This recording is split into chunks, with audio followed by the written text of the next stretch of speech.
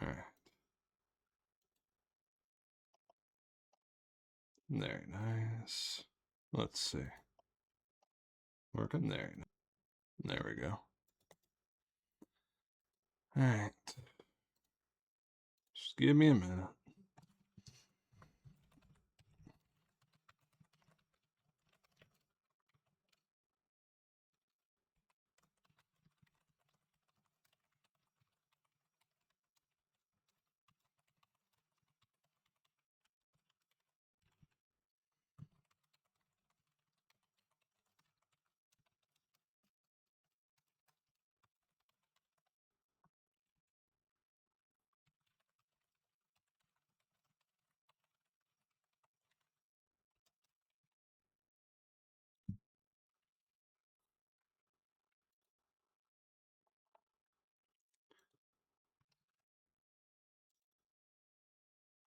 Alright. Alright. Dark Heresy, gain settings. Graphics, not full screen. We want window. 1600, 900. Let's see. Yeah, it looks decent. Looks about good. Okay, slight issue. Slight issue. It's a little fucking loud. That's a little bit of a problem.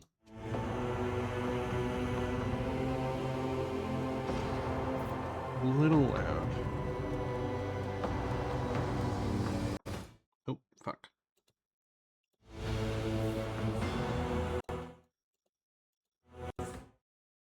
Okay.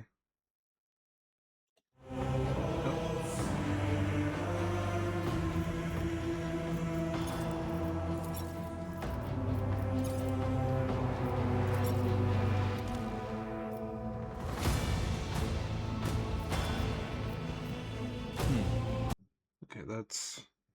One second, let me just relaunch. I seem to have somehow shrunk the window into a little corner. One second. Slight technical difficulties. Slight technical difficulties. Let me just... Game capture.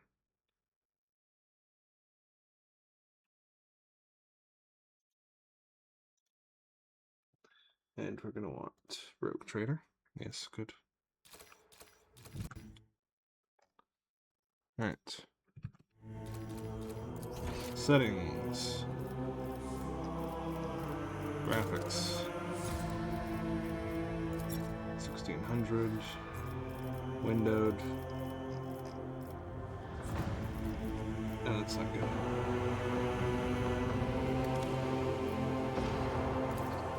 There we go.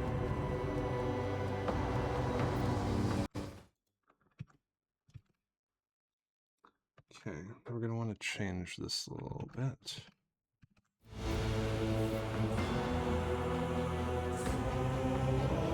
There we go. New game. Now we're going to want to see.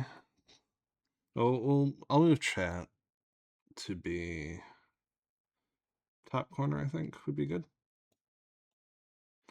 Maybe bottom. Yeah, we'll leave it in the bottom for now. Maybe top right. There we go. There now. Maybe we hide chat for the moment. Just for the,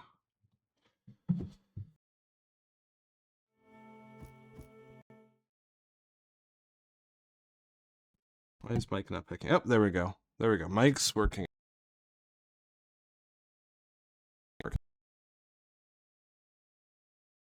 God damn it.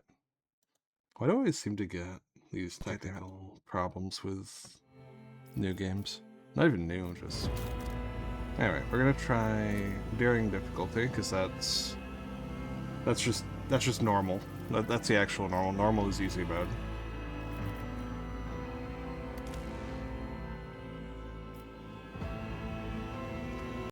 Oh, wait, one more thing. Let me just...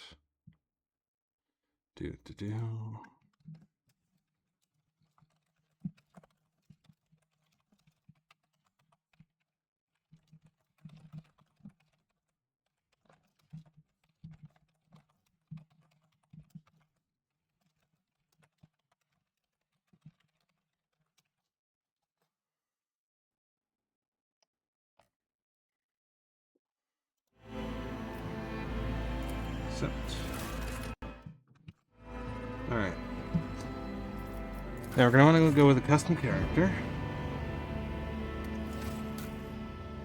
And... one second, let me check one more thing.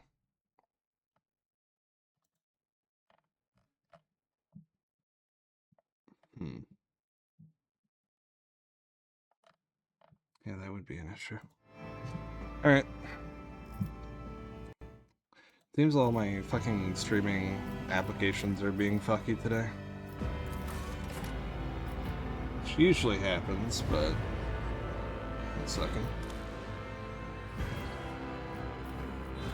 I'll change the volume later. Actually, maybe I can just, let's see. The background music is it's a little loud. I just want to lower it a bit. Maybe cut down the volume to half, because it is very loud. Yeah, that's a lot better.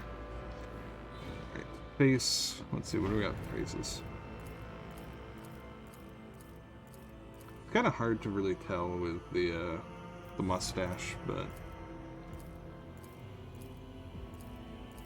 the same time, I don't really want to remove it, because it will be part of the face anyway. So I think this one looks the best. Yeah, I think the defaults look good there. Hair, let's go for something a bit longer. There we go. Tattoos, I think we're good. We're not going to be spending too long on character creation.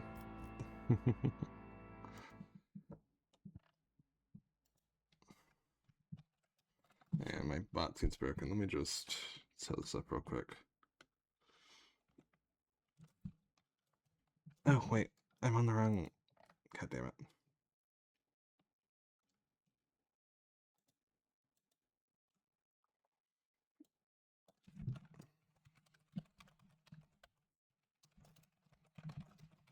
I forgot to change my stream title and shit. I keep forgetting this sort of nonsense.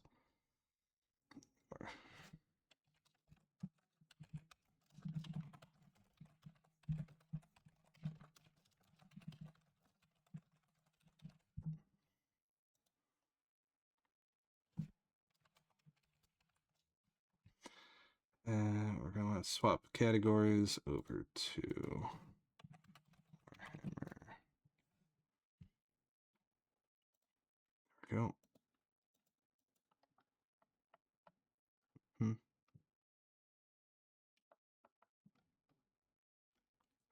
There we go.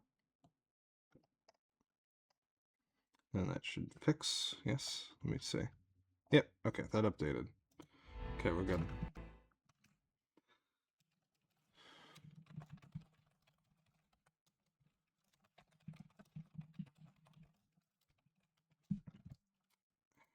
There we go. Sorry about the delays. Just a lot of weird technical issues for no apparent reason. Challenge for me. I kind of like no voice, honestly. Alright. Now we're actually getting to the things that actually matter. We got Death World. So with the new DLC, right? The new DLC...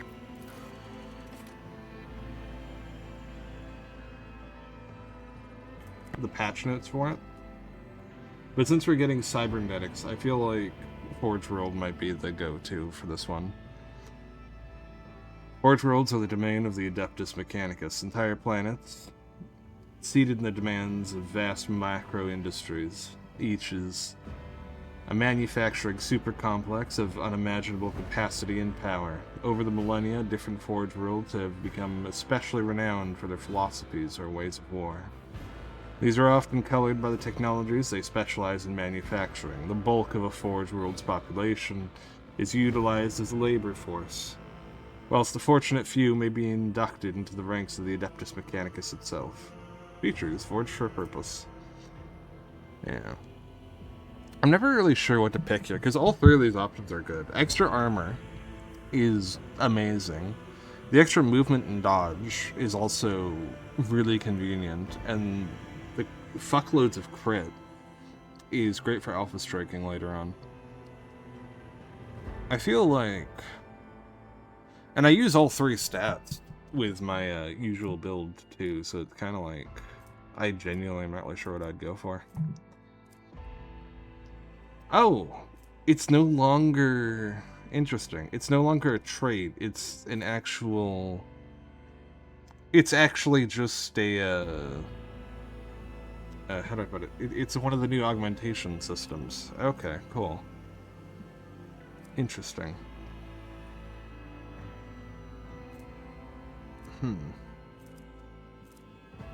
That actually makes me less inclined to go for it. For some reason. It's kind of like... If I just get a free augmentation, that feels less impactful than getting an actual feat. Even if it's the same thing conceptually, because I might end up replacing these, right? So what could we get that would be better for what we're going to be building? Let's see. Once for combat, your health would drop below 30%. You gain 20% as temporary health. And 20% extra dodge and armor while you have 1 wound. Ooh, that's useful. Agility, toughness, and strength, too. Crit chance against anything with bleeding or low health. Axes, hammers, and lads. I don't really use those. Every injury increases agility and willpower.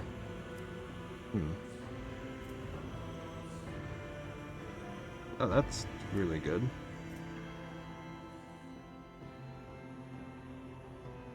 Yeah, so this seems like the tanky option, Death World. I've genuinely never really looked much into anything other than Forge, just because, well, the ludicrous stat bonus was always really big for me. Let's see.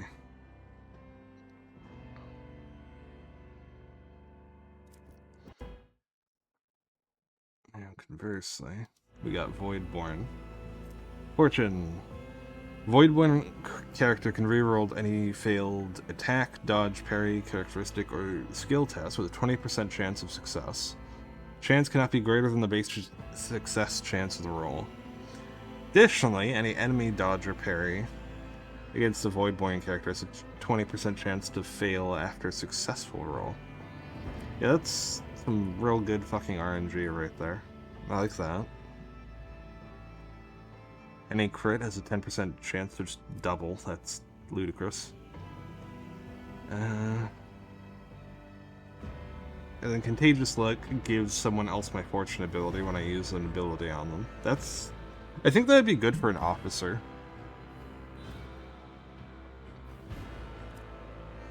But most of my abilities I'm going to use on people are going to cause damage, I think, considering where I'm going with this.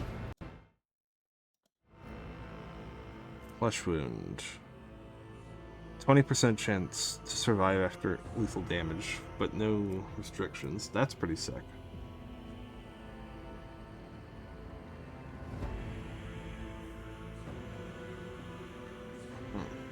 Jinx feels weird. I'm not really sure how to feel about this one. While a Voidborn character has more than 50% wounds, all chances of all creatures, including enemies with a 3-cell radius, are increased by 10%. So...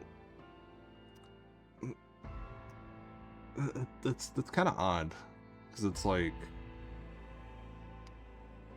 That's good if I'm on the back lines and surrounded by allies, but if I'm on the front lines and I'm surrounded by enemies, then I want the lower... I want this version instead. But this version, the second version, only occurs when you're at below half health. I might just not get that talent. If I go Voidborn, might just skip on Jinx. It feels definitely, I think, like it's meant to be used for if you're on the back row, though. And then I guess if you get jumped, you just swap around.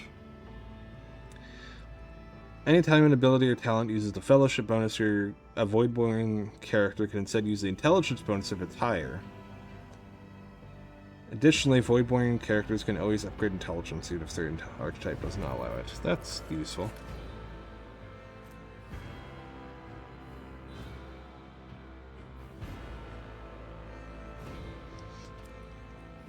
Very clingy, it seems. Camaraderie.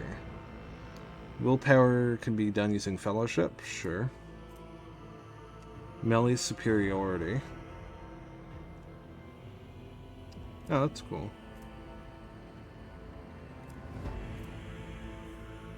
Ranged weapons. That's actually pretty good. The issue is I'm planning on being a psyker, so I'm not... Well, outnumber will be useful. Weapon personalization won't. Hive World character starts their turn adjacent to an ally character. The Hive World character gets 2 MP. Ooh. That's nice. Fresh start. Alright. This feels more like a sort of scoundrelly, roguish playstyle.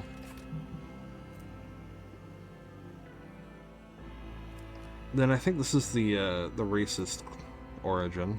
Or not origin, homeworld.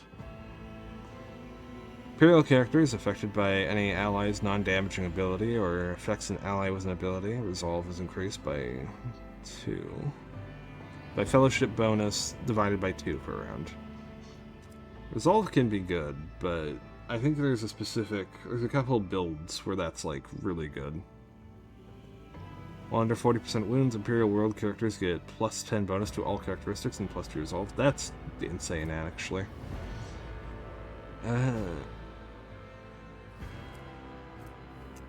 Oh, yeah. Yeah, I don't want any stats to be 0 on a pro tag, just because there's sometimes where you can't rely on your party members and you have to make checks yourself. So you kind of want all of your skills to be as high as you can get them. Having anything at 0 just kind of sucks, I think. All allies, excluding Xenos in the current party, get plus 5 to same characteristics as shown. I know, because I do like the Xenos. Never stop shooting. Each time Fortress World character kills an enemy, they gain plus 10 stacks of never stop shooting. At the start of their turn, there is a stacks of never stop shooting % chance that the first attack this round will cost 0 AP. It will not count towards the attack limit per turn. If this effect triggers, all stacks are lost. So, you first of all need to kill shit, and then you get bonus attacks. That's kind of alright. There is a lot of ads in this game. Even in boss fights, there's a lot of, additional enemies that will appear a lot of the time. So I can see that being useful. Fortress World characters gain plus 7 to ballistic skill, perception, and willpower while in combat, yet while out of combat, intelligence, fellowship, and perception and willpower are decreased by 7. That sucks. Each round, Fortress World characters gain a stacking 1% bonus to dodge against range attacks for each shot they made during this round. Also, the ranged burst attack grants an additional 10 stacks of never stop shooting. That's pretty nice, honestly. End of their turn, Fortress World characters gain stacks of never stop shooting equal to half the minimal damage of the most damaging ranged weapons they use this round. Fortress World characters first reload in combat cost 0 AP. Reloading a weapon grants an additional 10 stacks of never stop shooting. Seems gun-focused. When all stacks of never stop shooting should be lost, they become willpower divided by 3 stacks instead. Additionally, a Fortress World character may upgrade their willpower characteristics even if its current archetype doesn't allow it. Honestly, I'm really leaning for Death World and Forge World. Because Death World makes me tanky as fuck. And I like tankiness. The tankiness seems useful.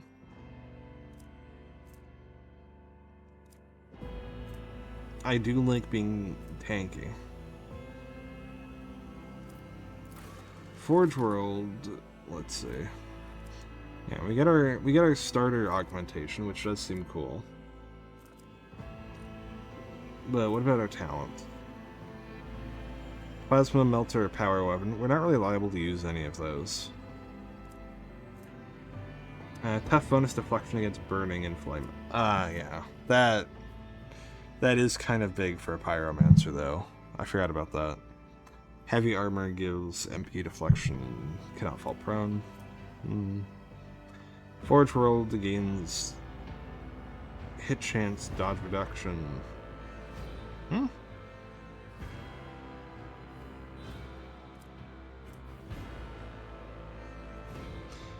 Yeah, I think we might go Forge World just for as much durability as possible.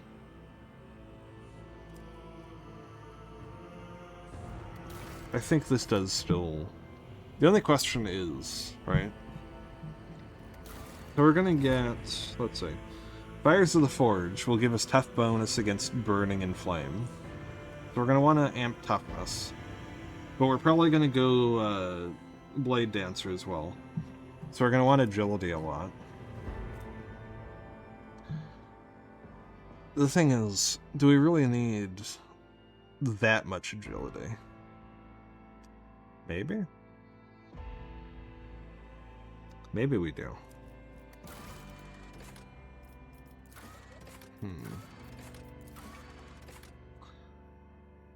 How about this? We'll go for the subskin armor, and then we'll focus on agility with our stats. How about that? Now, while there's a lot of great options, and I think probably the best is either the Noble or the Arbitrator. Both are really insane. Noble is very OP. We are going with Psyker. I just really like being a Pyromancer. It's a lot of fun. Pyromancy. Let's see here. For a triumph, upon solving the mystery of a powerful, psychically active Xeno artifact, you manage to destroy the creation of countless enemies of humanity.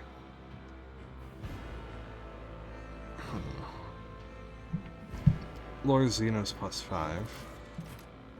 Illustrious Glory. You single-handedly saved the Pilgrim's ship by stopping a warp breach while traveling through the Immaterium.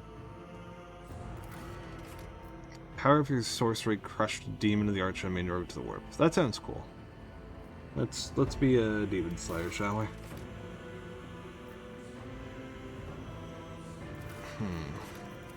Grim Portents. You're accused of being possessed by a warp entity and forced into exile, leaving your soul forever scarred. Your sorcery caused a warp manifestation aboard a void ship, claiming thousands of lives in the end. An error during the sanctioning process brought you many hours of agony, which nearly cost you your life.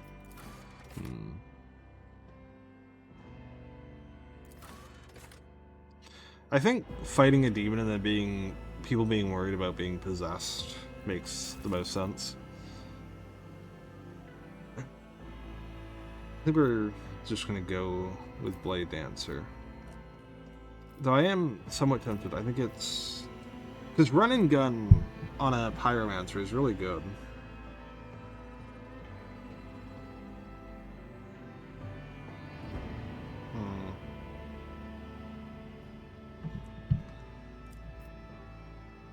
Or maybe, let's see.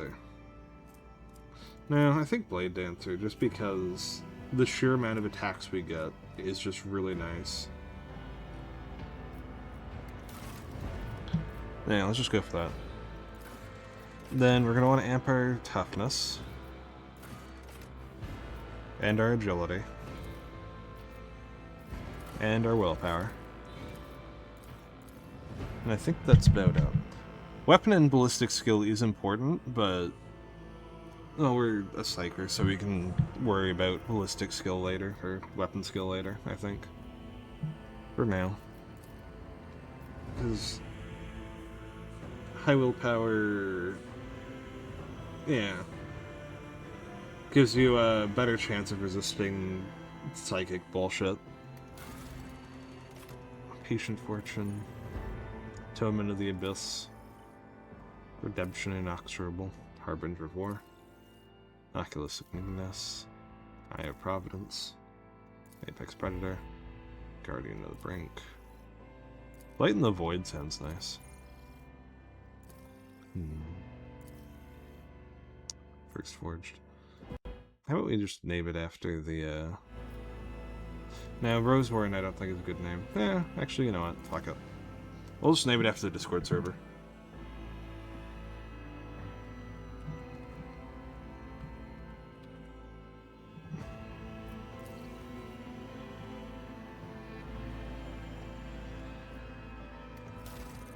Alright, and I think for name we can just go with Rainima.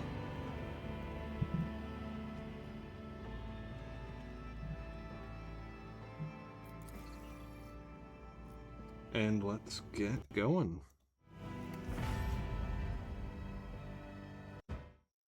And don't worry, I didn't forget to bring chat back, but it seems no one's here for some reason. Kinda odd. A bunch of people are excited for Rogue Trader, so I was expecting this to be a busy stream, but it seems no one's showing up.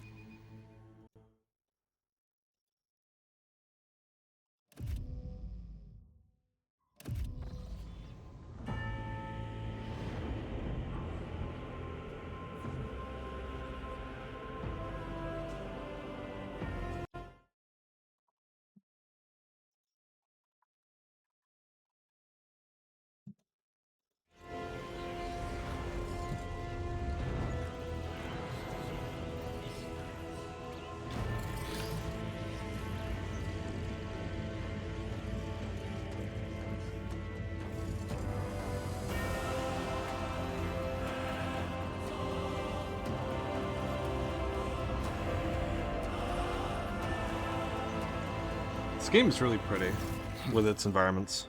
An excellent place for contemplation. One has the best view of the cathedral from here. Mesmerizing, wouldn't you say? An impeccable manifestation of the God Emperor's sublimity.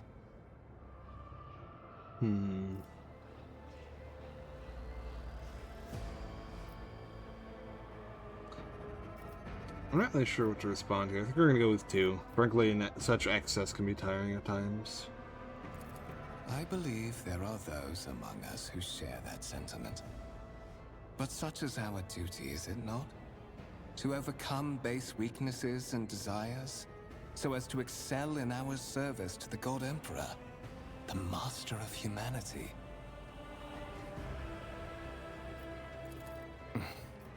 Allow me to introduce myself. Conrad Voigtveer, Master of Whispers, in the employ of Her Ladyship Rogue Trader Theodora von Valencias, at your service. I haven't had the pleasure of speaking with you in person before.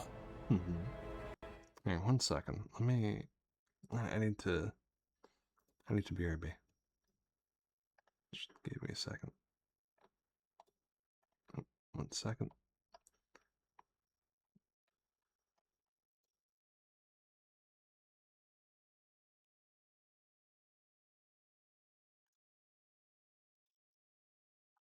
No, right in there. Be right back.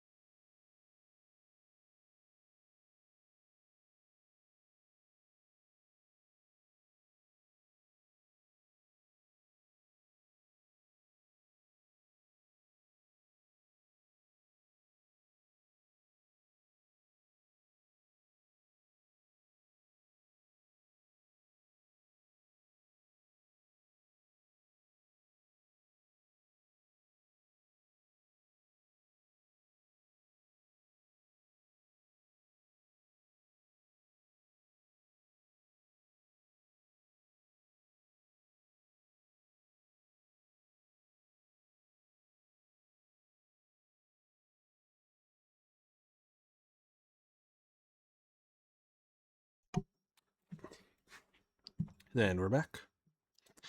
Wasn't gone long. I don't think. Alright.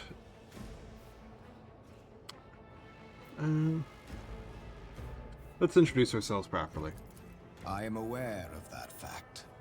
It would have been unacceptable negligence to have overlooked such a detail when compiling your profile.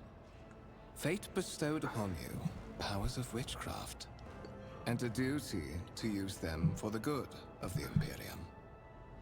Yours is truly an unenviable lot. I will be frank with you. You may forget your past titles, no matter who gave them to you, or what their origins are. From the moment you and the other candidate were brought aboard this void ship, your fate changed. You now serve Lord Captain Theodora von Valencias, and carry the burden of an heir of this house. Henceforth, you share your dynastic name with her ladyship. Bear it with honor. Ooh. Let's see.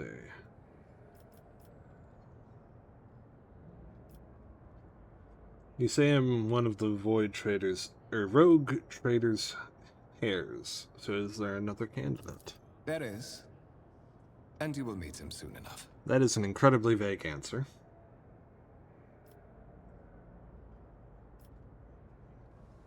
Tell me about the one whose ship I have found myself. I would rather not discuss the Lord Captain behind her back. Especially not on board her ship. No one knows better than I that whispers are wont to attract particularly close attention. Suffice it to say that her ladyship is the bearer of the sacred warrant of trade, and a woman of immense power and entitlement. However privileged your position may be, I ask that you do not incur her anger by being disrespectful or obtuse. Lady Theodora despises both qualities. You have a curious title, Master of Whispers. What are your responsibilities? To put it plainly, I am the head of the network of spies and informers who serve the interests of House von Valencias. I uncover weak links both among Lady Theodora's retinue and in the ranks of her rivals. I eliminate our vulnerabilities and exploit those of others.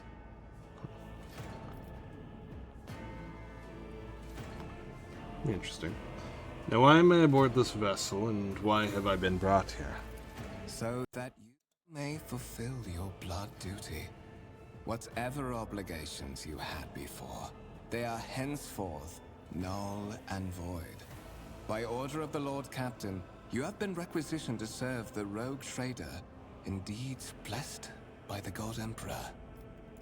Your former position may have been different from conventional service as part of one of the institutions of the Imperium, but from now on, a different fate awaits you. One chosen for you by the Lord Captain. I advise you to come to terms with this reality as quickly as possible. Lord Captain. Strange title for the Lady Theodora.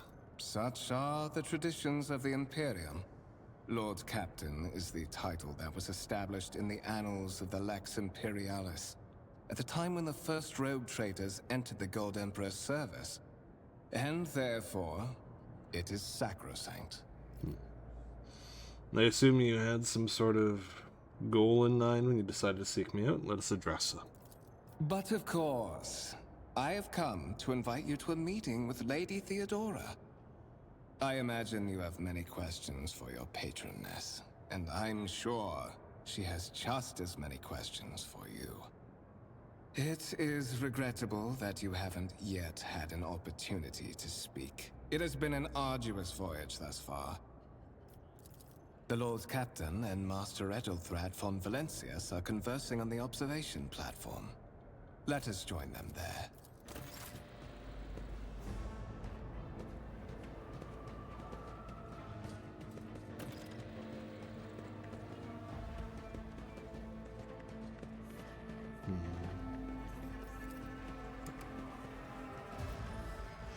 Lay people interfering with the operation of the sacred mechanisms disturbs the machine spirits. In the name of the Omnissiah, refrain from any further profane acts. No.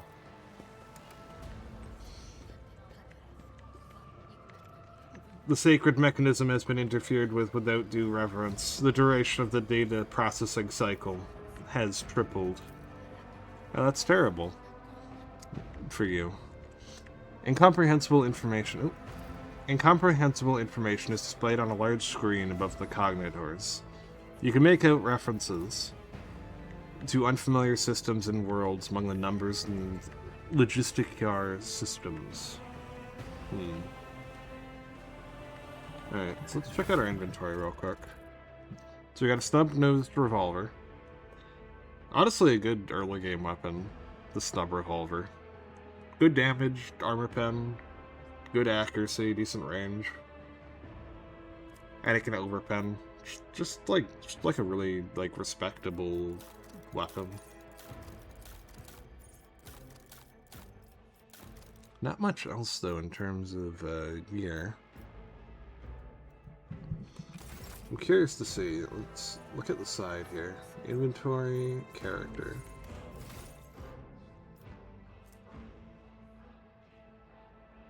Ferrum Sanctum. For each stack of this effect, this creature suffers 15% more shock damage. Oh god.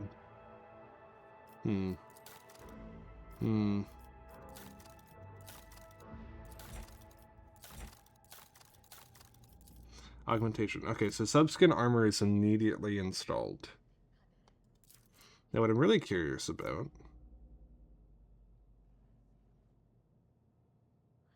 is whether or not armor can actually mitigate electric damage.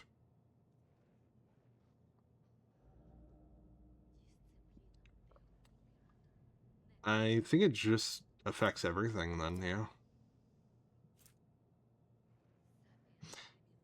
Yeah, okay, so it's everything. Okay. So I guess as long as we focus on becoming as tanky or as evasive as we can get, then damage vulnerability won't matter too much.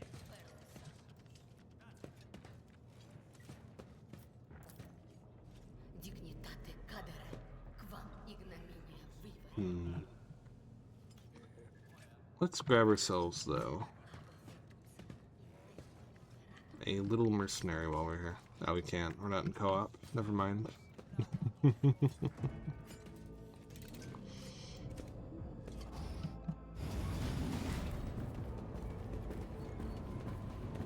One of the Fon Valencia's trophy rooms.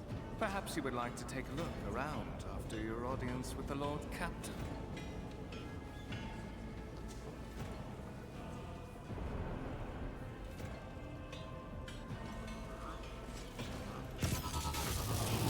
What's happening? Oh, that's not good. Run! The servitors have gone berserk!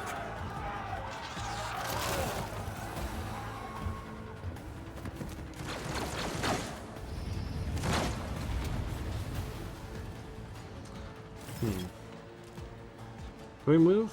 No. Okay, we're just kind of stuck here. Well, I'm sure 4 crewmen can take on a single servitor, right? Right? 4 of them? Okay, 3 of them? 3?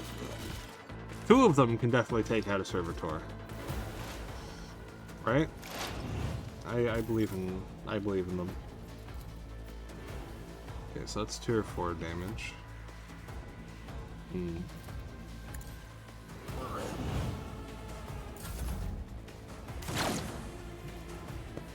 My pistol currently does more damage than my ignite, but my pistol only has a 45% chance of hitting it all. Isn't great.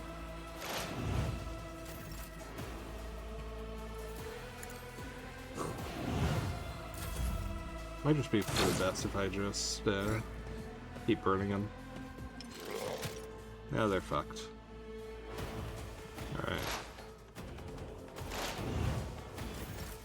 I'm just gonna stand on the other side of Conrad. And we're just gonna burn him again. Really stack up those burns. Yeah. There we go.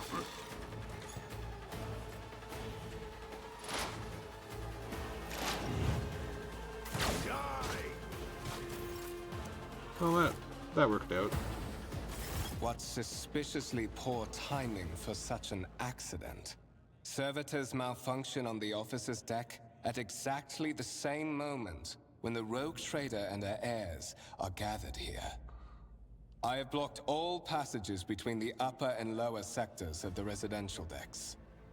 If this is a deliberate attack, it should stop the culprits from advancing their plan.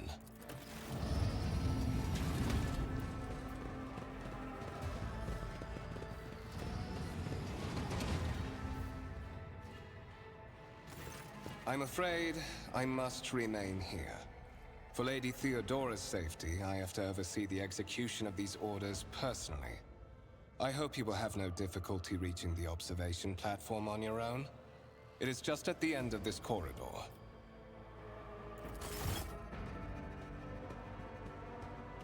Alright. Well, no loot, it seems. But we can look around a bit. These windows look into the next room, not outside the void ship. Nope. One sec. I think there's a chat option, isn't there? Yeah, blog. These windows look out into the next room, not outside the void ship. You cannot make out anything through the cloudy glass, only the weak light filtering through from that side.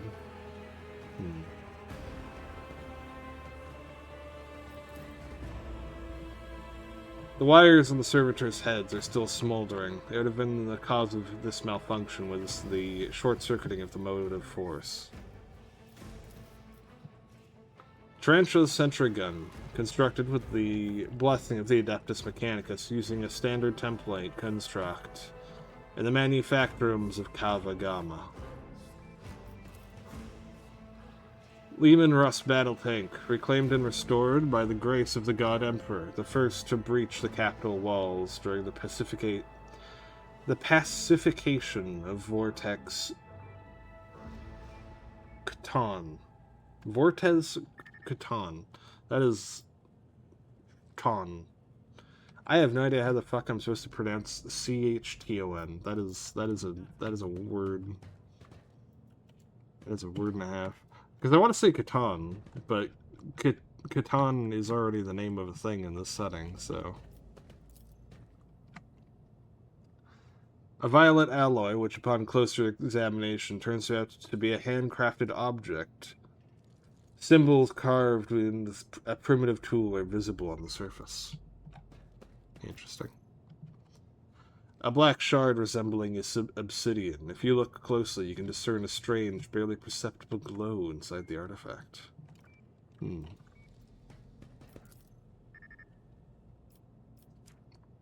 A massive golden amalgam interspersed with sparkling particles.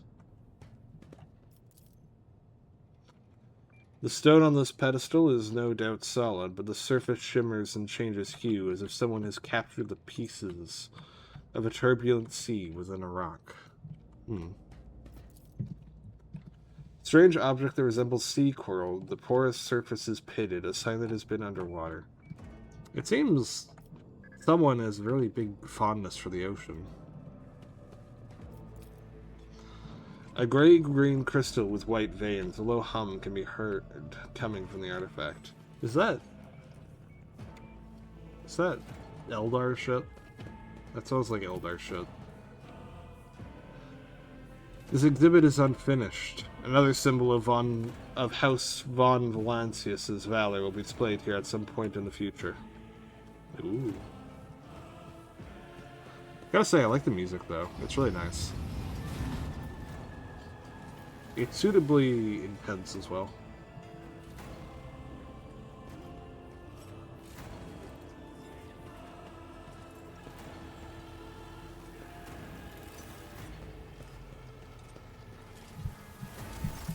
That is simply irrational, Lady Theodora. Assimilation into the trade structure would be political and economic suicide. Practically an admission of heresy. Then suggest an alternative that will satisfy me. I have described the situation. No worse than my seneschal could have done. Make a decision.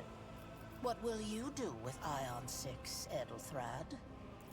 While you are considering your answer, Edelthrad, I wish to speak with someone else. Perhaps I shall hear something more interesting than incoherent mumbling. Approach. What is this? Is this someone from your retinue, Theodora?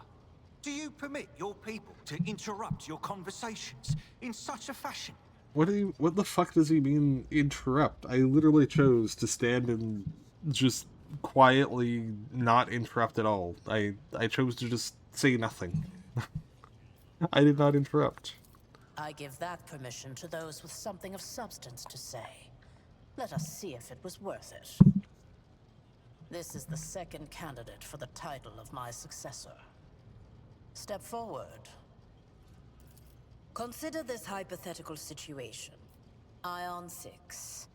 A new world on the fringes of the Coronis expanse. High seismic activity, regular magma eruptions, metamorphic rock deposits, prospects for large-scale mining. The world is populated by natives who worship some heretical underworld spirits that protect those who offer them sacrifices. Flights of fancy, you might say, but attempts to install ore extractors have failed for the second time. The mining crews sent to the planet's surface simply vanished overnight. My question to you is, what would you do with this poisoned treasure? So we have a lot of options, right? We got 6. Well, technically 5. Functionally 5. 6 is just saying I don't know. First option is, those spirits could well be the natives' names for dangerous aliens. I would first verify that it is indeed the case, and if the population of Ion 6 engages in Xeno worship. That would be a viable answer if we were talking about, like, being inquisitors, but we're just talking about mining, you know? We're just thinking about profits. And if we're just thinking about profits, then we don't really care about whether something is technically illegal. We just care about whether we can make money. So we're not going with that one. Second option.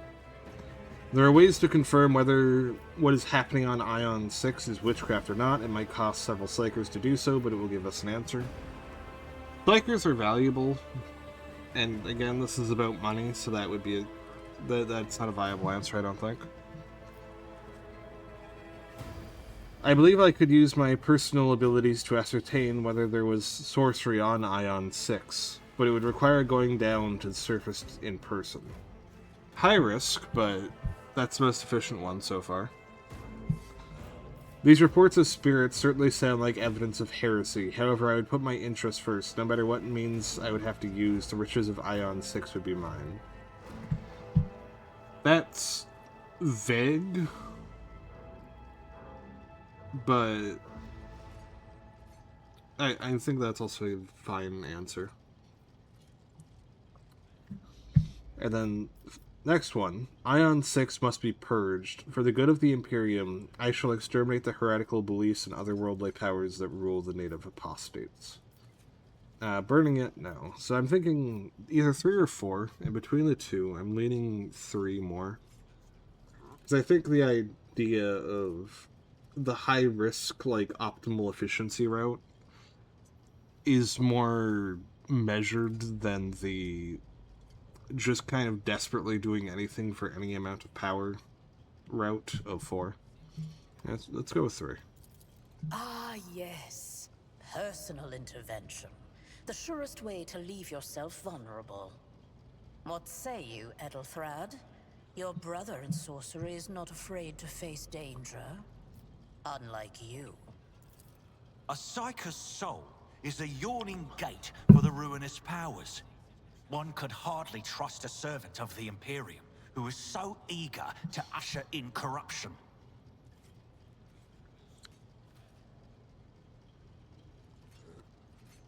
I gave a straight answer to a simple question, which, as I understand, was still more than you could do, Edelthrad.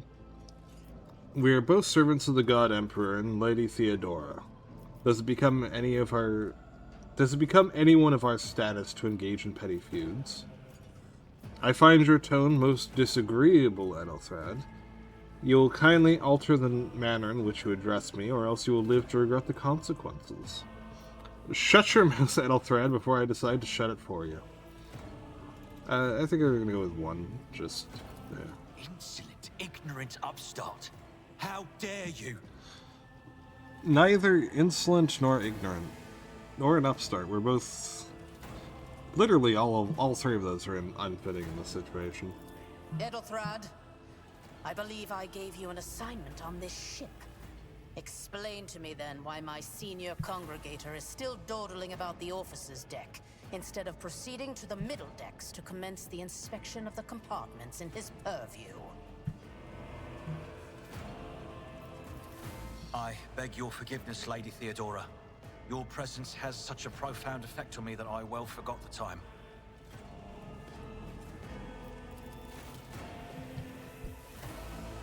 What a kiss So, ass. why are you here?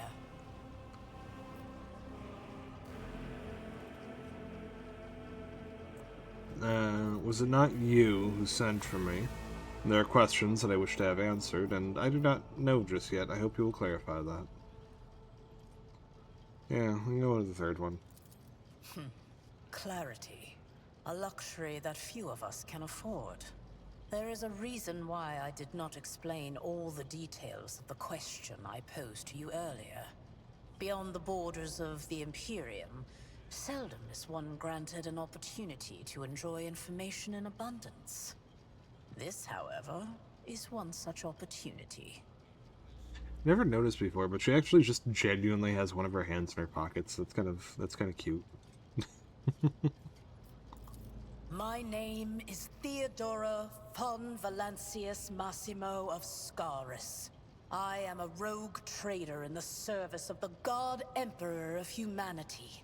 And my rights and freedoms are vindicated by a most sacred relic. The warrant of trade, kept aboard this very vessel. Mine is the honor to venture into the darkness, beyond the Imperium, and carry humanity's light where powers wicked and heretical reign, and bow death and ruin to us all. It is my decision alone to determine the fate of whatever I find past the bounds of the explored void.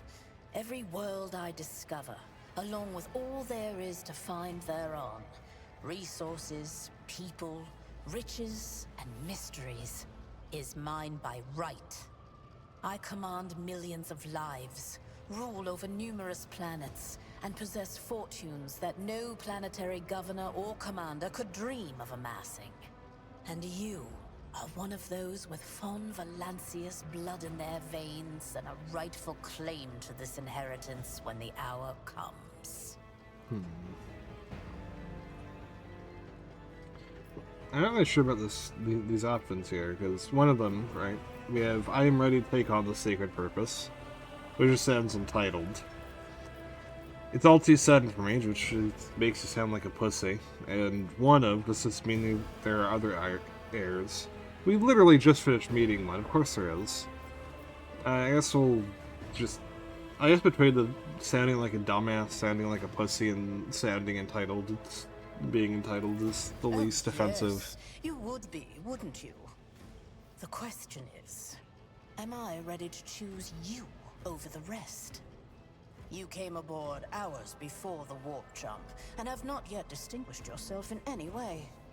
As things currently stand, I have doubts that you are suitable for the role of rogue trader.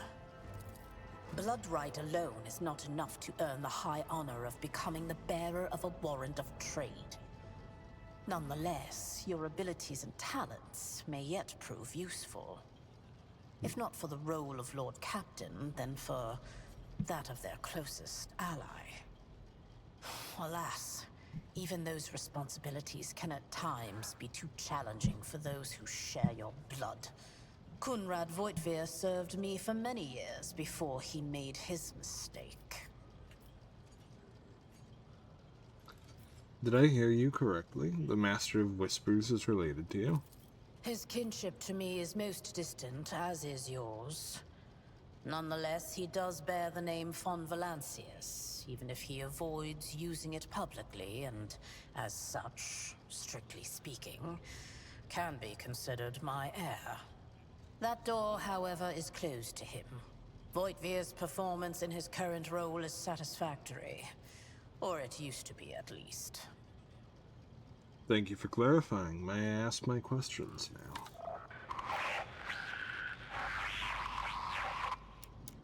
I have some time before the Navigator gives the signal to initiate the Void ship's translation out of the warp, and my presence is required on the bridge. An incident took place on the officer's deck. Some servitors went berserk and attacked the crew. Is that so? Perhaps the technomats were careless during maintenance. Or it could be the warp playing tricks on us in spite of the Gellerfield. Or perhaps there is something to all the stories about the ship being possessed after all.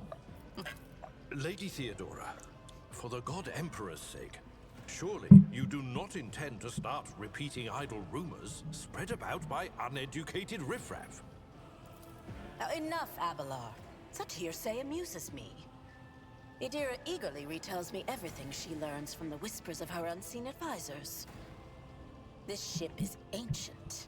It has enough hidden nooks, malfunctioning cogitators, and unused compartments to make ignorant folks speak of specters dwelling inside the bulkheads and plotting against those who yet live.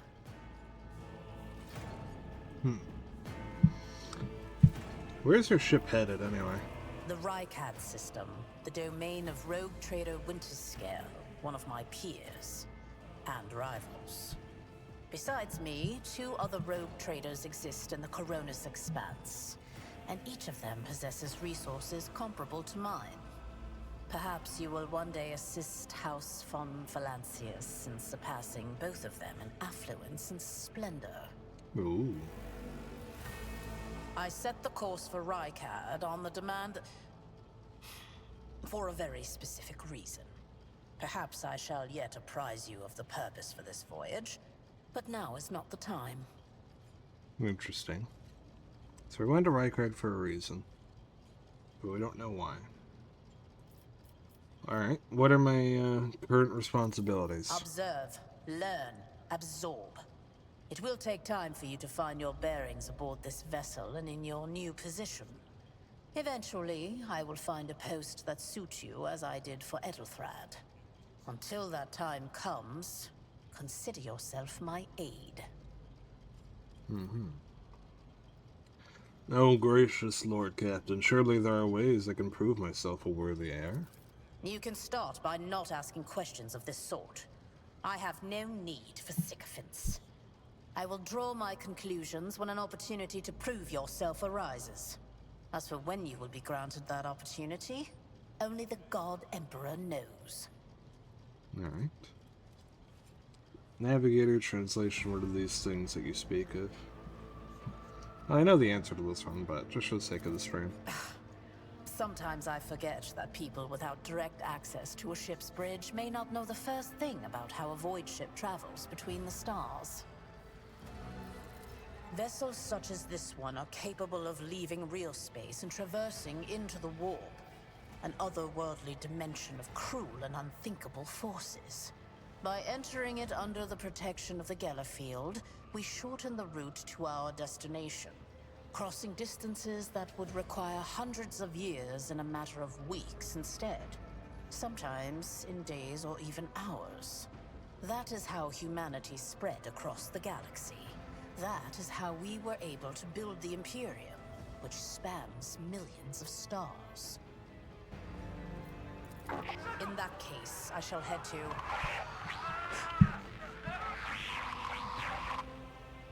Disturbances reported on the adjacent decks. Seneschal, if the need arises, protect the new blood. It is possible that the chance to prove your worth may present itself sooner than you may have anticipated. Ooh. Oh, that is a lot of soldiers. Holy shit. Oh, not soldiers. Too ramshackle for that.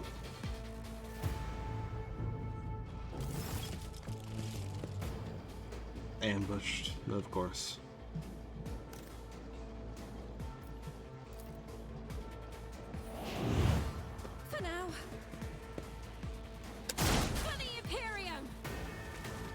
My place is at the fore. You can do it, Abelard. Weapon at the ready. Okay, well that's 3 dead instantly. Fucking hell. See my great work! Brace yourself, Abelard. I serve the ruinous powers! Alright, let's just try and take down one of these heretics real quick. Yeah, just burn him. Great. Warpborn. The dot finished him off. Such is the will of chaos. Just a minor setback. Chaos guides me!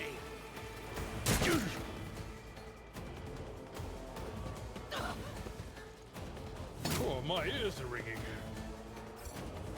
That's gonna hurt.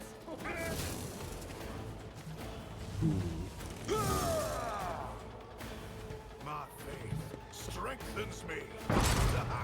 For the glory of the Imperium. Out of my way! Death to non-believers!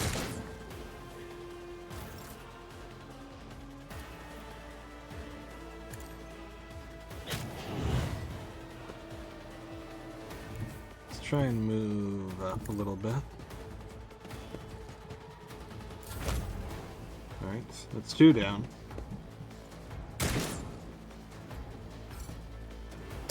No mercy for heretics! Jesus, this is a massacre. Oh, they survived. Damn. Stay vigilant. Oh, Die. for a little bit.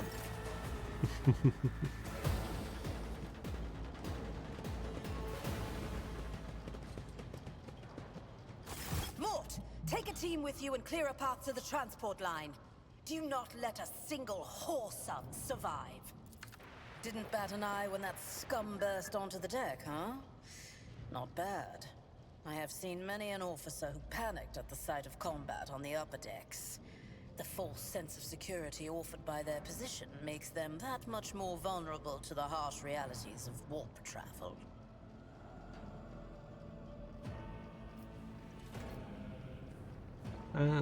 What are your Mort has orders? gone on ahead to clear a path for us. If you want to make yourself useful, go after him and see if the Arch-Militant requires aid. And be quick about it. Sure.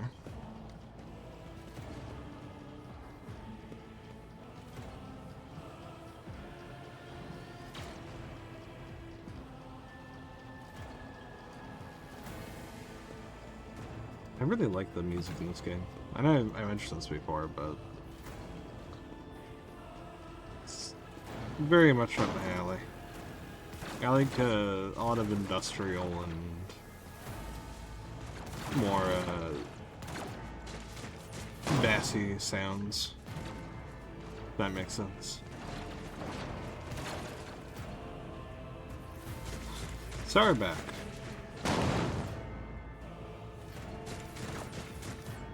I kind of despise him as a character, but that's mostly because they're annoying. No.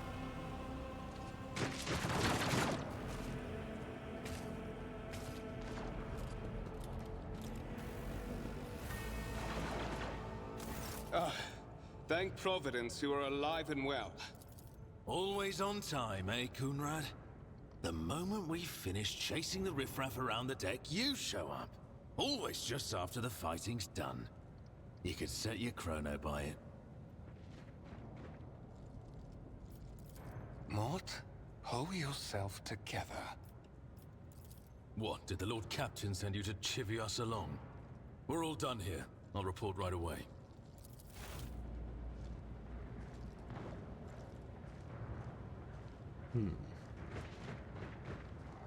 Master of Whispers, what is happening on my ship?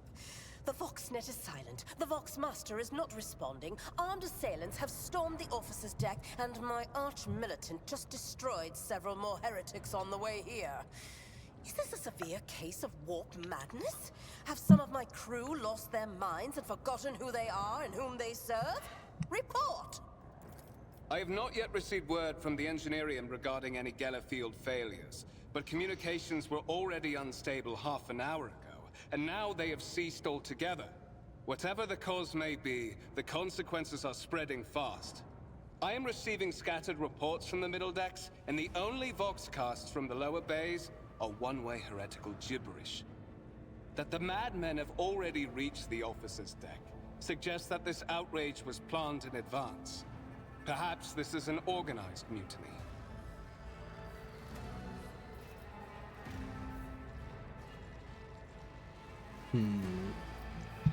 Mutiny, but who would attempt a mutiny here in the war?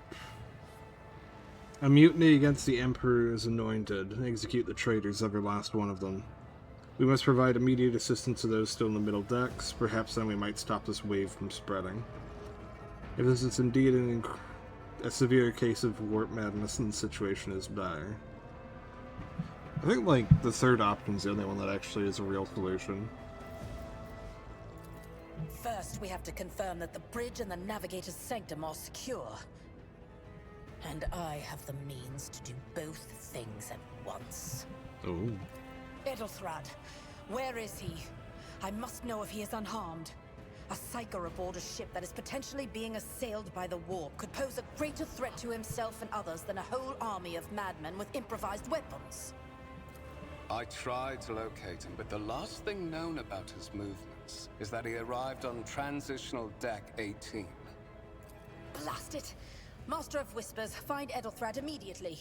Seneschal, locate Tlas and the Sister of Battle. Both are to remain at my side. Arch-Militant, with me. I must go to my study. And it appears we might encounter heretics along the way. If I may, Lord Captain. Transitional Deck 18 is at the heart of the disturbance, and if our goal is to bring Edelthrad back, I could use some support.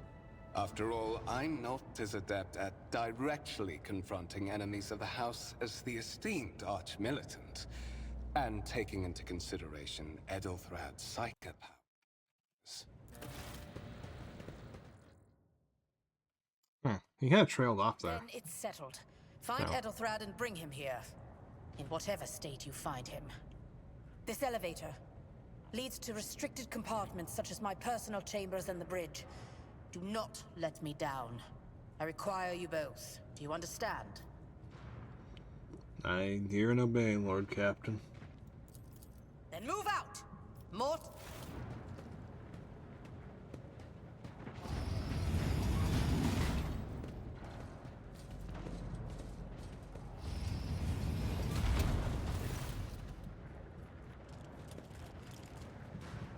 Are you ready to head to 18?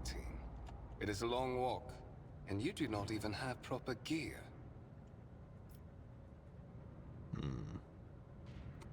Lead the way. Of course you will. Lady Theodora would never have someone she couldn't rely on as one of her heirs. But that is no longer relevant. That's not good. Something hits you hard with a sharp crackle, and you're consumed by an unbearable, gut-wrenching pain.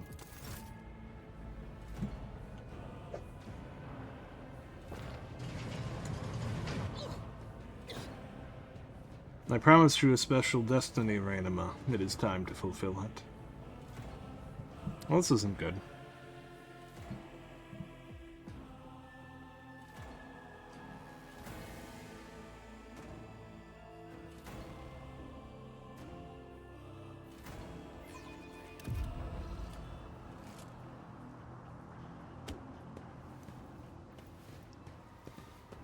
Careful, careful. Be gentle with our guest. He has an important mission to complete during our visit to the Warren Chamber. And for that, I need him breathing. Oh, you are back with us, I see. Delightful. Voidveer, you two-faced scum. You're the one behind this mayhem. How perceptive of you. I'll help you with the next insight. I need you here for your blood. You have the option to share it voluntarily, or I will squeeze Raw! it out Hey, of how you doing, bud? myself. We are in the anteroom of the Warren Chamber. This void ship's most hallowed vault. There, beyond those gates, lies the relic that One gives sec. Theodora all of her power. The sacred warrant of trade. Only one obstacle remains on my path to obtaining it. The gates to the chamber are guarded by the Sentinel. An ancient...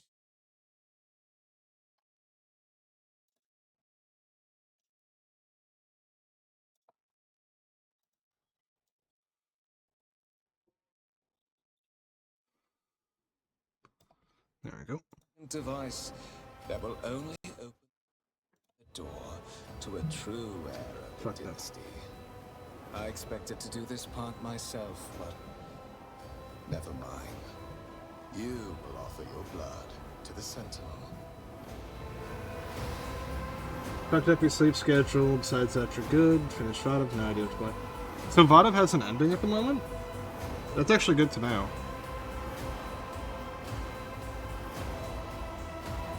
Man, it's good to see you. How's your week, by the way? You do anything else beyond taking out Vodav? I'd give you a game recommendation, but I genuinely don't know any games that are similar to Vodav. It's a pretty distinct game in and of itself, I think. I'm really looking forward to going back to it. Just as you know, I'm enjoying getting to play Rogue Trader again. Also, would you like a little recap on what you missed? Because well, we are an hour into stream. It's just after a certain day, there's no more story events. I gotcha. Yeah, because it's still in alpha. That makes sense. All right, 1 second. I'll be right back. Give me a minute. Give me a minute.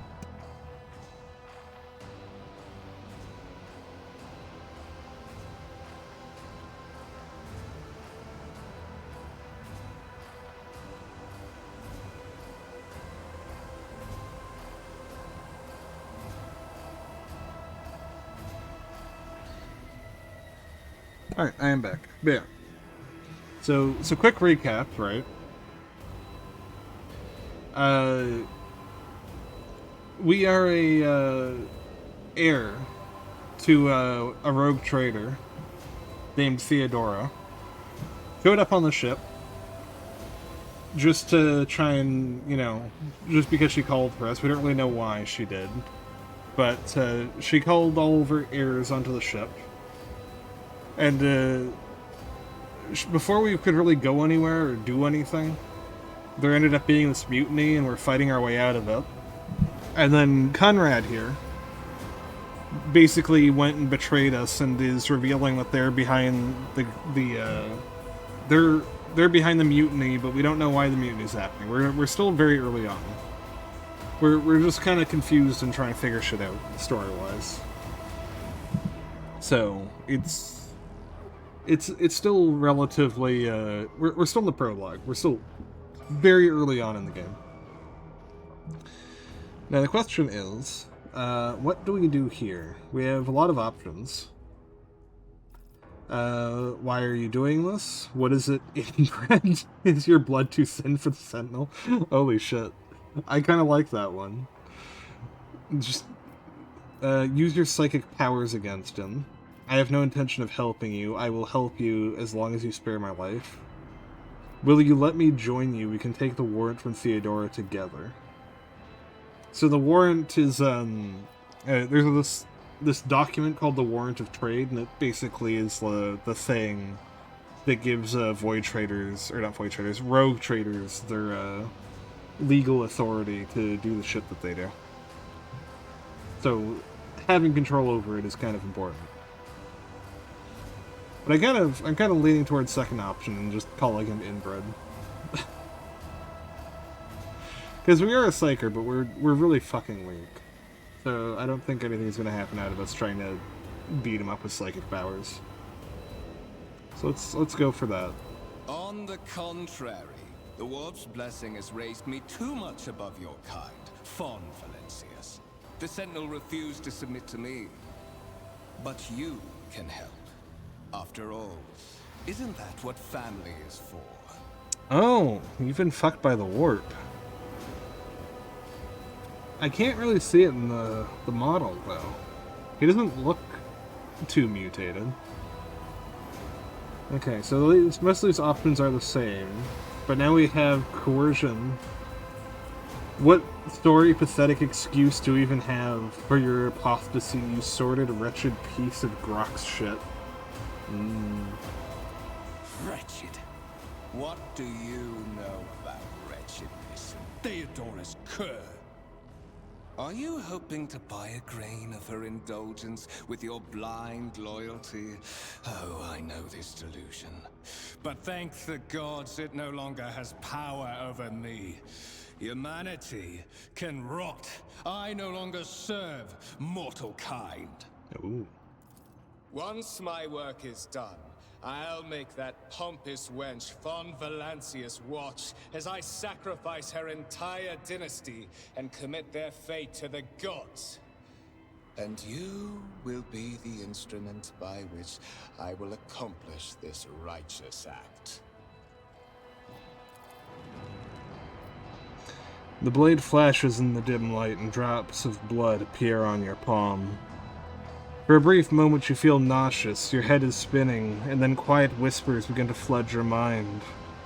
More and more sourceless voices echo each other, drowning out your own thoughts, replacing them with a singular urge. Go to the gate. Go to the gate. Go to the gate. I mean, the gate is like literally right here. You don't need to insist that hard. Fight the voice in your head. Get out. I am not your puppet. The voices in your head giggle and mock your desperate outcry. You feel this intruding influence forcing you onto your feet and making you take a step towards the gates, looming in the center of the chamber. Oh, there's actually... This isn't even paranoia. There is actually a demon living inside our head now. That's not good. I am actually just straight up possessed now.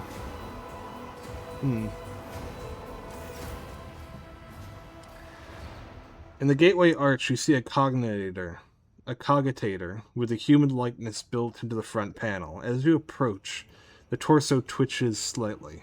It is a servitor. An obedient automaton created from a lobotomized human being. The sentinel turns its head to you, one of its eye sockets lighting up with two ember-like irises. Examine the device, look back, or look for anything that could be used as a weapon. Let's look for a weapon first. You look around in hopes of finding at least something that could work as a weapon. Your search is in vain. The chamber anteroom is completely empty in the perfect working condition. Nary a broken panel or a protruding piece of rebar in sight. I find it kind of funny that in a room like this, you'd be like, ah yeah, rebar, that's what I'm gonna find.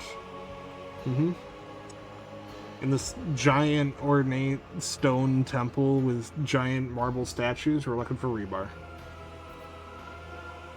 Look back. Did you forget something? I suggest you hurry. Tech use succeeded. You carefully inspect the design of the gate cogitator. What immediately catches your eyes is the strange alloy that was used as material for the machine's components, some of which are unfamiliar to you. You suspect this might be some kind of archaeotech relic. The servitor on the gate begins to move. With a screeching and groaning of metal, it leans forward closer to you. Its lower jaw opens with a drawn-out shriek, much wider than the jaw of a living human could. The servitor's mouth is filled with sharp metallic fangs that glint in the dim light. The vid screen on the right of you lights up, showing strings of mysterious symbols on a green background. A whisper runs through your consciousness. Insisting, demanding sacrifice. The voices that filled your head after Conrad wounded you with his blade did not go away. On the contrary, their source coiled itself into a tight knot somewhere in the depths of your mind. Examine the servitor, or sentinel. The servitor looks noticeably different from the ones you are used to. Its skin covering is stitched together with copper thread. It has metal hinges in place of its standard joints. It seems that the creator of the Sentinel did everything to ensure that the service life of this unit would be much longer than that of an ordinary automaton's. And yeah, if you look at the model, you can even see that it's just like a torso, just fucking pinned to a wall. God, being in 40k is its setting just sucks balls, doesn't it? Alright, place your hand into its mouth. The Sentinel's jaws clamp around your hand, puncturing your skin and striking into your flesh. A few dark drops fall into the servitor's throat, and immediately you hear humming as the servo motors start up and the pumps stir into motion. The vid screen of the cognitator flickers. Several long minutes passed. The Sentinel's jaws remain closed and you are beginning to feel sick. Perhaps if you were to lean against the gate, you could catch your breath. Maybe even close your eyes and pretend none of this ever happened. High levels of caustic humus. The subject is in a state of heightened stress. Do you require assistance? You do not understand where this quiet voice is coming from, crackling like static. Is it the Sentinel? The Cognitator? Is it a figment of your weary mind? Whichever it is, you can clearly hear every word. Who is this? Genetic code identified. Child of House von Valancius. Do you require assistance? You hear a displeased grunt in your mind, as if the lurking entity has sensed that something is not to its liking. Yes, Sentinel. Traitors threaten my life and the safety of the warrant. Pain shoots through your head and subsides just as quickly. It would seem the entity coiled in your consciousness does not have the ability to do you any real harm. Request accepted. Initiating defense protocol.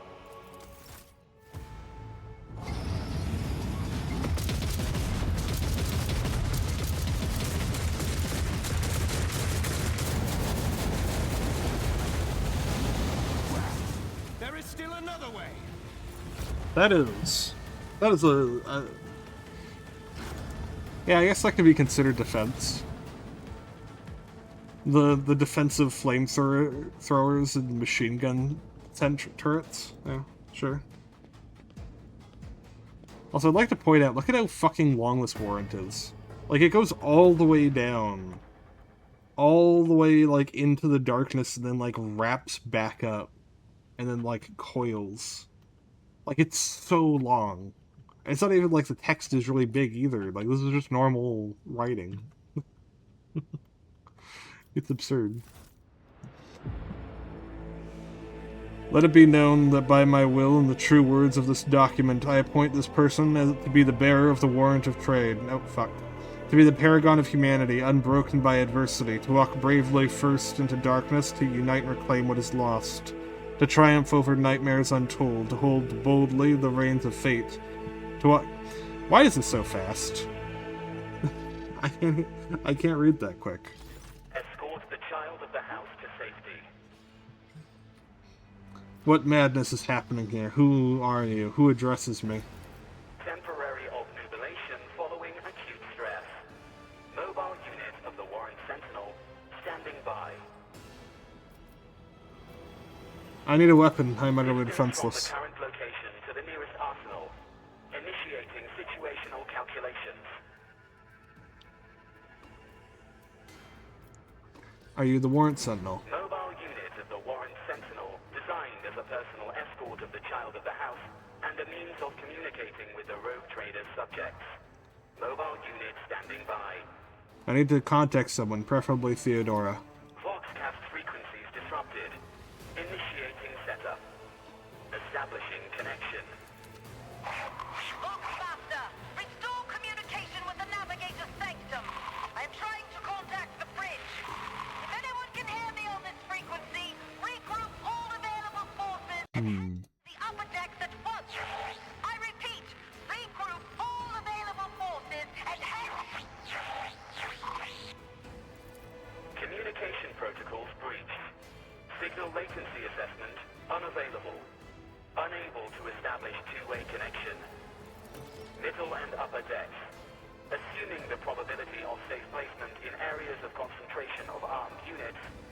Calculating. To prevent unauthorized units from breaching the warrant chamber, preemptive sealing must be initiated. The mobile unit will start executing the received order immediately after the safety of the warrant is secured. Hey, how's the audio balance, by the way? It's hard for me to check without how it is on the stream because of echoing and shit, and also the game keeps muting whenever I alt-tab to check.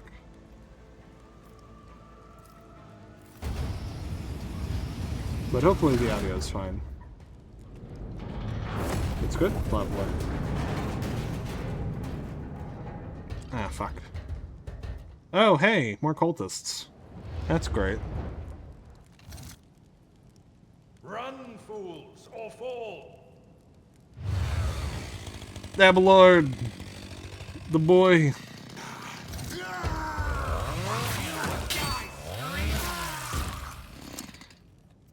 I wanted it on record. These motherfuckers had shivs, and they charged a guy with a chainsword. Master! You have to have so much balls for that. How did you... Throne preserve me, what is the meaning of this? Like, how much balls do you need to have to charge a man with a whole-ass fucking chainsword with a shiv?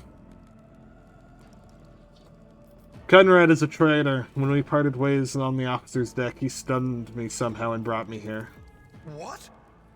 He intended to take revenge on Theodora for something, and trying to reach the warrant was somehow part of that plan. Oh, holy God, Emperor.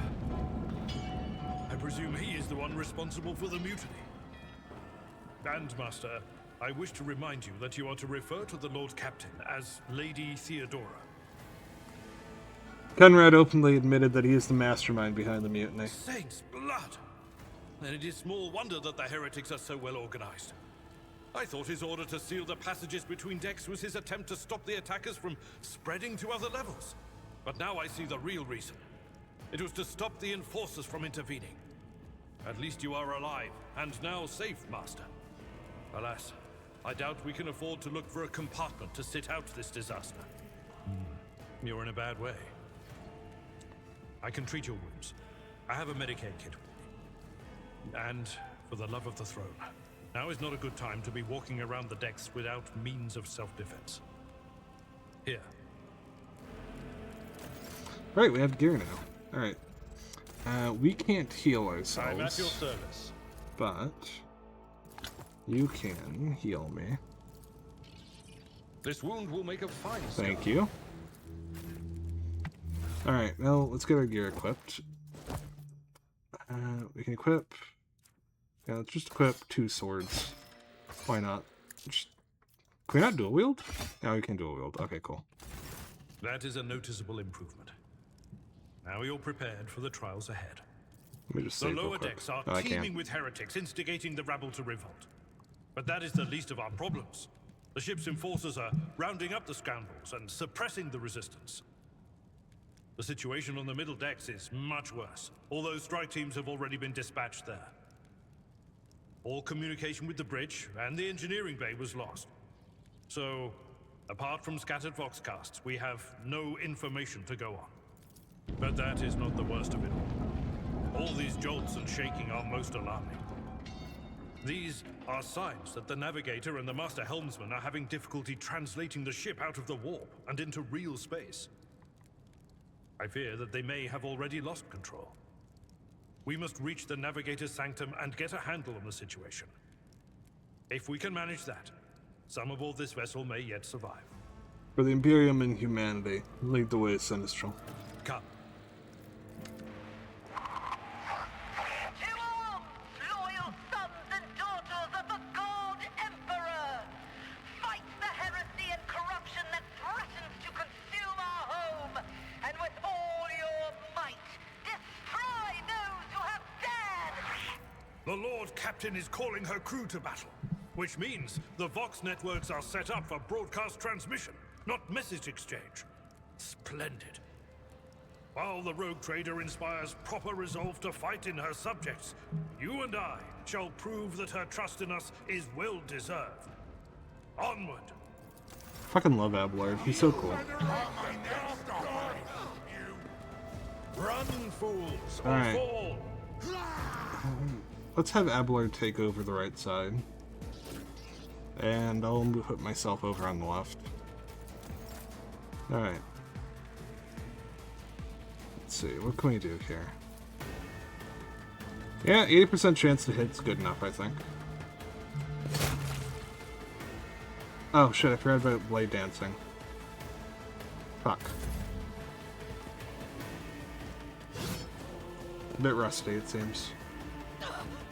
Alright, parry. Good.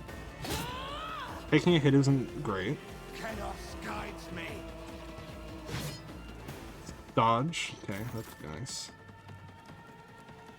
Alright, let's just Tried and move tested here. tactics Stay of the within best line of ones. sight. At your beck and call, I took care of Touch. this one. Indeed. Charge. There we go.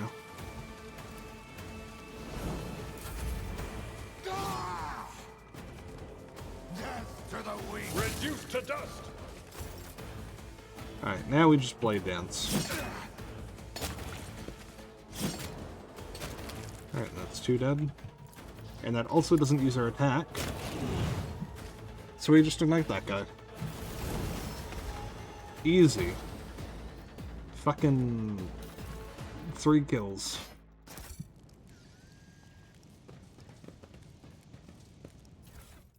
Oh, pistol. Nice.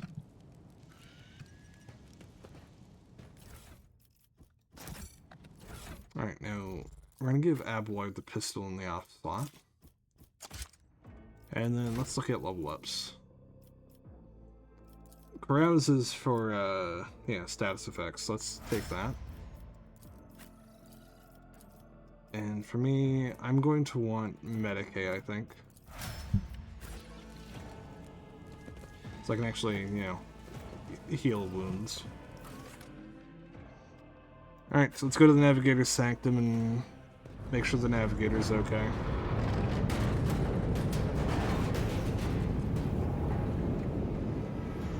Jaden, you made it! Hey, bud.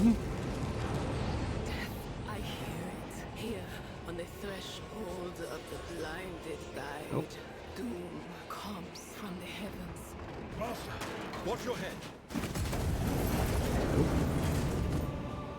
Idira, would it be too much to ask that you phrase your soothsayings plainly for once? That was too close. I don't rely on Adira. Yeah, hey Jaden, how was your week? Had some stuff to take care of? Yeah, no worries. We're still in the prologue. We're still, like, really early on. You haven't missed much. To basically recap it, we are the heir to a rogue trader. The Von Valancius bloodline. Theodora Von Valancius is the current rogue trader for this house. We showed up on the ship. She didn't really say why she wanted us, but she was collecting all of the heirs that had a direct bloodline to her. And, well, before we could really find anything to do or anything really got explained, there was a mutiny, everyone got split up. And then Conrad, her spy master, turned out to be evil, and he tried to get us to open up the chamber, because we're a direct relative of hers. That leads to the Warrant of Trade, which is like this legal document that gives her authority within the Empire. But we managed to escape, and now we're just trying to get to Theodora so we can regroup and fight off the mutiny and also get Conrad killed for being an asshole and betraying us. But we don't really know what's going on. Well, we know there's a mutiny, but we don't know why there's a mutiny. We don't know why any of this is happening. We just know that it is. And we're currently trying to get to the Navigator so that we can get out of the warp, because the warp sucks.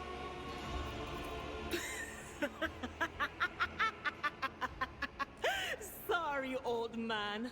The voices are so loud I can't even hear myself. They shriek, they sing, they... Oh, Abela, how they sing. This is Idira Tlas, personal psyker and diviner of Her Ladyship Theodora von Valancius. Idira? I'm not drunk, old man. I'm suffering the effects of the warp that is seeping through these walls. I see the ship's fate. To die in the waves of the immaterium, fall under the burning rays of the final dawn. And in the roaring blaze, I see a figure standing. Who is it? I have no answer. The entity in your consciousness shrinks and crawls in deeper. Its claws scraping against the walls of your mind, as if the presence is trying to hide from the seer standing before you. A diviner, are you? The voices from beyond the threshold whisper to me. Sometimes their murmurs are clear, they grant insight. Sometimes they drive me mad. But I am patient. I know how to listen and discern. But now, with this clamor around me, too many voices, too loud. And you, Fawn Valancius, are a sorcerer too, just like the other one. Lady Theodora must have grown so fond of psychers she wants one to replace her. Officer's frequency. To all who can hear me, those with a weapon in their hands are to gather on the officer's deck at once. I repeat, gather on the officer's deck at once and prepare to launch a counterattack. That's Edelthrat. Oh, Emperor's Providence. The other heir lives as well. Quickly, we must head to... Not so fast, old man. If we drown in the warp, Lady Theodora's heirs won't be any good to us. If Edelthrat's like me and hasn't yet surrendered his mind or body to the mercy of the warp, then he can still hold on a little longer without us. Take your time, Ra. Blast it. You're right. First, we need to deal with what is happening here.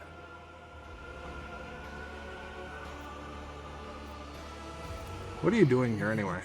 The whispers called me. The ones I could make out among all the screams and screeches.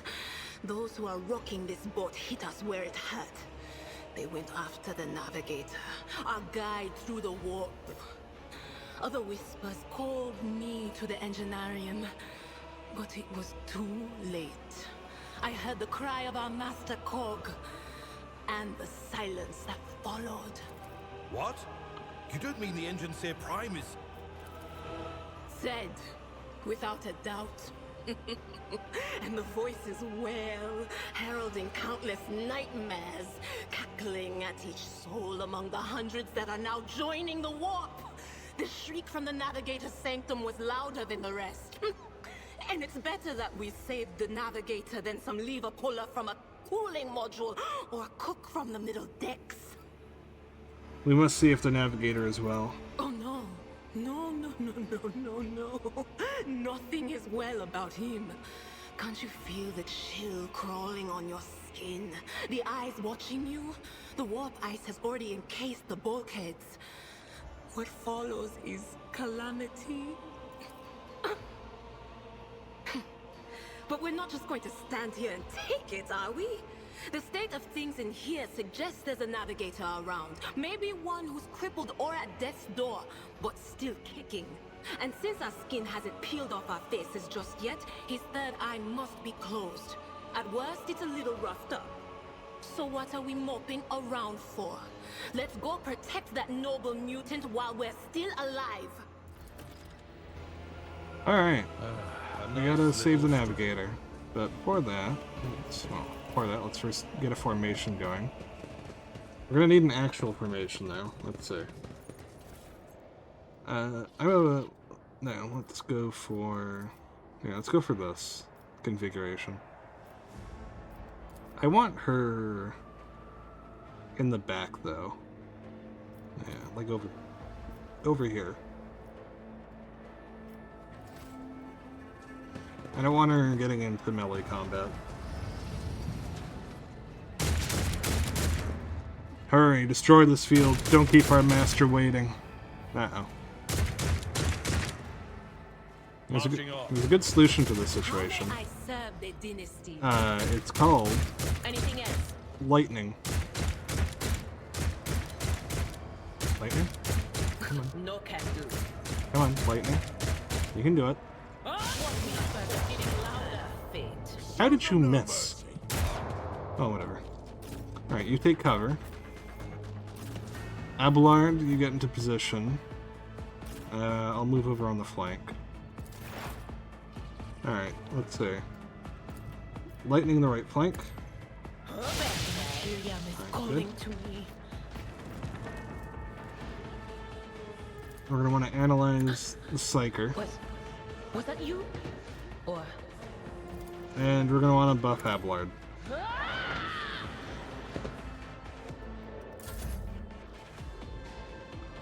Abelard, you're going to want to charge in. Tactically sound approach. Very nice. It will be done. Swing. Buff. Hold on. Oh, that is nice. Takes down the Psyker with no issues. Alright. We can't get in good, but we should be able to burn him to death. There we go. That was really clean. Like, genuinely. The creature in the chair appears as if it has become one with its throne. You see pink, parchment-like skin stretched between the seat and the limbs that have too many joints for a normal human being. The navigator is breathing heavily, the air whistling as it exits through two dark, grill-like slits on its cheeks. The creature's eyes are shut, two ordinary eyes as well as the third one that sits in the center of its forehead. I believe Master Vespider still lives. The servants are dead, but the chamber, thank the Emperor, is still sealed from the warp. Well, we have a chance of leaving this place alive. Address the navigator. Hey, are you alive? Your time is short. The navigator stirs, barely able to lift its head and half open its normal eyes. A dark drop rolls from under the closed lid of the third eye and down its face, leaving behind a black trail.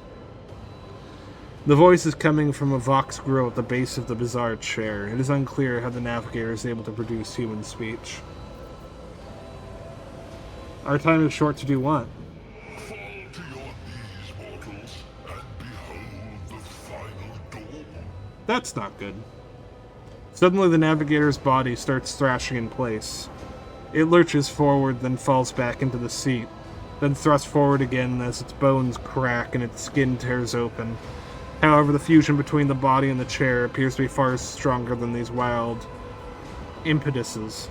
The mutant remains seated, but leans as far forward as it can, his layered raiment slowly turning crimson. The gill slits burst open, forming two hideous, screaming, mouth-like pits.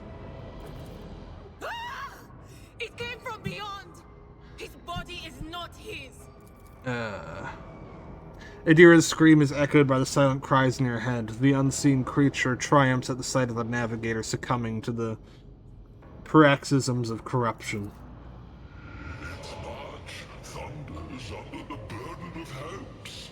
Unseal your hearts, and I will flood your souls with myriads of words and meanings, each one a portent of salvation within me. The navigator continues to convulse violently in his seat, shrieking and cackling. And then his fit stops abruptly. His face is drenched in black and crimson. The dark ooze from under his third eyelid has turned from a trickle to a stream mixed with the blood coming out of his nose. And there's purplish swelling around the eye. Run. Flee from this place while I still have the strength. I can contain the intrusion, but not for long. We must begin the translation. Leave the warp. But it can't be done without the Master Helmsman's help. I want to help you. Tell me how. Run. The sanctum will be sealed. I will hold it off. Hold on. And wait for the signal from the Master Helmsman. Then I will commence the translation. So, run. Run. This is the last guy you ever want to be hearing the words run from, when they're the one who's in charge of, like, getting us out of here. Address Abelard. The Navigator is still alive, but barely so. What do we do now? The ship can only begin the translation with the assistance of the Master Helmsman, if he is still alive. It is worth a try. We must get to the bridge, but we will need support. Our only option is to fight our way to the officer's deck and join forces with Edelthrad and his people. I believe we will also find Lady Theodora there. She must have heard the call to arms that the servo skull relayed to us earlier.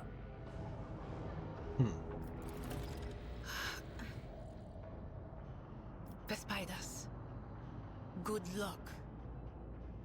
And thank you.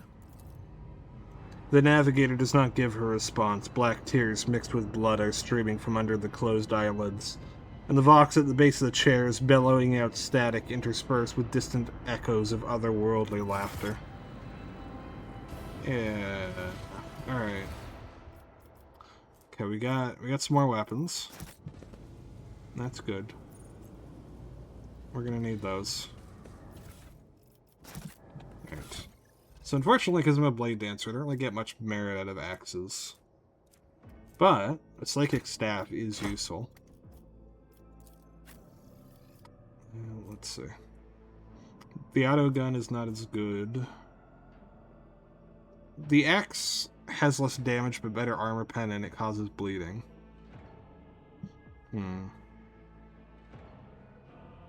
But the bleeding isn't very good is the issue. Here, tell you what. Adira, you can dual wield, you can have an axe. I'll warn you if I hear anything. Alright, so we gotta get out of here now. Oh, that's the wrong way.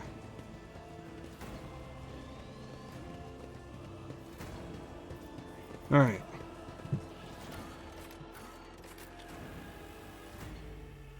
So we gotta get to the helm and finish navigating out of here before we all just fucking go up in flames. Or flames would be the best option for not getting out of here, honestly. Considering it's the warp. A lot of horribly fucked up shit can happen here. Dying is probably the least fucked thing that happens to you. If you're stuck here. The ship's as good as ours! It's all over for you! I shall pity not your enemies. I shall heed not their pleas. Somebody shoot these... Shall betray not your tenets, nor stray one step from them. Take not your gaze from me. Leave me not without your grace. I told you he would protect us. My God, my light, my emperor. Sister battle, let's go. The white-haired warrior turns to face you, her dark eyes blaring. The weapon quivers in her hands, and for a brief moment, it seems she is not going to stop, and will instead continue eliminating every target she sees, starting with you. Sister Argenta! Sister Argenta, it is a relief to see you. We require all the forces we can muster. Your face, it is unfamiliar. Who are you? Rainama. The hour is dark and daunting. Ship abounds with corruption. The faces of friends are twisted by sneers of heresy. The eyes of comrades ignite with the archenemy's hunger. I will do what I must to halt the advance of the dark forces. But in these dire moments, little can be trusted. So I must know, why are you here? Sister, I beg of you. Now is not the time for interrogations. The ship is under attack by heretics. We've been betrayed by our esteemed Master of Whispers. Edelthrad the Heir is waiting for our aid, and Lord Captain Theodora is expecting a report on our success. We are here to deal with the situation, so I suggest we all do just that. You don't even think to insinuate that I'm one of the traitors. I will not let such an affront slide. That answer does you credit. Only the truly righteous would be so provoked by the accusation of heresy. I cannot wait to rain righteous fire down upon each and every heretic. What is a warrior of the Adeptus Sororitas doing aboard the rogue trader's ship? Your orders serve the ecclesiarchy, do they not? Sister Argenta is a guest of the Lord Captain.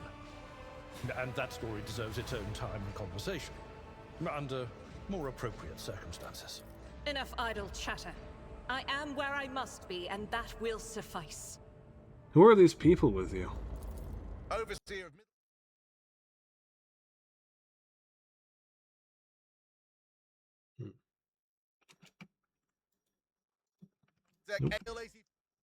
Oh, my lord. We were rounding up everyone we could find in the attack compartments when we ran into an ambush. Just about every enforcer fell. These are the survivors. What's happening on the officer's deck? Massacre, my lord. And heretics are not just killing the crew. Some kind of blight is sweeping through the decks, filling the air. I saw people going mad the moment they breathed it in, screaming about seeing their dead comrades, tearing out their eyes. I implore you, my lord, be on your guard. We must get to the main hall of the deck. Through this door. I shall join you, for it is my duty to the God Emperor to destroy this heresy. We will follow. For now, we will hold off any heretics who might try to crawl in through the cracks to join the main assault. And we'll take a look at the generators while we're at it. Those villains made a mess of the cables. Oh, I wish we had a Tectomat with us. But we'll see what we can do without one. Good to hear it. Sister? Ready. May Terra's light illuminate our path through fire and darkness. Alright. Now... yeah, now we've got her. You can also have an axe. But also, she has a whole-ass fucking bolter. Which is... a massive fucking upgrade. Alright, now we're gonna add these to cargo. And we're gonna go into our formation. And she can sit on the front lines with Abelard. Whatever you wish. Because even though she's a ranged character, she's... you know, she's a sister of battle. She can handle herself. Oop, sword upgrade. Let's see. Yeah, let's replace the normal sword then. Add that to cargo.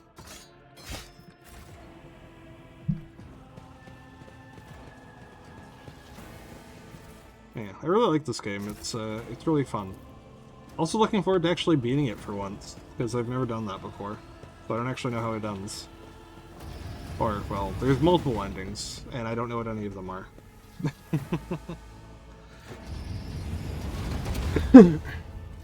Alright. Yes. On it. Lightning. Your doom has been Wow, that was foretold. pathetic. Okay. Make a suitable sacrifice. Alright, Nadira, you take the left.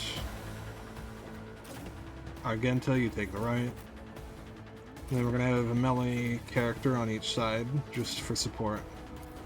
I serve the ruinous powers. Chaos guides me. Oh, that's not good. Out of my way. I am your doom. Oh, they're rushing her. I will endure. Might have been a bit too forward with that positioning. Just a bit. Follow my Alright, lead. Abelard, try and cleave through. Reduced to dust. Alright, that's decent.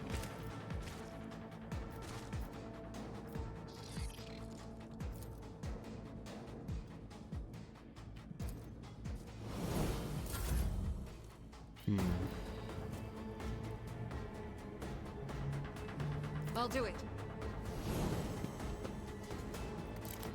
Can't shoot because there's a guy Doubt here, is but for you the can do weak this. eradicated. Alright, As now the we run and Emperor gun. commands, I act. Then we can try and see what we got here. Yeah, let's go for the left. Roll inefficient. Oh! Holy shit, she just liquefied both of them. Alright, second wave.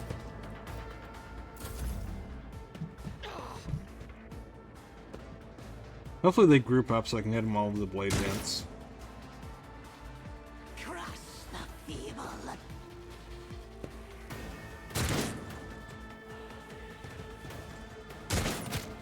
Ow. Alright, Adira, you're gonna have to move over to the right.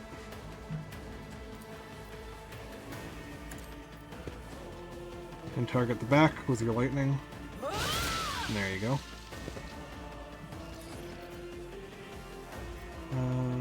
Buff up me, because I'm going to be running in. And then who's the strongest that they've got? Not the cutthroats.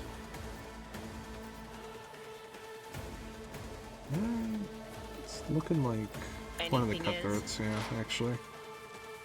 The ranged ones are a lot squishier. Oh, that is not nearly as much distance as I was expecting to get.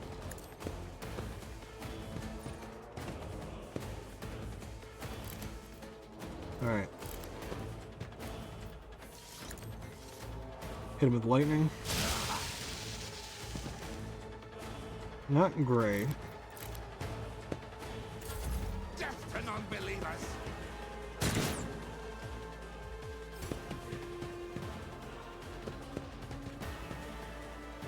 Chaos guides me.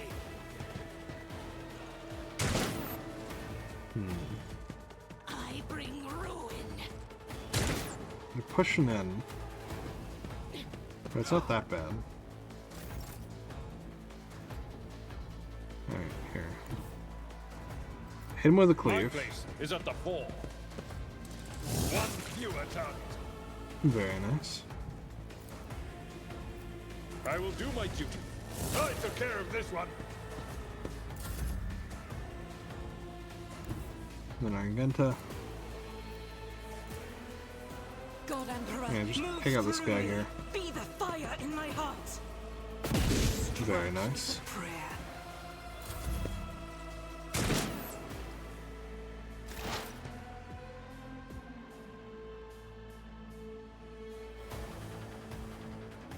You're, I just scream. What is this foreboding? There you go. And buff Abelard. God, our mobility is really shit, isn't it?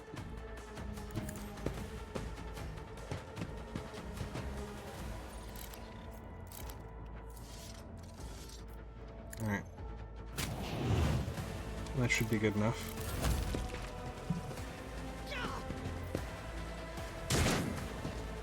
We're getting really lucky with these dodges, though, which is nice. Tried and tested tactics are the best ones. Then Abelard should be able to finish this last one off. One fewer target. Lovely.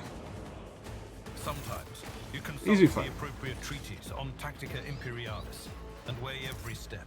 Sometimes, though, you just fire your biggest cannon and save the day. Blessed be the road that we take. Ooh, a hidden loot. Very nice. Let's see. Machine right set. Sure. Gotta get as much loot as we can for the eco. Alright, let's open the door.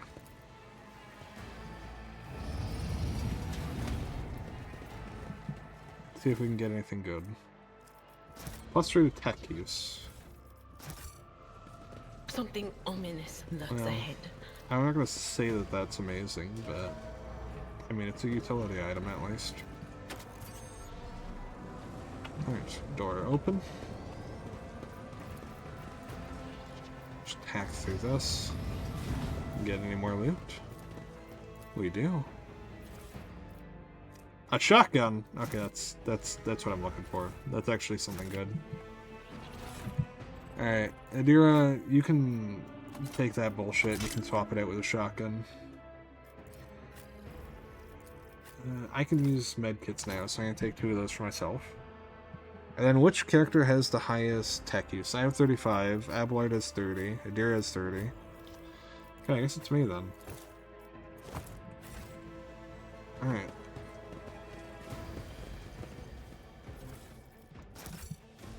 Just grab the loot that we can, because we're not coming back here anytime soon. The sooner we start. Blow up the door. Duty prevails. Level up. Oh, thank fuck, we actually get our class abilities now. That's good. Oh, I do. I guess Abloyd doesn't. Oh, wait, no, we all get a class ability. We don't get our ultimate yet. That's what I was thinking about. If such is the Emperor's will. Alright, let's see. I think over to the left there was some loot, yeah. Let's grab that. Let's hope we actually managed to not fuck that. Helmet, plus 5% armor. Yeah, I'll take that. That looks really lame though. Show helmet off. No thank you.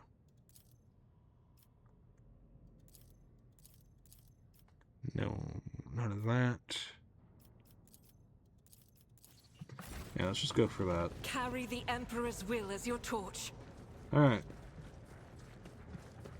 I'm gonna need a vote here in a minute.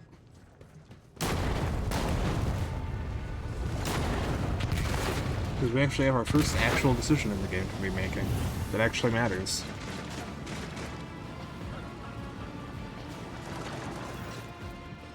The roar of the flames rings in your ears, and the choking smokes makes you cough and gasp for air.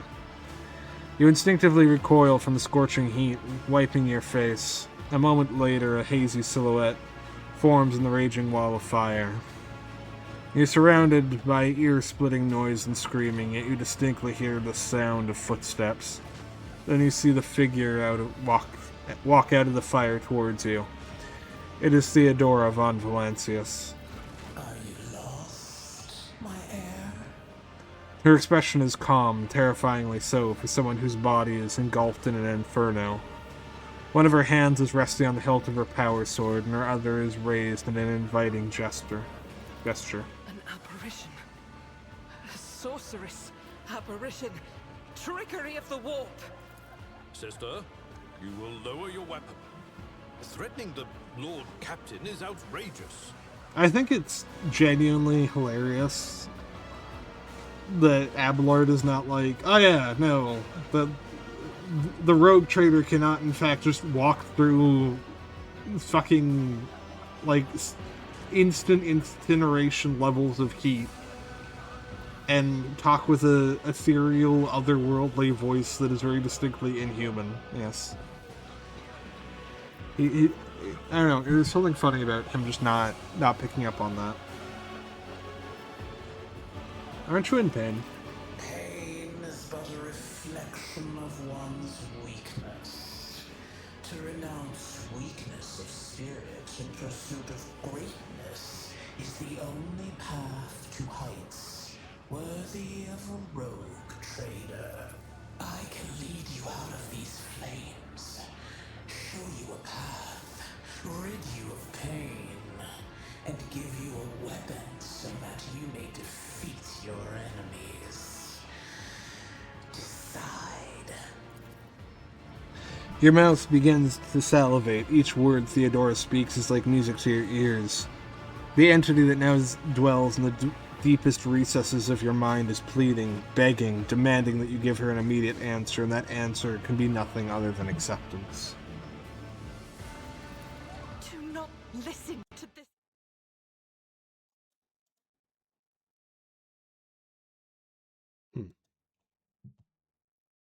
abomination. If there is naught but his light in your heart, if you are resolute in your faith, then step into the flames. The Emperor protects. His faithful will not be deterred by either darkness or deceitful promises. Nor will the fire burn those who carry the torch of faith in their soul. To the void with you. We need to follow Lady Theodora before we suffocate in this furnace. The people! The survivors from the middle decks! We must help the crew! Lead them out! Find a way around! Over the roaring flames, you hear distant sounds, frightened voices, screams muffled and distorted, as if there were a body of water between you and them. Then we'll miss our chance to meet up with Edel. Alright. What are we thinking? So the dogmatic option is walking through the flyer and saying the Emperor will guide the righteous on their path, and just kind of hoping that our faith allows us to perform a miracle. The heretical option is accepting the offer of help and saying, take my pain away and give me power. The iconoclast option is getting the people off the bridge and saying, I will not leave my people in harm's way. So this isn't going to lock us into anything, but there are distinct rewards for each option, and this will start us on the path towards our different alignments. Dogmatic is a dedication to the Empire and its dogma. Heretical, in this case, just refers to, like, a relentless pursuit of power. It doesn't necessarily mean serving chaos, but it does mean being, like, very... how do I put this? It's very self-centered. And then Iconoclast is very much about the people themselves, right? Iconoclast is just being a good person. And I know it might seem like there's a right answer and a wrong one, but in Warhammer 40k, all of the answers genuinely have their own merit, and all of the answers genuinely have their own issues. Because keep in mind that, like, being morally good makes sense in real life, but in the Warhammer 40k universe, a person can have bad thoughts and then, like, mutate into a horrible monster and slaughter an entire city. So, like, there is actual genuine merit towards being, like, an incredibly dogmatic, like, super hard-ass, completely bigoted, close-minded individual, because that's actually genuinely a correct survival choice. But at the same time, being iconoclast is good for the sake of being human, and being heretical is the most liberating choice. And there is merit to that one too.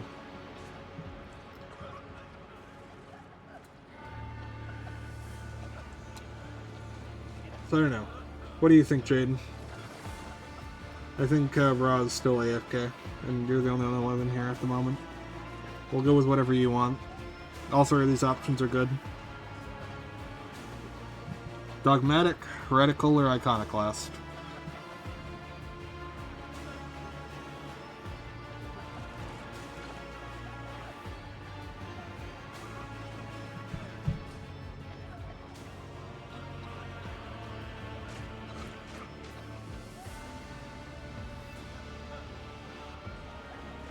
If we go iconoclast, we get to save the crew members. If we go heretical, we get a weapon. If we go dogmatic, then maybe a miracle happens, or we die. Either a miracle happens or we die. That's what we get for dogmatic.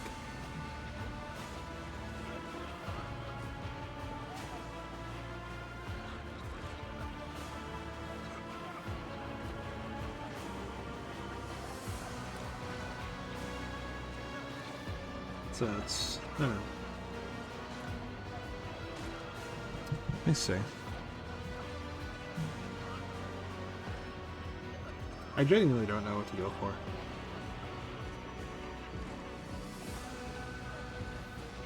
I wonder if you can see. I'll try playing on the camera around. I like how we're all just sitting here choking.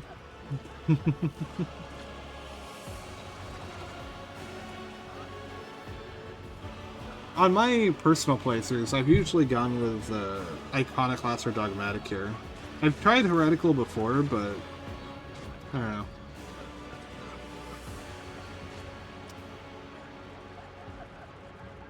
You don't like being the only one to choose? Okay, okay. I'll tell you. How about this? What do you like the idea of? Just tell me your feelings. How about that? Keep in mind, this isn't going to define the entire playthrough. It's just, like, the first actual decision that matters. Like, we could choose Heretical here, and then be, like, Dogmatic and Iconoclast for the rest of the playthrough, and get, like, a good ending. We could be Iconoclast or Dogmatic here, and then be Heretical and give ourselves over to Chaos. It's not going to define the playthrough, it's just, like, the first thing that will actually have consequence. But it's not, like, playthrough defining consequence. It's just, like, you know. It just gives you a taste. How about that? It gives you a taste of what the different alignments are like.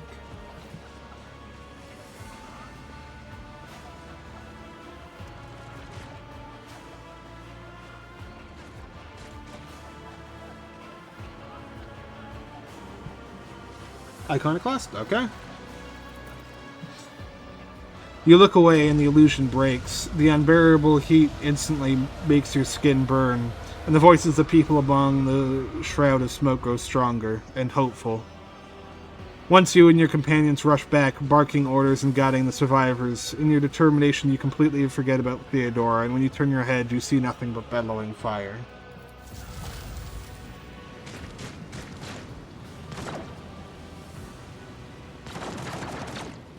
Yeah, so we're just backing out, and we're taking the crew with us. Go. The thing that was standing in front of us in the fire. And then I think I could have sworn. To the same place all unholy visions where is it? go. It should be. Yep, there we go. To follow it. Crash the platform. We got this prompt now because we chose Iconoclast. Kablam. No miracles, no heresy, just sheer fucking explosive force.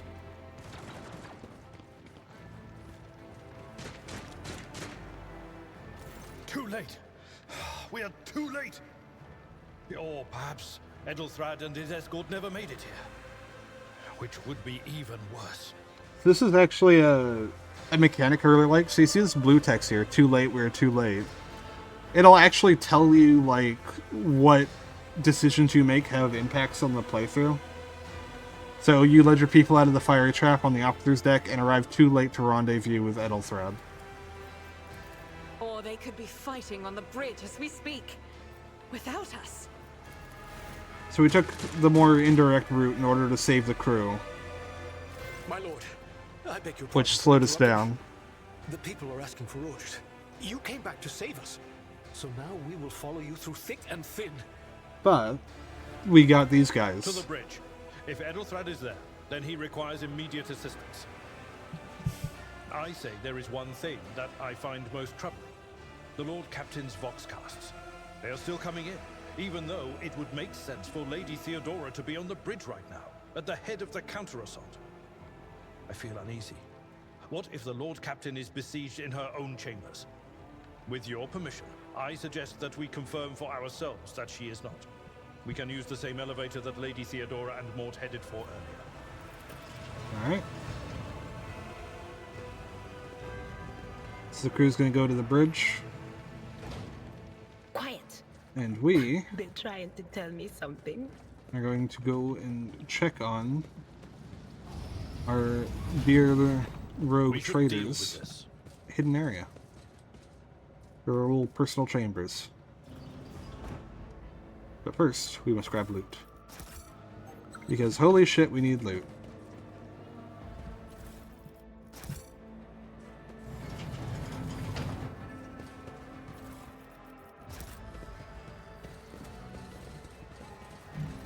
I think that is actually, yeah, that's logic. Who is the most logical one here? Let's see, I've got 30 logic. Abelard is 30, 30, 30. None of us have logic, it seems. That's, Abelard can be the smart one. How about that? A nice little stroll. Just, all of us are just complete fucking dumbasses. None of us can think for shit.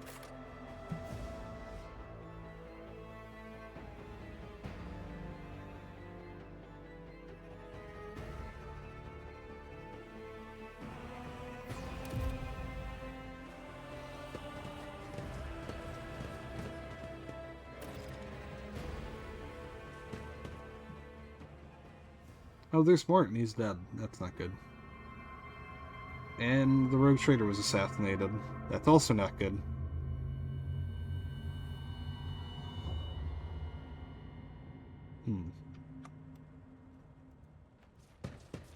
And it's cold.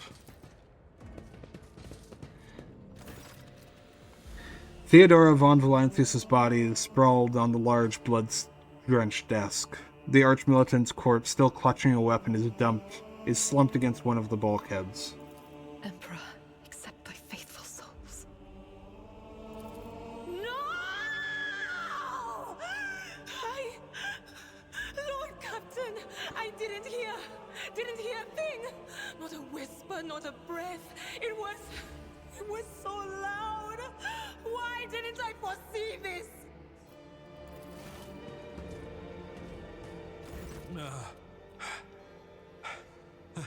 Lord Captain, who would even dare? Unless that rat, Voidsphere. I doubt it. Conrad wished humiliation and suffering upon Theodora, not a swift death. It could have happened in the heat of battle. Not to mention that Mort was here, and he would have protected Lady Theodora to the last. How could Mort have failed her so terribly? The Arch-Militant was born on a death world. He had lightning-fast reflexes.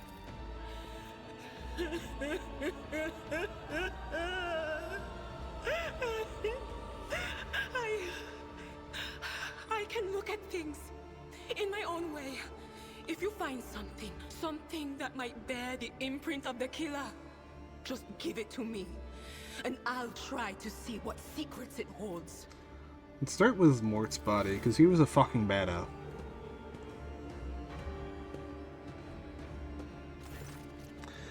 An auto pistol shot went right through Mort's forehead, spraying the floor and the furniture around with blood, brain matter, and shards of his skull. The safety on the Arch-Militant's weapon is off. The killer must have been a split second quicker than him. It was an auto pistol, so it was a sidearm, and it was... You lean closer to the body. The cause of death is apparent. The rogue trader's life was ended by an auto pistol shot. An extraordinarily accurate one at that. Theodora's face bears an expression of surprise, the last emotion she's experienced in life. Something on the floor catches your eye. A heap of blood-splattered parchments and scrolls that must have fallen off the desk. As you lean down for a closer look, you notice something else. Small shards of glass scattered on the floor. Inspect the papers. Reports, documents, accounts, dispatches. You go over the scrolls until you stumble upon a document that is starkly different from the rest. It is a handwritten letter signed with the initials XC, and a seal with a symbol that is vaguely familiar to you. Items received. Handwritten letter with a seal. Oh, we can read that. Esteemed Theodora, a change in circumstances demanded your immediate assistance in our mutual cause. Forthwith, upon receiving this letter and performing the necessary preparations of the crew, you are to depart for the Rykard system. One of my acolytes, Interrogator Heinrich von Kadlox, operates there at the present time. Upon your arrival in the system, you will, without delay, make contact with him and offer any assistance required of you. After which, we will provide him passage on the Furlibundus system aboard your ship. On footfall, the interrogator will remove himself from your presence to await further instruction. Anticipating any questions you may have, I will stress the nature of the interrogator Van Kalox's activities on Rykard Minoris is of no concern to you. If required, Van Kalox himself will disclose the details of his mission. May the Emperor's light be with you, XC. Well, at least we know why we were heading to Rykard now. We're going to meet with a member of the Inquisition. Lore Imperium test succeeded.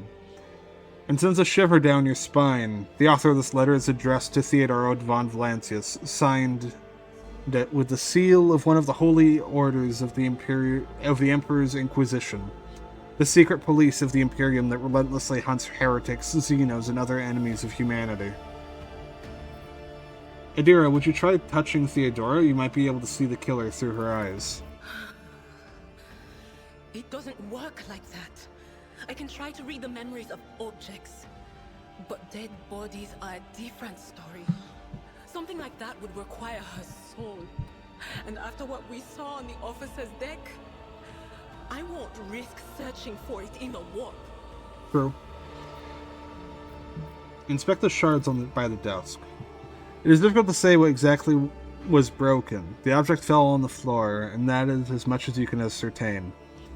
Upon closer examination, the shards appear iridescent rather than completely transparent, as if they had been submerged in promethium. Adira, what do these shards tell you? I see streaks of color, luminescence, blue lights, faces, drawing closer. Lady Theodora, and Conrad, and what is that? Ah! Something dark, enormous. Oh, this glass thing was something foul, that's for sure. Tainted witchcraft. Yes, the crucible of battle calls to me once more. No, wait!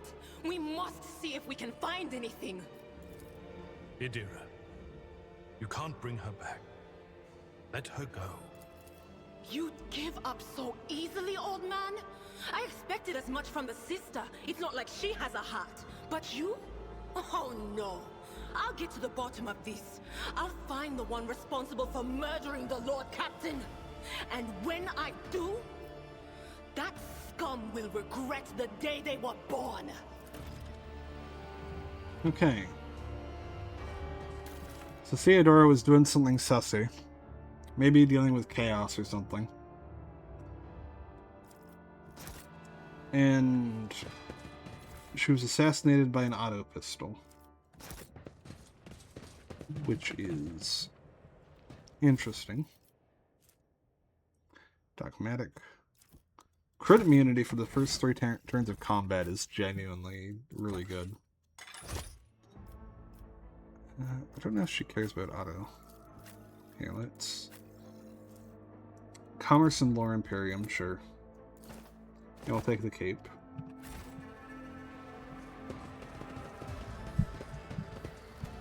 And we're gonna save. Let's try and get out of here.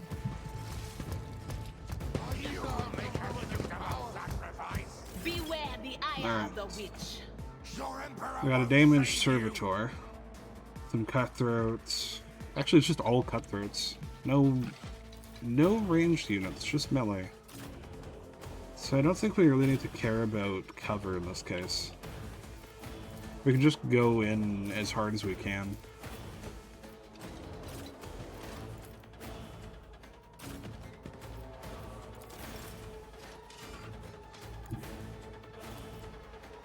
Alright, try and cleave... A tactically sound approach. I misclicked. Okay, well that didn't work. At your beck and call. Indeed. Aggressively horrible misclick there. Alright, let's just move into melee. And then we're gonna dash. And then we're gonna move here. And we're gonna blade dance.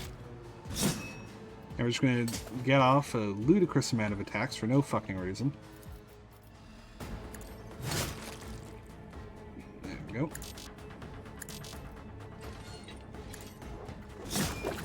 Then we're gonna need another attack. Yeah, Blade Dancer is kind of insane with the amount of attacks they just get for no reason.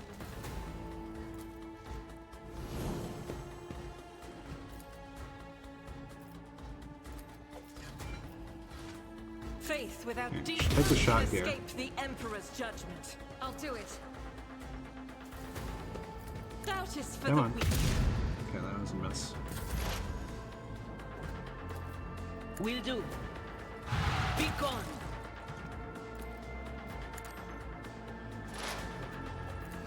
On it. Buff Ranima, thank you.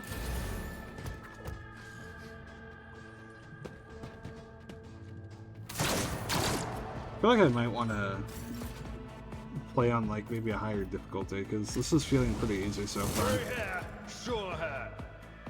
Like I'm not really feeling challenged at all. I know we're still in the tutorial and it'll get a lot harder, but I don't know.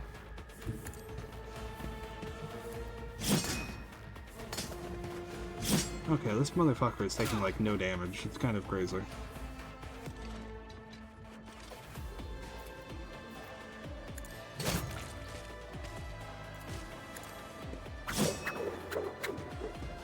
God, they're so tanky. Okay, if I go here, do I get a higher accuracy? No, but I get a clearer angle. Alright, take the shot. Dira, try and finish him off with your scream. Such terrible power. Doesn't work. Okay. Well, it may have did work, but was it you? Wasn't lethal, at least. But of course. There we go. What advice do you seek? Alright, what do we got? Grace of the Oblivious. The wearer gets +5 toughness if their intelligence is less than 35. Oh boy, I can't wait to be retarded with all my friends. Alright, who's got... I think actually everyone has intelligence below 30, don't they? Let's see, now intelligence 35, intelligence 30, 30, 30, yeah. That would be literally everyone other than Pro Tag has sub 30 or sub 35 intelligence. Okay, now we get our ults. And we actually get our first level up that actually gives us options. Let's see. I think first thing we're probably going to want to go for is just inherently amping up our psychic powers to make them not shit.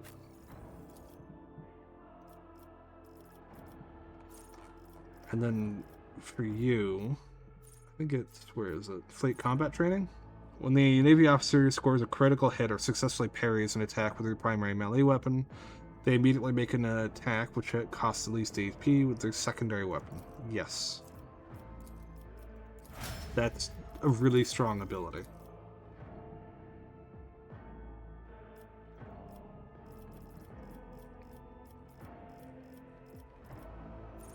And then you, we're going to want to give, let's see,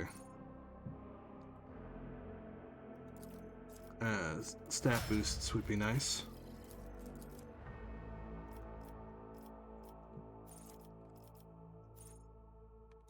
Enough bullets for everyone.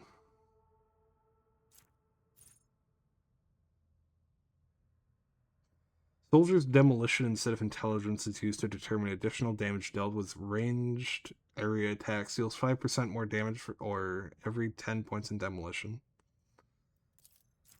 So basically, bitch is stupid, but she knows her explosives and can just kind of intuit AoE. That works out.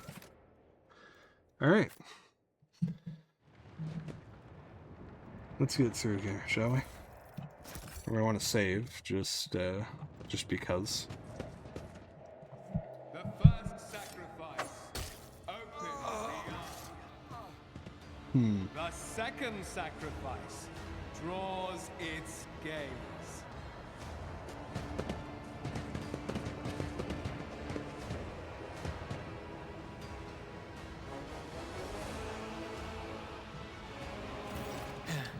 Help has arrived. Too late to change the tide, I'm afraid.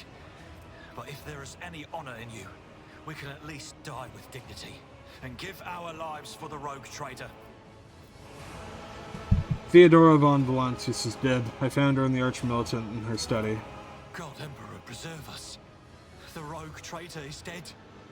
The ship has lost her Lord Captain, and the house its head. Yeah, it No kind of matter sucks. what ritual Kunrad is performing there, The warp is too strong. I cannot withstand it. I feel my body changing with every second. The warp is ringing in the air. This is the end. We will perish in the warp, along with the Warrant and all the dynasty's heirs. The enemy of humanity has triumphed. I've seen it before. We'd better get away from him. The changes are already accelerating. The ship can still be steered out of the warp, but we must first restore communication between the bridge and the navigator's sanctum. Then we have no right to bow our heads. Okay, let's go. Oh, we should probably be stopping this fucking evil ritual of chaos and whatever the fuck Conrad is doing. Conrad. You can see Conrad clearly in the gloom of the bridge. The broken blade he is holding is stained with dark drops that seem to have a pearlescent glimmer to them. We are out of time. Ethelthred bites his knuckle, desperately thinking. You see a wave ripple across the whites of Ethelthred's eyes, and they begin to turn a sickly yellow. Draw your weapon. Conrad, you duplicitous cur, the rogue traitor's death will be avenged. Well, we already... It's pretty clear it's not him. To the party, ready your weapons. If we are to die this day, let us die with honor. No. To die altogether is to allow the flame of the dynasty to perish in the dark. No. It will not be like this. Not today. The ritual will not be completed. I'll take care of it. And you, see to it that the void ship breaks free from the warp. Watch over our realm. And farewell. Accursed traitor! A time will come when you will bleed for her ladyship Theodora's murder. Remember my words, for they are the vow of he who marches toward his death. What?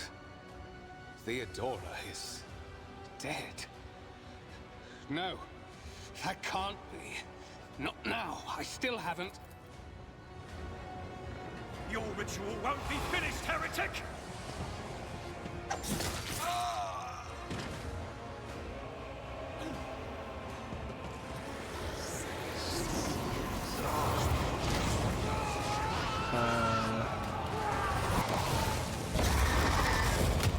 Well, that's Chaos Spawn.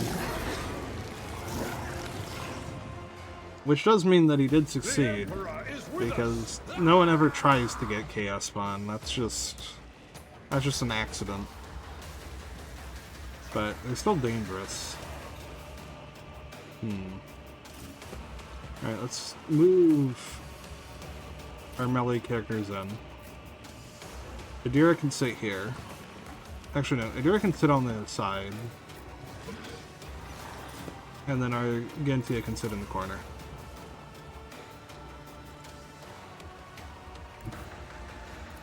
Let's jump here. We really want to kill the ads before we focus on the enemy here. How long is the cooldown on this? I think it does have one. Sword Dance, clean up those two.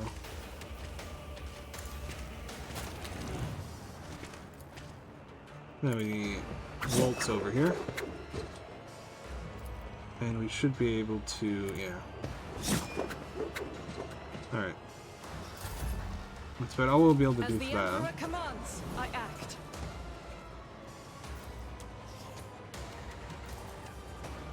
I'll do it. Eradicate it.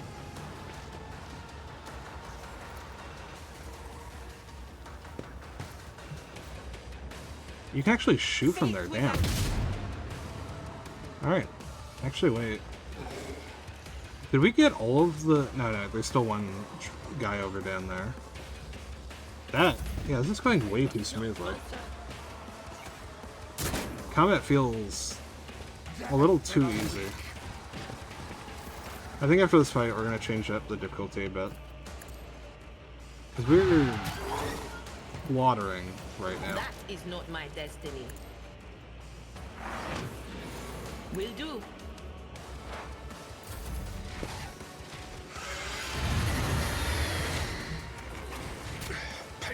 Alright, Avalanche, you can do it. You can... Oh, okay. Maybe you can. You're already half dead. Victory is imminent. At your beck and call. It will be done.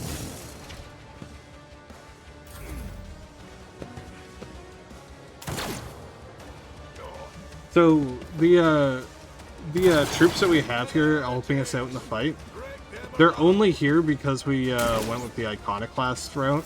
If we didn't, then they would have just been gone. Which is really cool, actually, I think. Alright, let's just hit him with the ult. And hopefully that'll do it.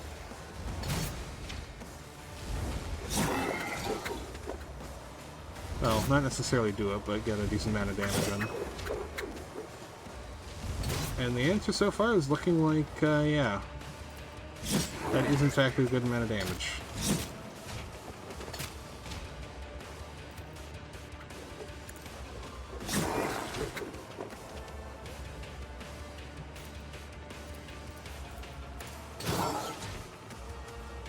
I'm not injured. I'm enraged. Now the question is whether we can get an angle on them that doesn't involve shooting our own allies in the face. And the answer is no. So we're just going to take a single shot from over here. We're just going to try and flank around.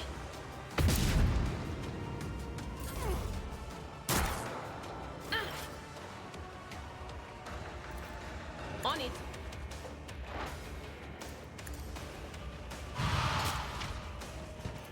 Will do.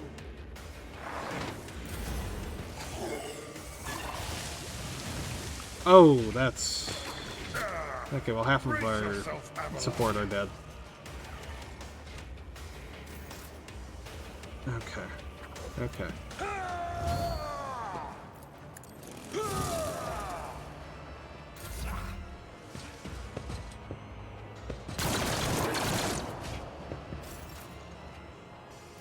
Hit him with another waltz.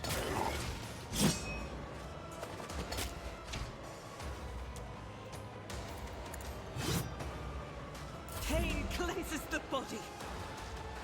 Alright, if we go over here, can we... Okay, from that angle we can. Rejoice in battle. Oh, look at that damage, though. Yeah, just... As the Emperor can... Come on, you can do it. Alright. What? Finish it off, Adra. Or calling to me. Okay, that But of course. that wasn't good. That was not what I told you to do.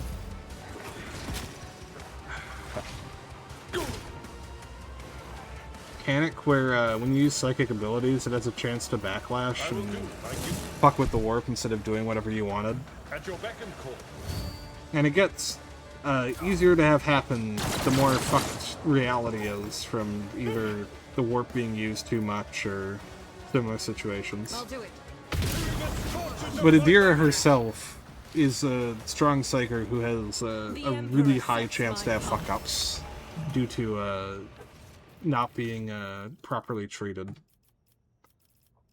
Which makes her a really unreliable character. But also she can do a lot of damage. So it's kind of like a catch-22 situation.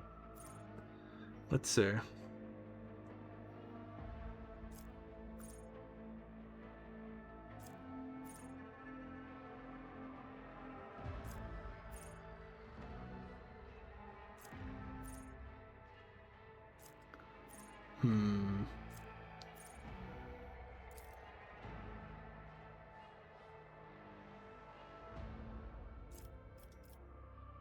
Because it rewards you for just being on fire.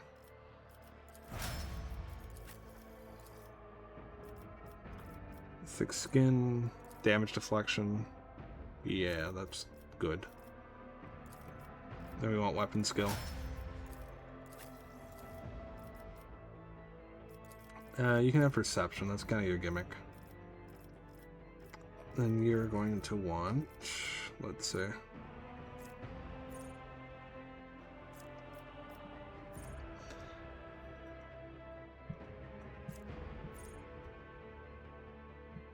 weak to 3 damage. Meh.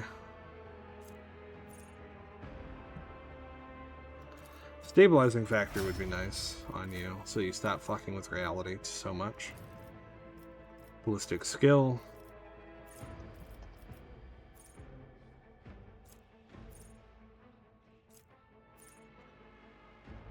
Whenever they deal damage, crit damage is boosted. Absolutely. That sounds lovely. Alright, so now we get the blade shard. Lovely. I think I saw something nice there. Whenever the wearer of these gloves suffers an injury or falls unconscious, their allies get +1 damage. Ooh.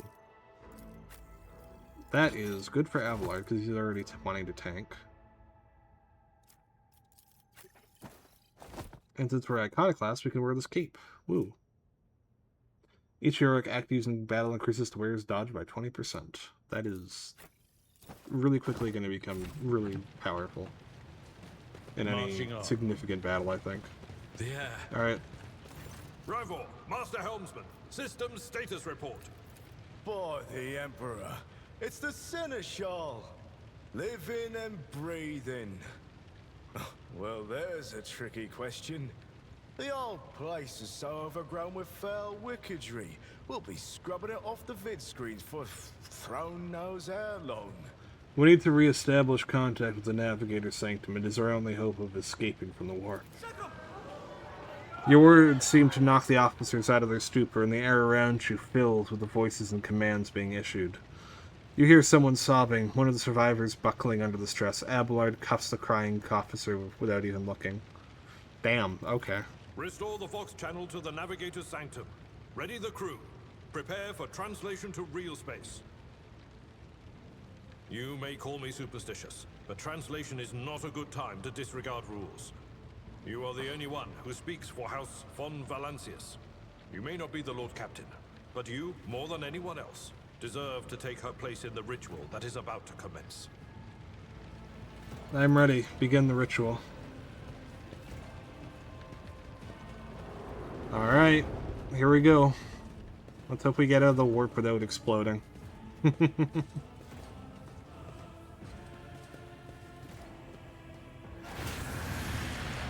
The image before you is hazy, swaying in sorcerous currents invisible to mortal eyes, as if whatever is beneath this thin shell is constantly changing, while still remaining the same. It has taken on the guise of Theodora, but the false rogue trader's eyes reveal the entity's true, surreal nature. One of Theodora's eyes is engulfed in an otherworldly fire. The other, a vessel of ancient evil, bores into you. A voice sweeps directly into your brain without ever reaching your ears, and this voice booms with all the horrors of the warp. Who are you to oppose destiny itself for the sake of lives that are not your own? So many threads stretch between you and other creatures of your world. Pitiful, worthless links, ready to shatter at the slightest touch. A muddled, erratic, pointless tangle. It resonates and merges with the voices that have already dug their foul roots into your consciousness. A moment later, you realize that all these voices are the myriad manifestations of the same call that has finally invaded your mind. I am saving my people. Do your worst, but you cannot stop me.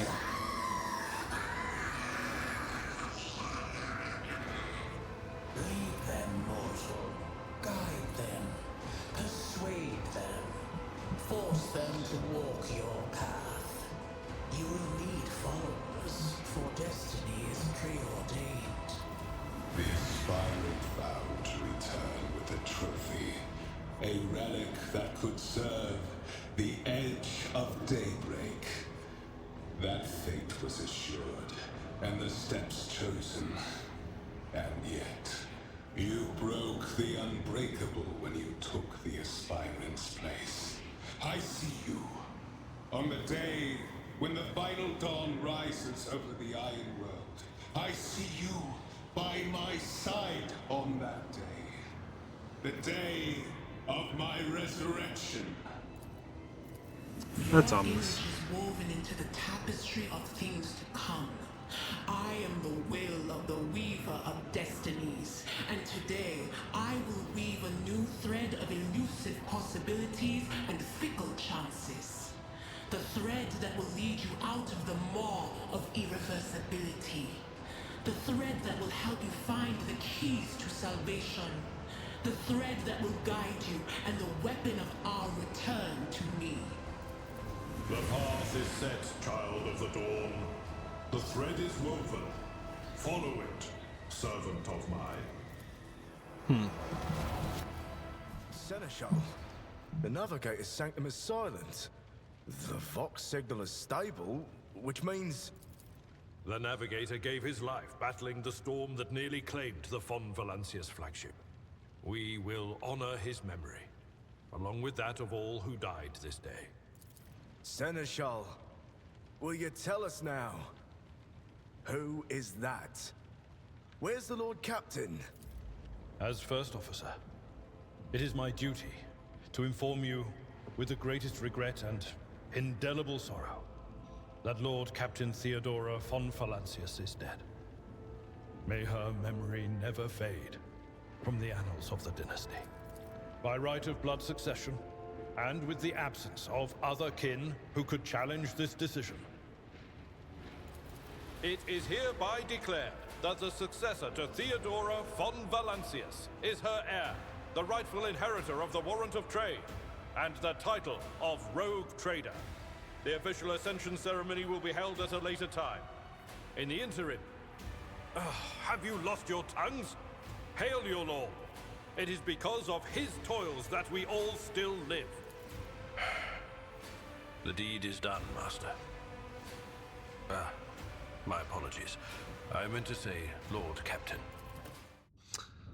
Yeah, we really got upgraded fast, didn't we? The treachery of the Master of Whispers was fruitless, but victory came at a great cost. Lord Captain Theodora von Valancius perished along with her heir, Edelthrad, and thousands of crew members.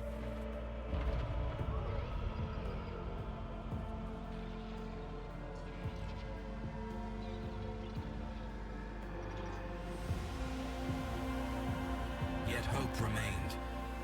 For the second in line to the Rogue Trader dynasty survived. And through the strength of his resolve, saved those who were counting on him for protection.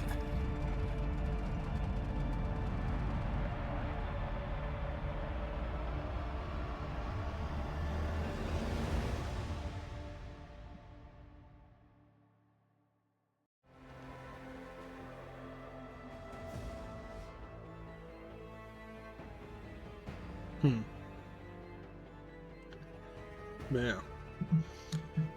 It's really nice. Oh.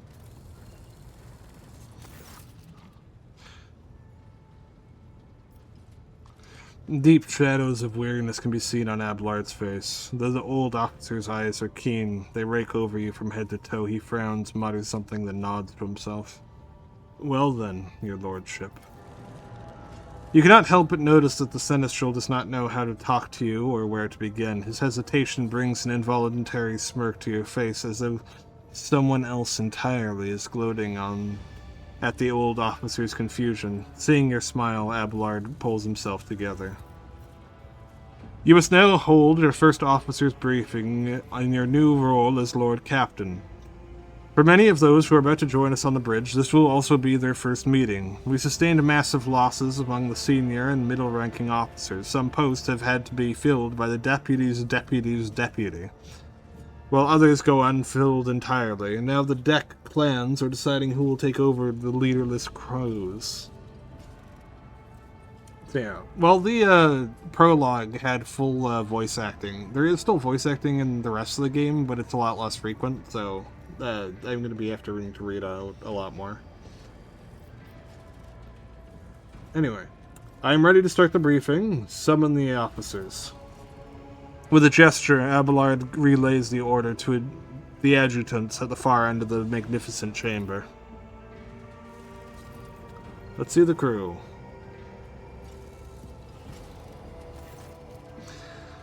A dozen pair of eyes bore into you, their expressions revealing restraint, joy, curiosity, and wariness. Attention, officers, you have been granted an honor. Lord Captain Raidemo von Valancius will personally conduct today's briefing. Our most gracious Lord Captain is ready to hear your reports. Perhaps you should introduce those present, Abelard. As you wish, your lordship. Abelard points to a tall, slender woman whose body seems to contain as many implants as it does flesh. Vigdis Suri, Otta of the Torleman line, our new Voxmaster. It is an honor to serve your lordship. The Voxmaster offers a deep vow. Aboard this vessel, you have at your command thousands of crew members and hundreds of officers and section chiefs. I am responsible for receiving, processing, and sending all communications between you and them, as well as the external sources. I am your eyes and mouth, Lord Captain. Beside her is Ravor, the master helmsman. He steers our ship among the corps sent by the Lord Captain and monitors the void around us to ensure that we do not stray into an asteroid field or a pirate trap. The bearded man with pale, almost translucent skin, large dark circles under his eyes, and a dour expression that seems hardwired into his face gives a sullen nod. "Hail, Lord Captain. This here's ship is good as home to me. So rest assured she's in safe hands. I'll die before I let her come to any grief." And lastly, our High Factorum Janrus Danrock, who oversees supplies, procurement, and the general material well-being of the ship. Dressed in embroidered jackets, the heavy-set man with oiled hair offers an hibiscus smile and bows. "It is an honor, your lordship. You may trust us with all matters concerning your comfort. Everything will be done to the highest of standards." In the second row, we have our 3 officers charged with overseeing the ship's vital functions. The Master of Ordnance is responsible for the artillery aboard. The Infernus Master, whose crew work to prevent and extinguish fires on the ship. And lastly, the Drives Master, servant of the Omnissiah. The 3 officers salute you. The Infernus Master does so with confidence, while the Master of Ordnance betrays nervousness. The Drives Master offers a salute resembling a dance, involving a complicated manipulation of all of the tech priests' mechadendrites. Thank you, Abelard. Greetings to you all. I serve at your pleasure, Lord Captain. Alright, Master of Ordnance, do you have anything to report? The Master of Ordnance gives you a gloomy look. No, my job's simple. Maintain the arsenal and be where I'm told. Just ask anyone. We've got no able crew, no Lord Captain. Master of Ordnance, you forget yourself. So what? Comes the officer's hostile and bitter supply. It is as if a dam has burst inside and all of his pent-up emotions are rushing out of him.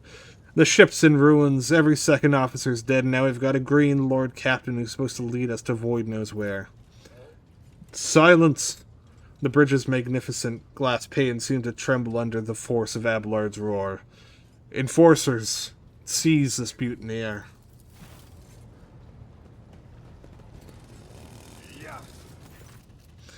Abelard grunts. If only one officer out of the whole lot has fallen to pieces, then it is not bad at all, your lordship. I do humbly apologize on behalf of the entire crew. What would you have us do with the Master of Ordnance? The former Master of Ordnance, I should say. Besides, find a replacement, that is, for we already have one lined up. Iconoclast option is...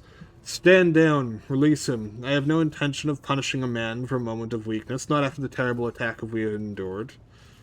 The dogmatic response is execute him. Because of course it fucking is. And the third neutral option is experienced Masters of Ordnance are few and far between, so for that reason you may remain in post. I leave his punishment at your discretion, Abelard. Honestly, I can go with any of the 3. Because they were kind of having an emotional outburst. And while that would be acceptable for a normal person who's just trying not to die. For an officer, you kind of have to be held to a higher standard than that. I don't know if it's to such a high standard that it warrants execution, but I could see it as being like a good, like, show of power to make the everyone understand that they got a line in or get screwed over. But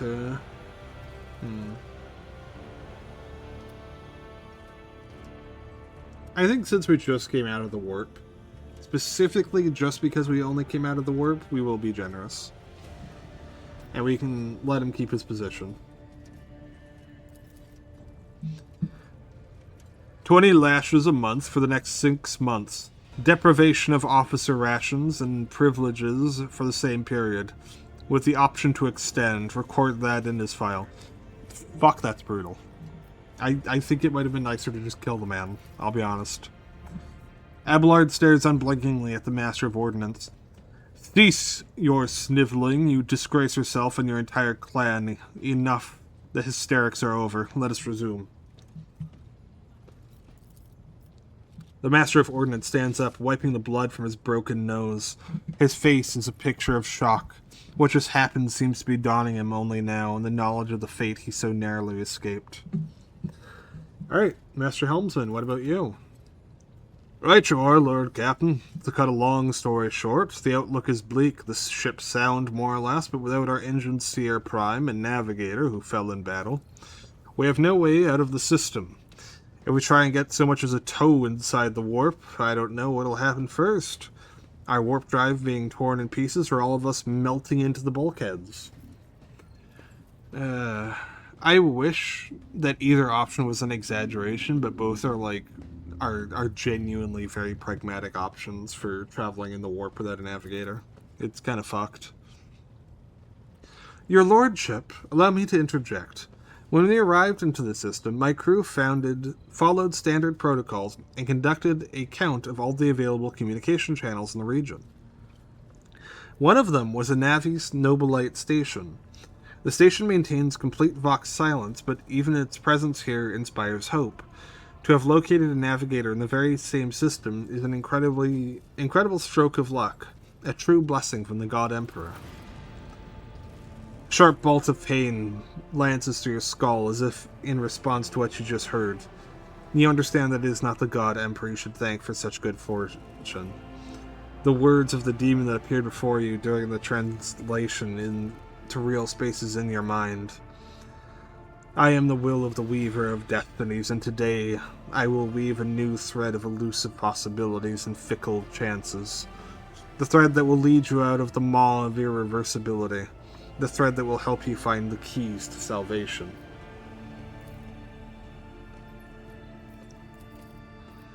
If I were you...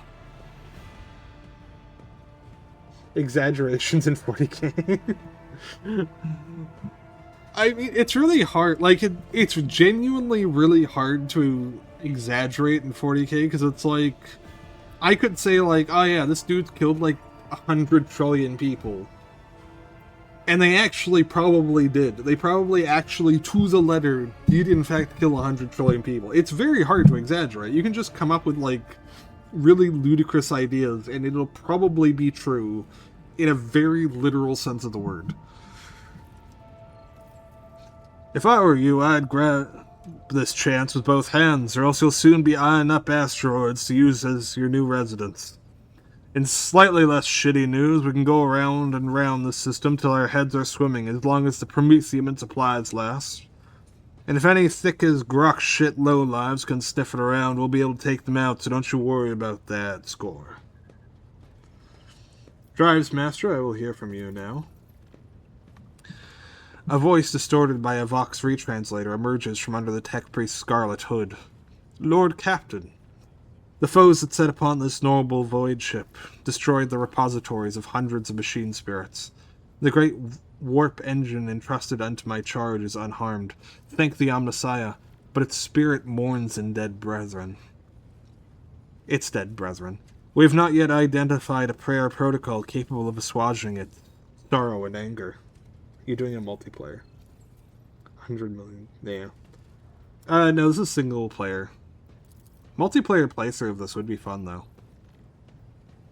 With great sorrow, I must also report that the Engine Seer Prime, overseer and spiritual authority of all tech priests on board, fell in battle. The Magos was betrayed by a little flesh that remained part of him. A most terrible loss, for there's no one among the comrades aboard whose experience and comprehension of the sacred protocols equals to that of the fallen Magos. We require a replacement, as soon as possible. I see, thank you. The tech priest bows her head. Yeah, that would actually be a good idea, because, like, secondary players just control party members. They don't control the, Oh, yeah, no. I was just, whatchamacallit. I was just asking, chat for, like, what option I should pick for dialogue. Because, I want the, yeah, it is fun. Yeah, I do want to get, like, chat's input on, like, major story decisions and, like, you know, keep people involved. We're toiling day and night to provide a full account of the losses. The task will require next to no involvement from your lordship. I will personally ensure that all damaged components are given unto the tech priest's hands for attention, and that all lost supplies are replaced. There is only one resource that I cannot replenish single-handedly, and that is people. We have lost more than 2,000 crew members, and unfortunately, that this number is not confined to the scum from the lower decks, which are easily replaced, and this includes trained professionals. What kind of work trade are you make? I am a, what I usually play, which is a pyromancer blade dancer.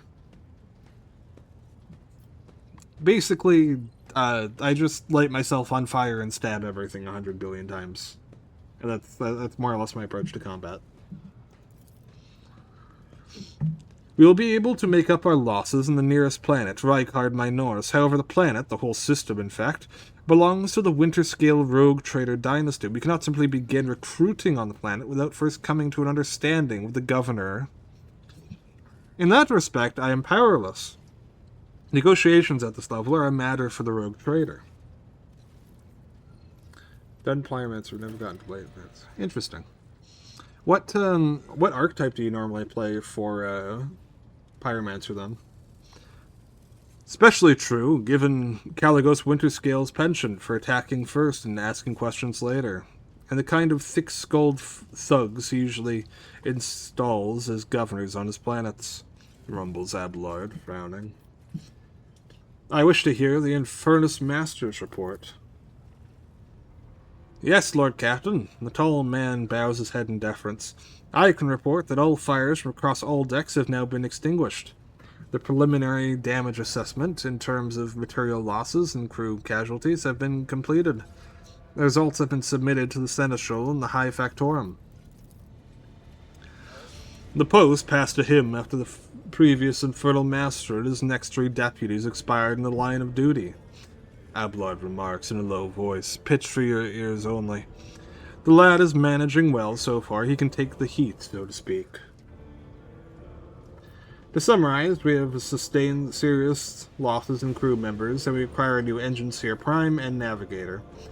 Is this all that is preventing us from continuing the voyage? Precisely, Lord Captain, but bear in mind that this will not be the end of our trials. The ship systems must be properly inspected for major damage, which can only be carried out at Footfall Station, home to the only dockyard in the sector. But we will never reach Footfall without first solving these 3 immediate problems. The High Factorum bows, forcing his way into the conversation. I am compelled to draw your attention to another problem. It is on a lesser scale than anything previously mentioned, but it is nonetheless significant. Our most ancient archaeotech, the Sacred Implantation Throne, damaged during the riot, is at risk of destruction. I dare not take up many more of your valuable time, but so please, if possible, attend the Sector Bionica, where the Drive Master will tell you of the tragedy. Oh, this is new DLC content. One of the things I actually really like about this game is DLC content It's not like, oh, go to the dedicated DLC area and talk to the dedicated DLC NPCs about the dedicated DLC story. It just adds, like, new content throughout the entire game, and it weaves in so organically that if you didn't know it was DLC, you would just assume it was part of the base game. And it's really nice. It's a really great experience, I think. Thank you for all your reports. Dismissed. The assembled officers salute you as one. Dead soldier. It was so strong I started feeling guilty. Yeah, Pyromancer soldier is really powerful. Your lordship, there is one other thing. A confidential matter of the utmost importance. Lady Theodora, Abloyd hesitates. Your eternally esteemed predecessor brought the ship here to the system for a reason. She has given a secret commission. You perhaps are wondering who has the authority to commission a rogue trader to do anything, and I shall tell you. The Lord Inquisitor, the hand of the Emperor, the chief architect of his will in the Coronis expanse. Yes, I came across a strange handwritten letter on Theodora's desk. It was signed XC. You are referring to the contents of that note, I presume. Yes, quite right. Xavier Calcazar. Lady Theodora was to seek out the Lord Inquisitor's right-hand man, one Heinrich van Kalox. An interrogator, you understand. All I know is he is somewhere in the system, and that we must find him and offer him whatever assistance he requires, and then deliver him to Footfall in the Furibundus system. Finding him, without any more information to go on, will be difficult indeed, but an Inquisitor is an important individual. The authorities of the system, either the Navis Nobilite or the Governor of Rykard Minoris, may know something.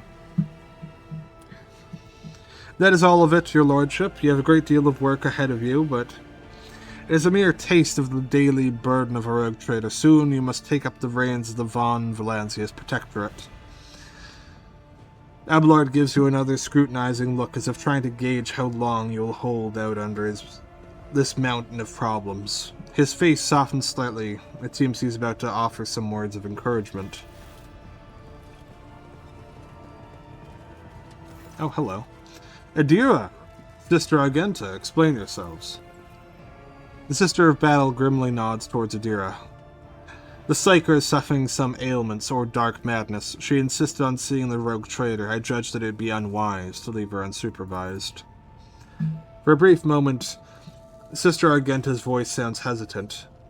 I was also hoping to approach you with a personal request, but it can wait. Speak to me when you have time, rogue trader. Can't stick around. Yeah, have fun. I'll see you around. Adira's glazed eyes rove over those assembled. One word burst from her lips. Daybreak.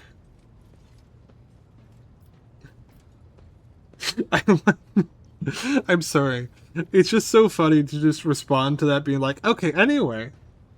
And anyway, the Psyker who could see into the future has come to deliver a cryptic message. We will immediately be discounting this and moving on with our day as if nothing happened. Alright, Adira, come to your senses. Please elaborate. Damn it. Adira presses her fingers to her temples in desperation. Your lordship, here's the thing. I was trying to see the immediate future, and it hit me so hard. My head is still spinning. Something very strange is heading our way. And while I can't make out what it is, no matter how hard I try, a single word is all I can make out. Daybreak. Or maybe it's dawn. And it's ringing and ringing like an echo, like a bell, but if it's daybreak, then why is it so dark? We cannot extract any information of value from a single word. Can you tell us something, Mistress Tias? No, not yet, anyway. The voices are going berserk, all shouting at once. I can't make any sense of it. As soon as I know or sense something, I'll report it, all right? Lord Captain, if you want me to take a closer look into your future, find me on the bridge and we can talk. The voices! Do you hear the voices, too? Are they from the void, perhaps? The voices from the void. Oh no. Oh no. Adira's listening to the shit posts of alien cat creatures. Yeah, don't worry, Rob. We will be going to back to the voices of the void. I think I mentioned this earlier. I don't know if I did though when you were here. But I am adding Thursdays onto the streaming docket. And I will be splitting Rogue Trader and Voices of the Void. As, like, both of them will be getting 2 days of stream. Until, I'm caught up. And we'll swap out Voices, because I imagine we'll be done with Voices first. Or something else. But yeah, we'll be getting back to Voices of the Void. Don't worry. Lord Captain, if you want me to take a closer look into your future, find me on the bridge and then we can talk. Lady Theodora was well served by my whispers on many occasions. I'm sure you will benefit from them as well. The Psyker's bitten lip stretches into a wry smile. Yeah. I'm thinking like Thursdays and Fridays for Voices and then Saturdays and Sundays for Rogue Trader. Just for this week, Rogue Trader, because we're on the latter end of drops for anyone who has the game. Once it ends, there's less reason to prioritize it. If there's nothing else of value to report, I declare this briefing concluded. It is time to get to work. Also, welcome back, Ra.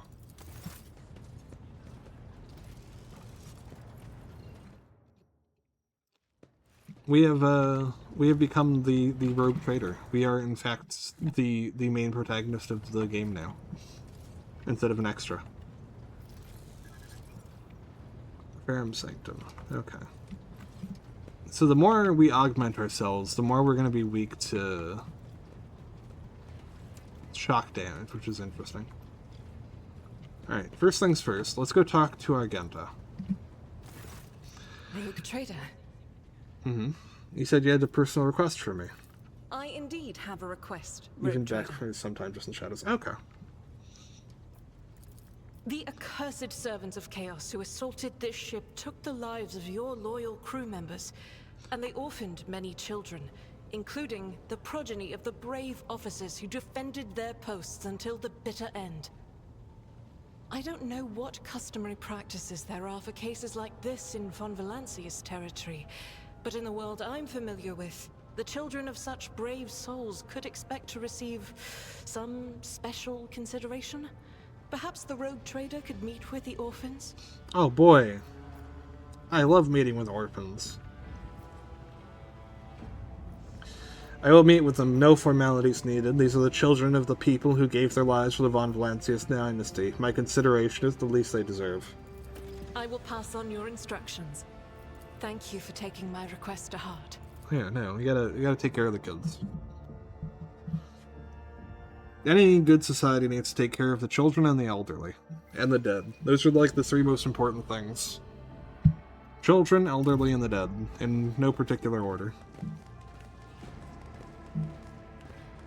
Your society will not function if you neglect those 3. Any of them. A motley group of adolescents do not take their eyes off of you, gazing at you as if you were a creature straight from a fairy tale. Are indefatigable... What the fuck is that word? Indefatigable. Our indefatigable sister has been keeping an eye on these pups. Abelard glances at the gathered children. It is hardly the scholar progenium in here, but we have provided the orphans on our ship with adequate care and instruction. Seriously, what the fuck does indefatigable mean? I genuinely don't know. I've never heard that word before in my life. Argenta is standing on the side of the side of the group. At your approach, she perks up and announces, her voice ringing. Brave ones! The master of the ship has appeared before you, the one who guides it through the darkness of the universe by the Emperor's will. Greet your Lord Captain, the Rogue Trader of House Von Valancius. You notice Infernus Master Enric Montag standing a few paces away from the orphans. He watches you with approval and bows respectfully when you meet his gaze.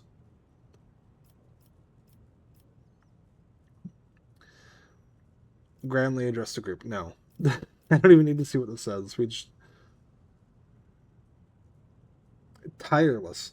That is... Okay. Well, that's... I'm glad that he was complimenting her, but, That is a word. That is a way to say that, I guess. Smile at the group. Your Lord Captain greets you, brave ones. The teenagers keep staring at you. A girl who has remained close to Argenta smiles uncertainly. A skinny, pale lad tries to throw his shoulders back and stand at attention like a soldier. Only a few teenagers at the far end seem sullen and not particularly impressed. That is a word indeed, yes. One of the scowling visitors with a thin scar across his face tosses his head back and says bitterly, "So what? Why should we care? Our friends and parents died in their dozens for you noble lot, and you just give us speeches." Sir, not even sir, child, the Lord Captain greets you, brave ones, is absolutely not a speech. Though I'm sure there were many speeches by the other officers. Argenta quickly turns to the boy, a flurry of emotions flashes on her dark eyes, like she wants to both calm him and scold him for his impudence.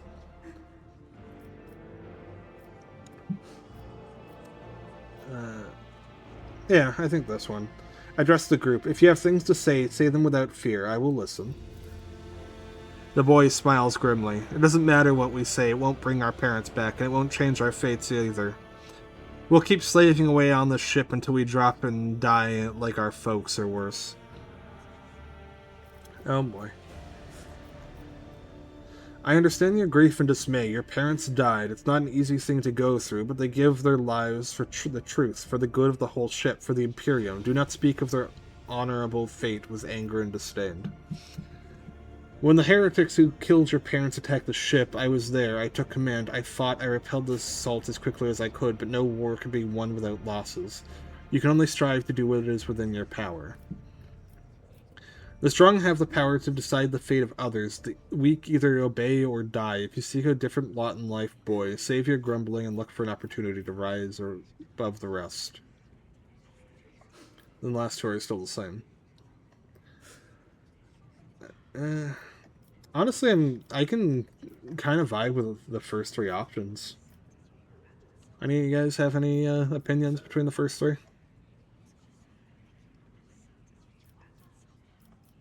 Actually, here, let me see. Let me see. I think there should be a button here for that, isn't there? Stream together, add marker, manage poll. Yeah. Question. Dialogue option. 1, 2, 3. And it'll run for a minute. Alright, we have a poll now. Let's see.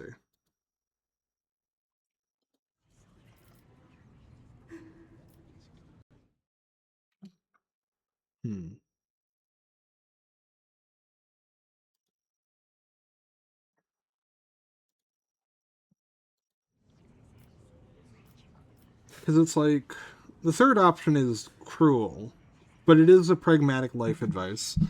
Second option is like pragmatic. First option is idealistic. Okay, so we got 3 votes for option 1. Alright, we're going with that. You heard the rogue trader. His words carry the wisdom of the Imperium. It's hard to say whether or not your words have left an impression on the boy, but he nods slowly, then he catches himself and gives you an awkward bow. Abelard gives a sign, and servants immediately emerge, carrying prolonged treats with Von Valancius emblazoned on the wrappers. It appears that the Seneschal came prepared for any contingency. Oh, give the kids candy. That's nice.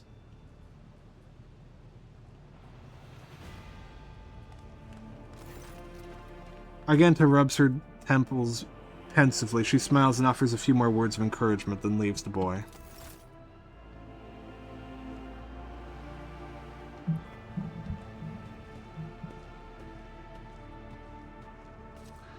Man, I really like the little moments here in this game where it's just kind of like... You're just kind of... How do I put this? With a lot of Warhammer 40k games, it's like... oh, here's a game about being a space marine and killing a bunch of shit. Here's a game about being a Tau fire warrior and killing a bunch of shit. But it's really rare for like a Warhammer 40k game to just be unironically like, yeah, let's just get immersed in the world. Let's just like talk about like the lore and the people and the lives lived. And I think that's pretty cool, honestly.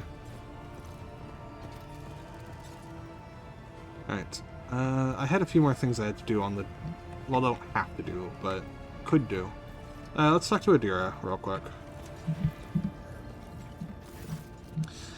The tall, pale-aged woman stares straight ahead, her eyes vacant, as she rubs the implants at her temple. Her collar is undone, and one of the clasps is on the verge of falling off. Sensing your presence, Adira turns her head towards you and offers a crooked smile, even as her eyes look right through you. I'd like to hear your augury, Adira. What awaits me in the future? All right, let's hear what they're whispering about you. Hmm? Adira laughs, rubs her hands together, and suddenly freezes with a vacant smile on her face, her head slightly tilted. You feel goosebumps appear on your skin, and your collar begins to waver ever so slightly, as if moved by a breeze from a half-open door. Seek not on firm ground, but in a golden hall suspended in the void. There waits a child without kin, but with a name blind to truth. She draws the brush across the canvas and does not notice that her palette is full not of paint, but of blood. And with each smear, this well does not deplete, but fills and fills up to the brim. One thing is clear. When this vessel overflows, none will remain unstained. Well, that's dark. Among the blind men and false prophets, a red-robed sage seeks the answer to a question. He does not know that it is not the answer he must seek, but the question that will draw everything into focus.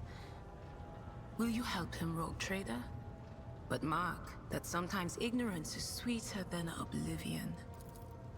A chained hound chases after glimmers of the aurora, but sparks in the scent of oil confound his nose. A chain trails after him. What will happen if you pick it up?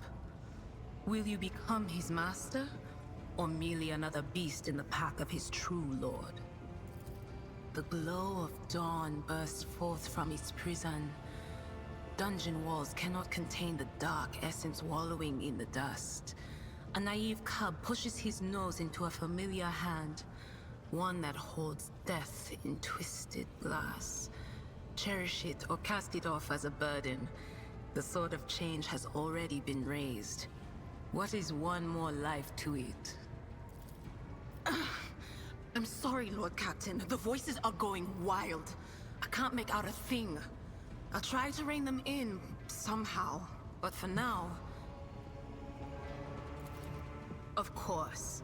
Always at your service. Whenever you need me. Interesting. So if I recall, we need to go check out the a new wing of the ship.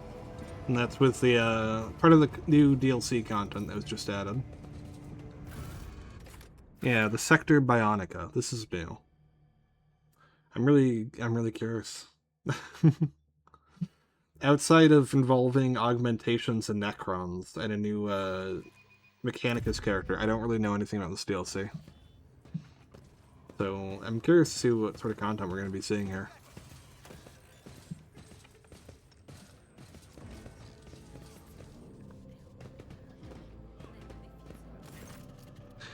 The implantation throne is majestic in its antiquity. The metal bench, surrounded by countless injectors, manipulators, and vid screens, leaves no doubt as to its purpose. The very nature of this machine is designed to transform living bodies by fusing them with blessed iron. Even to the naked eye, it is clear that the machine is ailing, grievously so. The manipulator's segmented tubes hang limply, bleeding ungluent, while the dusty lumens are only dimly illuminated. As the tech priests try to revive this relic, each swing of their sensor like a pendulum ticking down the moments into the throne's untimely demise. Your lordship, thank you for gracing the Sector Bionica with your presence. You are already acquainted with Drive Master Zira, Tala. It is she who has been tending to the ancient relic. She is here to convey the wretchedness of our present position. The tech priest slowly extends her mech androids, twisting them up in an intricate gesture of greeting. Lord Captain, the blessed machine spirit that dwells within the throne is fading. I and many grieving tech priests have been performing unending sacraments of tech healing and prayers of operational benedictions on the shrine, but even our devotions are merely staving off the inevitable. This throne is a creation of the Omnissiah made centuries ago, even before the unholy desecration of the relic. We were barely able to propagate the ancient machine spirit to perform sacred augmentation procedures. Many litanies and operating protocols did not survive through the ages. Now, with the demise of the keepers of the implantation throne during the mutiny, they have been lost forever. The sacred machine must be saved at all costs. Alright. What makes this machine so important? It is unique, one of a kind. The tech priest's optical augments flash and surprising fervor creeps into her voice. In the logos annals of the Adeptus Mechanicus, this throne is identifiable as a shrine capable of autonomous augmentation rituals. Its loss is unacceptable, and any condoning of it is sacrilege. In addition, the rogue trader or persons authorized by the rogue trader may use it. It is an invaluable investment into your longevity and bodily integrity. Oh, how were the relics damaged? The High Factorum clears his throat and grimaces. During the uprising, instigated by the rebellious Master of Whispers, the Sector Bionica was besieged. The janitors and the Medicae officers heroically defended the throne, but eventually the rebels broke through. Most of the defenders fell in the battle, and many machines were lost or damaged. Many were able to be restored, but the throne was particularly badly damaged. What sacraments can the throne perform? The shrine is capable of autonomously healing flesh and blessing it with augmentations under the supervision of a knowledgeable genator. Complex procedures can be performed with unimaginable speed and precision, and stimulants administered in the required proportions and combinations. It is a true miracle of the Omnissiah. Well, and how do we save the throne? Only a servant of the machine god endowed with the high rank of Genitor Extremus, versed in all the necessary rituals, and learned in the mystical currents of the motive force, can perform the reparative sacraments and reanimate the mechanism. The only place where one might find such a servant is on the cloistered station of Alter Templum Cactus X-17. To the best of my knowledge, the cloister Mistress Talar is referring to is located in the Furibundus system. Its denizens are not well disposed to communicating with the laity, but I am willing to leverage every diplomatic connection I possess to gain an audience with the station's clergy. In that case, time is of the essence. The Drizemaster's Fox Grill emits a binary aria of thanks. The High Factorum adjusts his monocle with a satisfied look. I thank you for your favor, your lordship. Before we depart the Sector Bionica, I would like to present to you Genitor Majoris Fenris and Vivisector Jane Martinax. They're currently performing an urgent procedure and therefore will be unable to attend the inspection in person. But I am certain they will receive the rogue trader's visit as a great honor if you will follow me.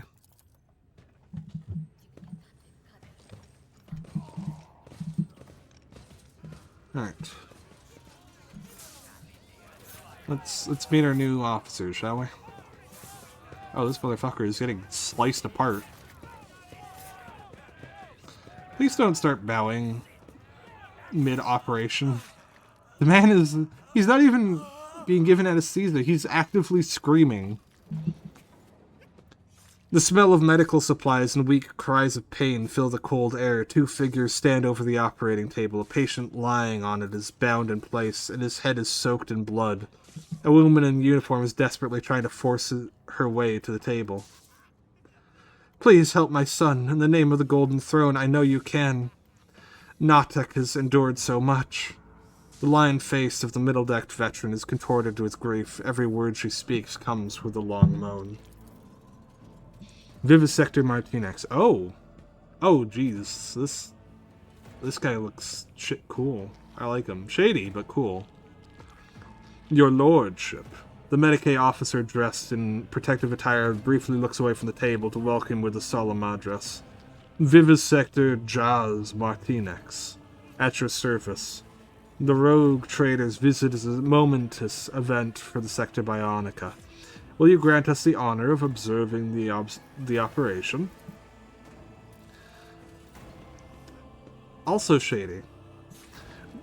Janitor Ferenz, the hunched tech priest on the opposite side of the table, erupts in a furious by-heart trill as he struggles to immobilize the thrashing and moaning patient. After a time, he likewise turns his metal-plated face to you. The light form, Janitor Majoris Ferenz, welcomes Lord Captain Rainamo von Valancius. I second my colleague's statement.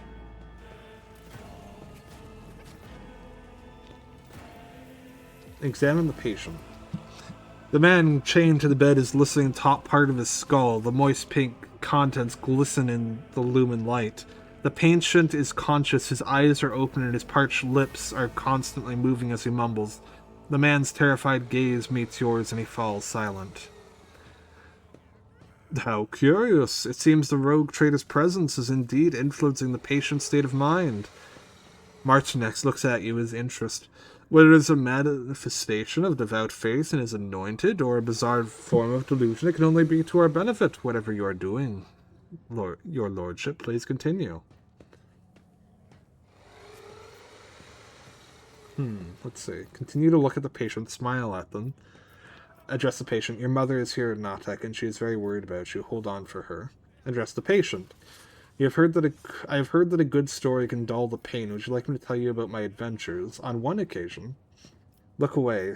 Seeing as the needs of a maimed man is tedious work, undeserving of a rogue trader's attention, do your duty as you see fit. I think, in this case, since we're literally just starting and we haven't really gone on any adventures, we're going to go with option 3. Your mother is here, Natek, and she is very worried about you. Hold on for her. The patient's clouded gaze is locked on the woman's face, the corner of his parted lips stretching into a faint semblance of a smile. His mother stares back, almost without blinking.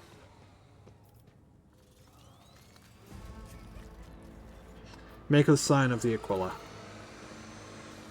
The throne of Terra, blazing in its light, turning aside every evil. A quiet chant emanates from off to your side.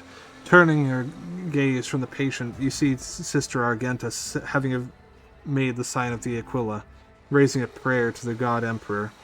Her melodic voice is soothing and instills confidence. Through the bloody foam on his lips, the prostrate man whispers, God Emperor bless you, Lord Captain. Barely exhaling the words, he takes a deep, pure breath. A moment later, the two people leaning over the patient simultaneously raise their instruments. In a colorless voice, the tech priest proclaims, registering the complete stabilization of the life form's condition. Internal cortical damage has been treated, requesting closure of the calote and transfer to the victim to B-class stimulants. He will live, but the stimulants won't replace that part of his brain. If we implant the sacred cortical augment in his skull, it will restore his lost ability to think and act. Lord Captain, please. Your subject has genuine need for this augmentation. This constitutes a violation of the sacred directives. The value of an individual life form is incomparably less than the value of sacred technology required. Augmentics of the specified class are so rare and so restricted to senior officers, thus dictates the regulations of the Sector Bionica. Ooh, so this is another choice we're getting. Alright, who is this guy? An expendable life form to be utilized in void battles, one of thousands. A soldier from the Voidsman combat unit, and a devoted servant of the Emperor. Lord Captain, this young man has been fighting for his life, even through the horrendous pain. If you allow for the augmentation to be installed, his perseverance will become an example for others to emulate. My only son, he's serving in a Void unit. I was the one who told him to go there, my poor Natek. Rasps the woman from behind the Medicae officers. Well, how was he injured? In the last Void battle, Lord Captain, where he barely survived his injuries, he suffered a few healing attempts from charlatans on the lower decks, and endured a long road to become here. However, no weapon can destroy the devotion and fortitude of a true servant of the God Emperor. Wait, they cut open the top of his head to heal him? Are they doing fucking bloodletting down there? Holy shit. Alright, what are your proposals? I understand that my opinion might strike you as strange, for a mere fact that this poor soul has found its way to the Sector Bionica might itself be regarded as a blessing, yet hear me out. The installation of a cortical augmentation will restore the patient to health, serving as an example for the rest of us through his heroism. This will inspire the people and strengthen their faith to the Lord Captain, and let them know that the rogue traders' mercy will not abandon them in their hour of need. The life form in the operating table is easily replaceable and does not possess any substantial functional value. Therefore, installation of the implant would be devoid of sense. Proposing replacement of lost function by means of Class B powder stimulants, the life form will have limited viability and will be gifted an optimal termination period with partial functionality. Jeez. I've made a decision. The Medicae officer and the tech priest exchange glances. Option 1, fit the augment. 2, this man can make do without expensive augments. 3, I am not here to get involved in medical disputes. Settle this without me. Alright. Alright, we got a new poll. New poll.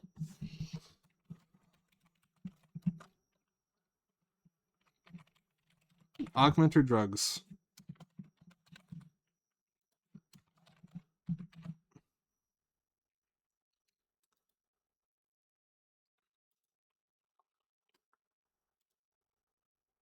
Personally, I'm leaning augment, because, you know,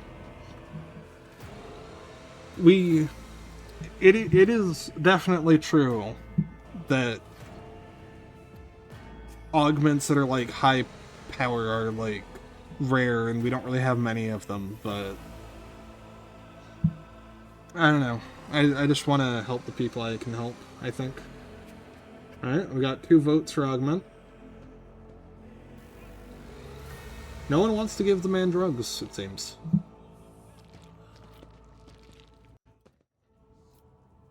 Alright, let's see. We might get an upset, assuming like 3 people vote for something else, but I doubt it. Yep. Looking augment. Alright. Augment it is. Oh, 3! Someone voted augment last second. Jeez. We hear and obey, Lord Captain. Martinex offers you a graceful bow. I'll see to the implantation at once, and the esteemed servant of the Omnissiah will assist me in this procedure.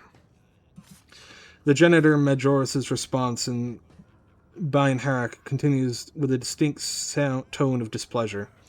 Ignoring his colleague's reaction, the vivisector begins inserting thin augmentation spikes into the patient's brain with uncanny precision. Before long, the iron plate of the cortical implant replaces the damaged bone with a resounding crunch. In the distance, you hear the soft sobs of a woman. Gnatek's mother is weeping helplessly, furiously wiping her eyes with her fan, but now a smile of relief lights up her face. Thank you. Thank you, your lordship. I will remember your intercession for the rest of my life, and I will pray for your good fortune.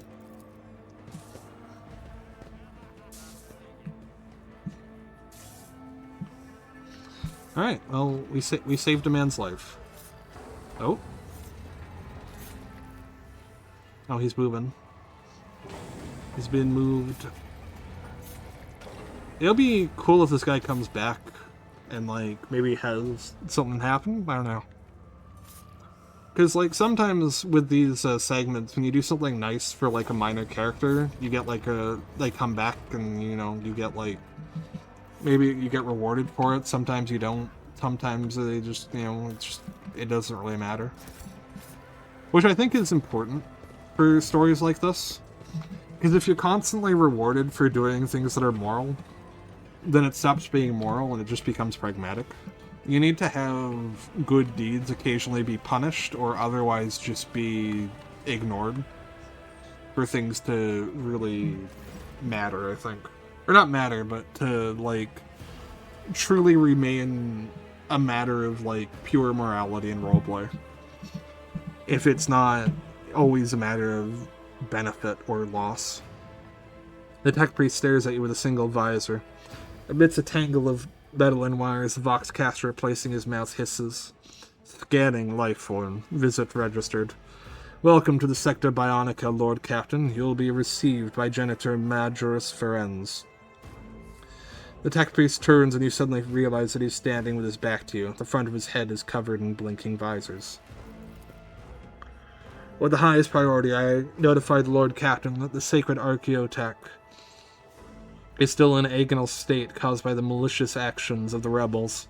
The functionality of the Sector Bionica is limited. Lifeform Janitor Majoris Ferenz humbly awaits your assistance in purifying the reliquary mechanism. Let's see. Not really interested in right now. Brief trill of farewell comes over the Vox. The janitor turns away, but the visor on the back of his head keeps watching you. I was kind of hoping we could get, like, a store out of him, but it doesn't seem like that's going to be happening just yet.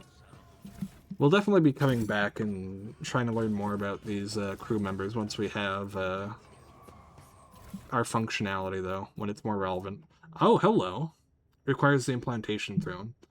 The range in which medkits and stimulants can be used is increased by 2 tiles. When a medkit is used, restore an ally's wounds. It restores 15% of the missing health, more wounds. Ooh. When a stimulant is used, it restores 15% of the missing wounds. It also grants an ally momentum equal to that ally's resolve. Negative effects. User's weapon skill and ballistic skill are reduced by 5%. That's actually really cool. I like that. That's an interesting trade-off, too. Yeah. Alright. Well, I think we got... Let's see if Martinez will sell us anything. A tall wisp of a man hurriedly turns towards you. He's wearing an apron covered by dark splotches, and his thin arms are sheathed up to the elbow in medical gloves. Your lordship, I apologize for my appearance. The Medicaid officer bows low. My name is Jose Martinez, and I serve the Vivisector in the Sector Bionica. It is an untold honor to welcome you to our deck. First of all, allow me to express gratitude for permitting me to place a cortical implant on the injured man. Thanks to your mercy, one more person has been able to continue his service to the God Emperor. The Vivisector makes the sign to the Aquila with his hands and bows to you, again, even more deeply than before. Firstly, I must boldly warn you that until the relic that powers the Sector Bionicas with the miraculous knowledge of the Omnissiah is healed, to my deepest sorrow, the installation of sacred implants cannot be performed. For all his florid speech, more typical of a noble than a Trojan, Martinez speaks with a genuine sadness. Gotcha. Take care of yourself, Lord Captain. Alright, so we can't really do much until we get out of this sector. So I guess for the time being, let's head to... Actually, wait, no. We should head to the chapel. I think it's the chapel. It's either the chapel or the shrine. I can't remember which. I think it's the chapel. Because if I recall, there's some, there's a puzzle we can do here to get some cool loot. Oh, wait, no, this is not what I was thinking of. This is the wrong spot. Holy shit, this music, though. Rad as fuck. It would be the shrine, then. I can never remember which one's the shrine and which one's the chapel. Despite going to both of them, like, a fuckload of times. Alright. Confessor Ethelbert, we don't need to talk to at the moment, but we will offer a prayer before going on a mission. You recite a prayer, the one you remember best.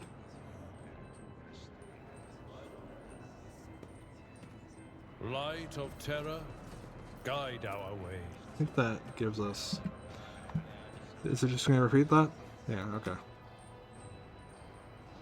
I think you have to be dogmatic to, like, specifically get any real benefits from doing this, now that I think about it. But if I recall... There should be... Yeah, there we go.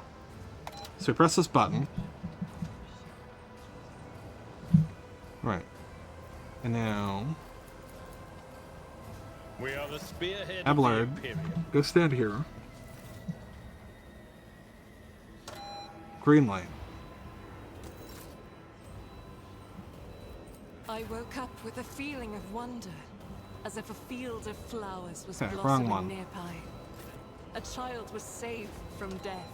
1,000 heretics were burning alive, begging and sobbing and howling. Argenta, that was kind of fucked up. I don't know why you felt the need to say that out of the blue, but sure. Alright, so that's not the right button. Maybe this one. No.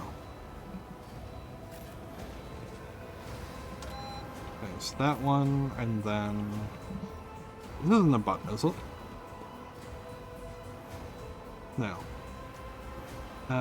Over here.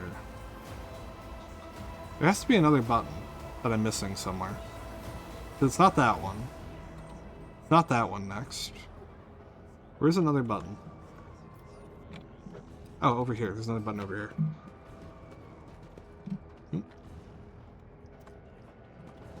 Nope, that's also incorrect. I am at your service.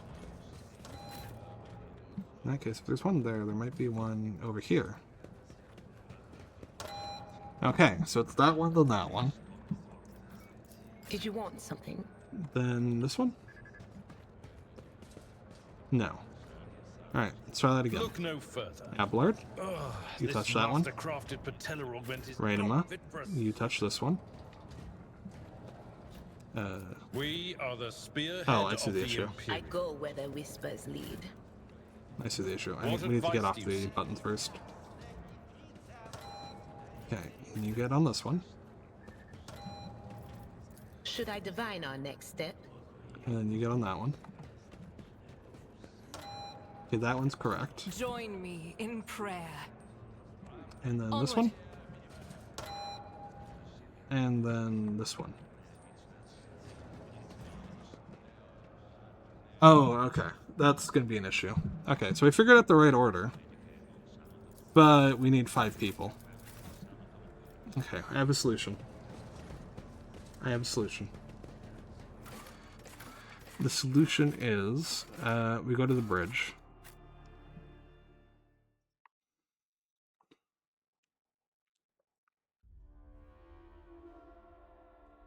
What happened to Discord? What do you mean? Is something wrong with Discord?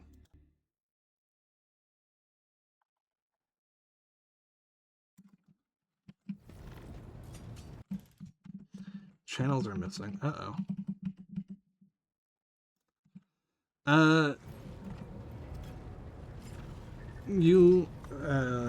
One second. Let me check the Discord. All you see is gallery and porn. By chance, you don't happen to have... No, you don't.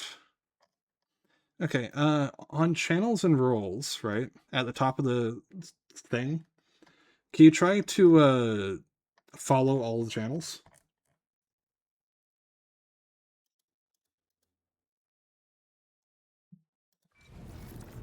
That might fix it. Because we did fuck around with the roles a while ago because of hackers and the like. I think it's Janice we want to talk to for this. Hmm.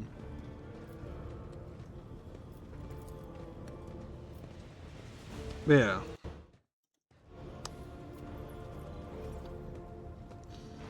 I'll make sure to get it fixed after stream. Don't worry. Portrait. You can just, yeah, let's just go with this. We'll just take a, My tactics are flawless. and you can be dogmatic. Why not? Yeah, it's fixed? Great. Okay, yeah. That happens sometimes. If that ever happens to you again in another Discord server where you think things have glitched, just go up to the top and refollow the channels. It's specifically a glitch, from what I understand, with community Discords. I don't really know why it is a glitch, but it is. And then we're going to go with an arbitrator. Very nice. Fulminating shot, if I recall, is... Let me see. Yeah, I think we want vigilant. Yeah, that... Like I said, it's something that just kind of happens. It's kind of weird. I don't know what makes it happen, but there's... Well, I know a few things that make it happen. Like, for example, it can happen if roles get changed. It can happen if channels get changed or things get reprioritized. It's all over the place, honestly. Alright.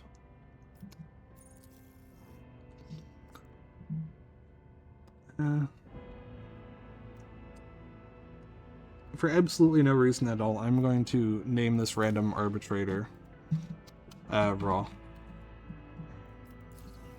They're just being called Raw, not in reference to anything at all. That's just their name. Their name's Raw.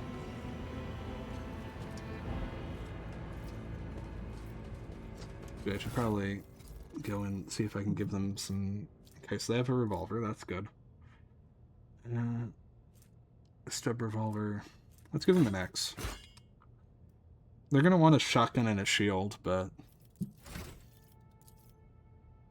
Let's get them some demo. And then we're gonna want... Pretty much immediately, we're gonna want... Let's see, where is it? Not that. There's a specific ability that they can get that's, like, really integral. Shotgun Mastery. The arbitrators can wield two-handed shotguns in one hand. You might be thinking, that sounds fucking absurd. And the reason for that is because it is. It is fucking absurd that they can do that. So we're going to go over here now, and we're going to take the shotgun away from her. And we're going to give her a sub-revolver. And now, our little lady here is just going to hold a whole-ass shotgun in one hand. Okay. And Raw is, yeah, they just have a two-handed shotgun in one hand, which gives them the ability to then dual-wield a shotgun with a pistol. Now, you can actually dual-wield two-handed shotguns with that setup. For, some reason. Kind of absurd, frankly. Sorry that this is taking a bit, but I just really wanted to get some loot before we got started. Alright, now if I recall, it's this one. Your seneschal is always there for you. And then this one. And then this one.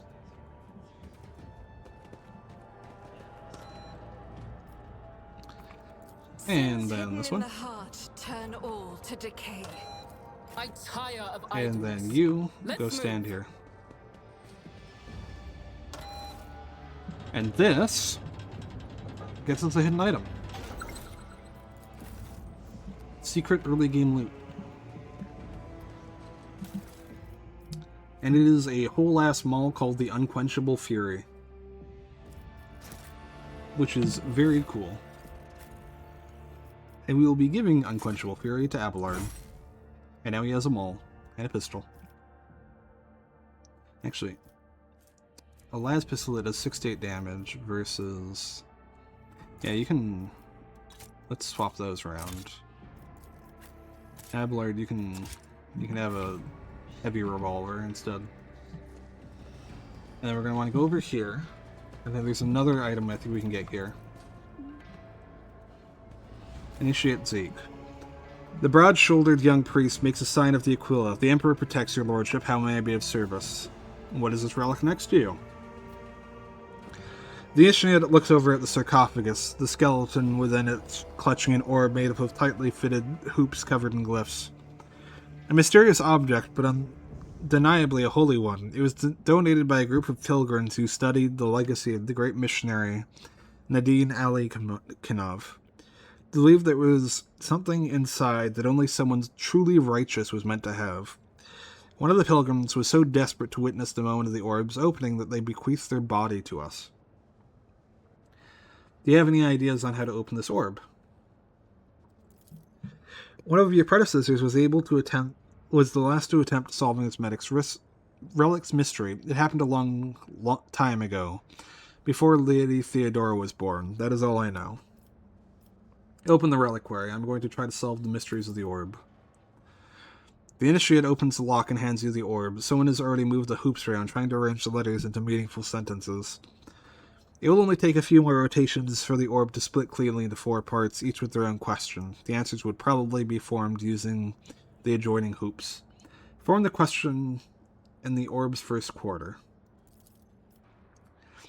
My light reaches everywhere. The greedy will see me in gold, the scholars in humanity's cradle, but only the righteous will see me within their souls.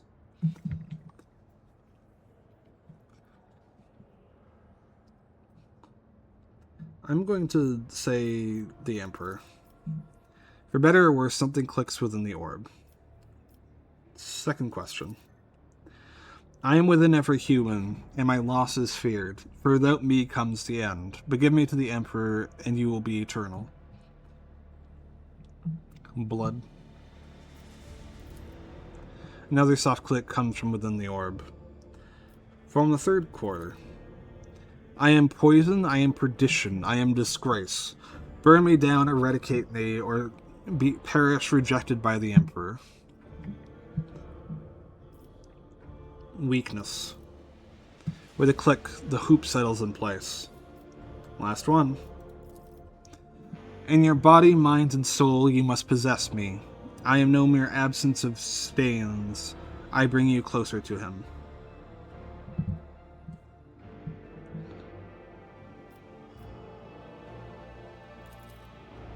The hoop shift.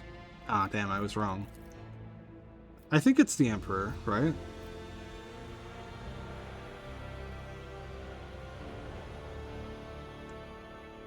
It should be the Emperor, shouldn't it? My light reaches everywhere. The greedy sees me in gold. The scholars in humanity's cradle. Only the righteous will see me within their souls. I'm pretty sure that's the Emperor. I mean, yeah, I can't see what else it would be.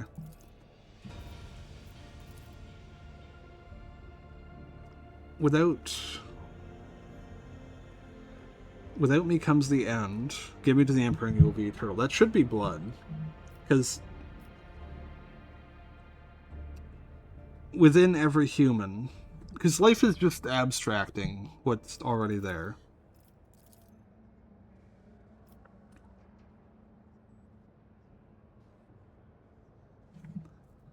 Is it heresy?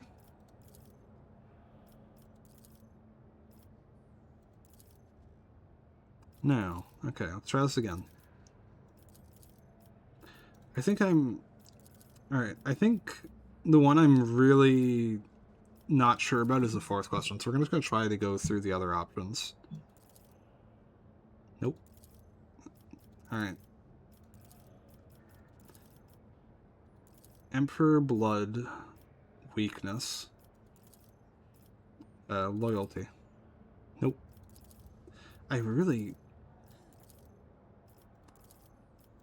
cannot figure this shit out, can I? Yeah, no. It's one of the ones I'm confident in that I'm wrong on. Emperor blood transgression? Purity? No, I can't figure it out. Oh well. Say no more. Oh well. I guess I'm just stupid. Alright, let's get the fuck out of here. Let's go do some content.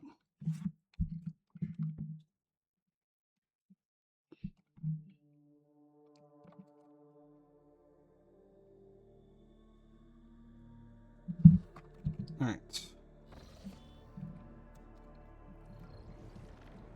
So if I recall... So there's a trick to this area. And it's actually kind of a cool trick. So if you see on the top left, we have Urek 5, right? And in Urek 5, that's where we're going to find our navigator. Down in the middle bottom, this is a prison planet.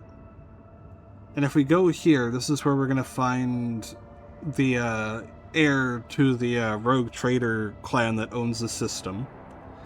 And if we go over to the planet, then, well, we're going to find what we find on the planet. The situation is as follows, though. Whichever location we go to, the situation gets worse in the other two areas. Whichever area we go to second, it gets even worse in the third area. So, whichever one we prioritize, we get the best outcome for. And whichever one we neglect, we get the worst outcome for, inherently. But, there's a way to cheese it. But the way to cheese it makes it harder. So, we're going to be cheesing it because it's the hardest option that has the best payout. So we're going to be doing it that way. Lord Captain, Astropathic Choir Master Zachary Wise is asking to speak with you via a private channel. Greetings, your lordship. I can report that the choir is listening tirelessly to the Immaterium in the hopes of picking up voices from the Dynasty's ships or worlds. However, we have heard something horrifying instead. Amid the Immaterium tumult, something is screaming. This scream is driving your choir mad. Until it stops, we have no hope of contacting any of the Dynasty's world. It is coming from Rykard Systems' Astropathic Station. We're going to pay a visit to that station. Thank you, your lordship. Alright, so let's cheese this shit, shall we? Lord Captain, reporting to the heralds of the Navis Nobilite, continue to maintain Vox silent. Perhaps due to Urek 5 being off limits to visitors, we intercepted signals from the beacons drifting in the station's orbit. The demands are clear. We are told to turn the ship around immediately. We have also detected an accumulation of space debris near the station's docks. Presumably, it is the remains of an interplanetary shuttles. Perhaps the esteemed Navis Nobilite House requires aid, and therefore cannot respond to our Vox transmissions. Contact the station again. I will negotiate personally. The Vox relays the cadent sound of grinding gears and clicking tumblers. I am sorry, my lord. The station does not reply even after an official greeting by a rogue trader and a declaration of your intent to negotiate in person. Order the crew to commence docking with the station. Affirmative, Lord Captain. We do not know what is happening at the station, so you'll have to look for the esteemed navigators blind. Dock safely, and may the God Emperor light your path.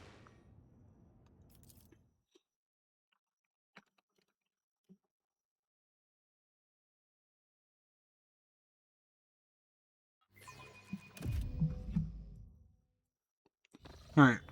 So to basically chase a situation, we have to start but not finish any of the 3 locations. Pathetic worm. You dare to argue with your master? It was not you whom I swore to serve within these walls. My lips are sealed. Confess. What was the old man's last command? What are you planning? Give up, Keeper. You have lost this battle. Again. We're getting nowhere with these ones, sir. Permission to execute them.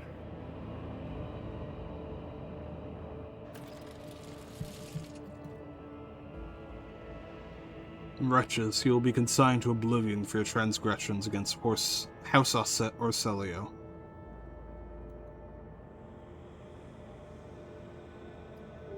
Oh, jeez.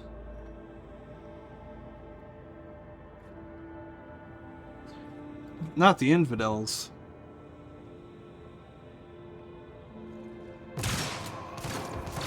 That was a shotgun execution. At mid-range, too. That is not a fun...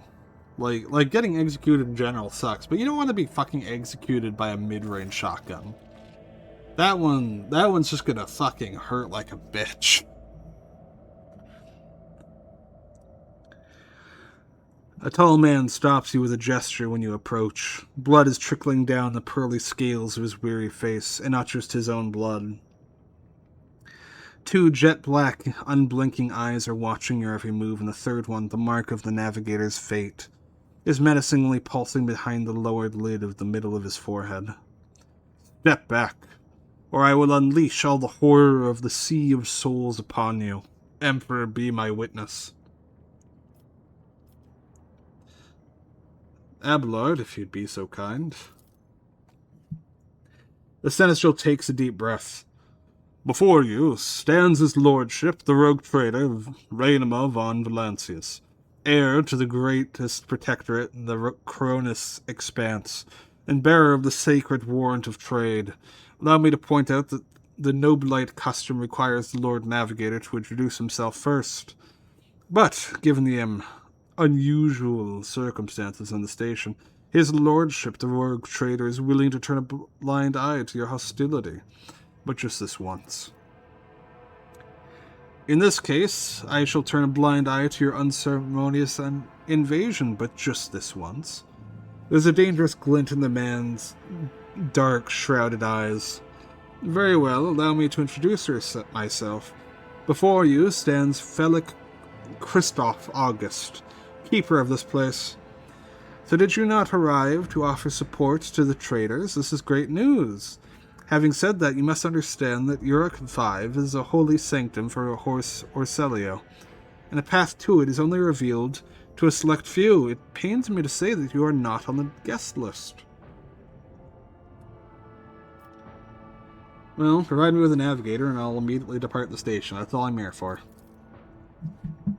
I do not think this is possible. Uric 5 is an observation station. We do not sign contracts and we do not provide navigators. We delve into the depths of infinity and chart the movements of the warp stones, and besides, Felix gestures to the disorder around him, you have chosen an inopportune time for negotiations.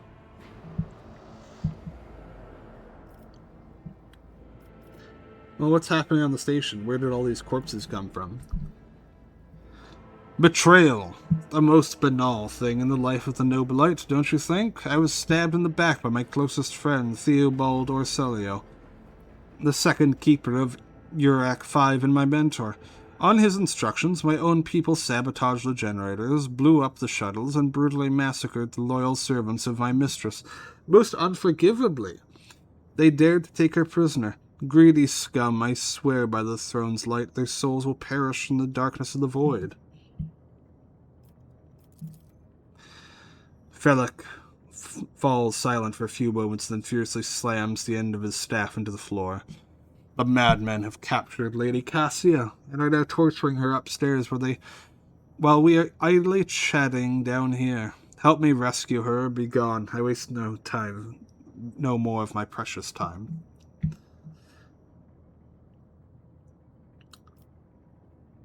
What kind of help are you talking about? I would never ask you for such a favor under different circumstances, and yes. Bellic takes his hand away from his ribcage, notices blood, and winces in pain. And yet Lady Cassia's well-being is above all. I haven't got many people left, and my wounds are too deep for me to act with precision and swiftness, but you may actually succeed. In order to ascertain the mistress's chambers, you will need to remake a holy relic sanctified with the blood of Lord Orselio herself. This is the control rod of the elevator machine spirit. I have one part and the other was lost during the mutiny. But even this relic would be of no use without the elevator mechanism is powered. So how am I supposed to repower the elevator? The station's main cognitor is situated in the guard room. Just enter the correct command sequence and the sacred mechanism will do the rest. How should I remake the control rod? I have a phylactery containing the mistress's blood. It needs to be taken to the laboratory, which is located behind one of the reliquary doors. The most ancient and sacred of mechanisms will help rebuild this rod. The tech priest ceaselessly performed the rites of appeasement so that the machine spirit would serve the house in its time of need. This fateful hour is now upon us. I guess that makes sense. So what have you decided, descendant of the Von Valancius line?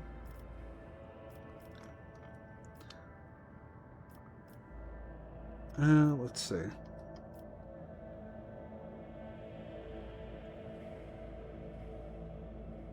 I will rescue your mistress, but in return I require that House Orselio sign a contract with my protectorate. Felix's reply sounds curt and tired. So be it. Hurry, the mistress's safety is all that matters. Should you fail, our arrangement is finished. Items received. Phylactery of blood. Alright, now, time to immediately fuck off. We will come back, and we will save Lady Cassia. But we must fuck off immediately in order to get to the prison planet. And then we scan it.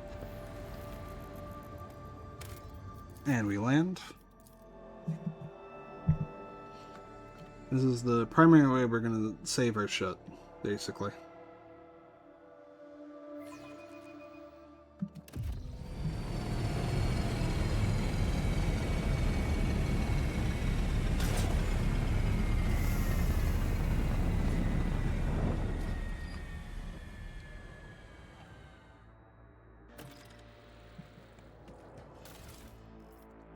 More loot, very nice. Probably press quill. Yes, there's a trap there, thank you.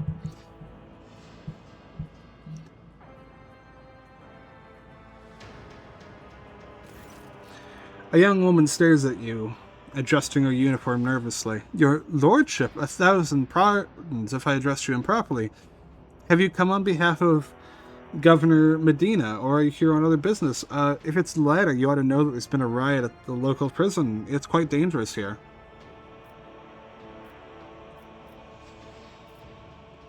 I have no time for long-winded talks. Brief me on the situation ahead and do be concise. Reporting, there's been a prison riot on the planetoid, led by the prison warden himself, my lord Yvain Winterscale, son of the rogue trader.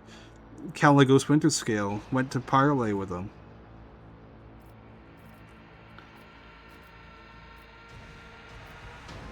I have no more questions. You may excuse yourself, pilot. The one freezes for a moment before asking hesitantly, Your lordship, if I may have a minute of your time, I wouldn't have dared to trouble you with a personal matter, but the situation. In any case, have you been to the capital of Rykard Minoris yet? I wanted to ask if you saw the man there. A communication officer by the name of Jasper. I have not yet been to Rykard Minoris and know nothing of this officer's fate. And that's a shame. May the Emperor keep that fool from harm. Thank you for your time, your lordship.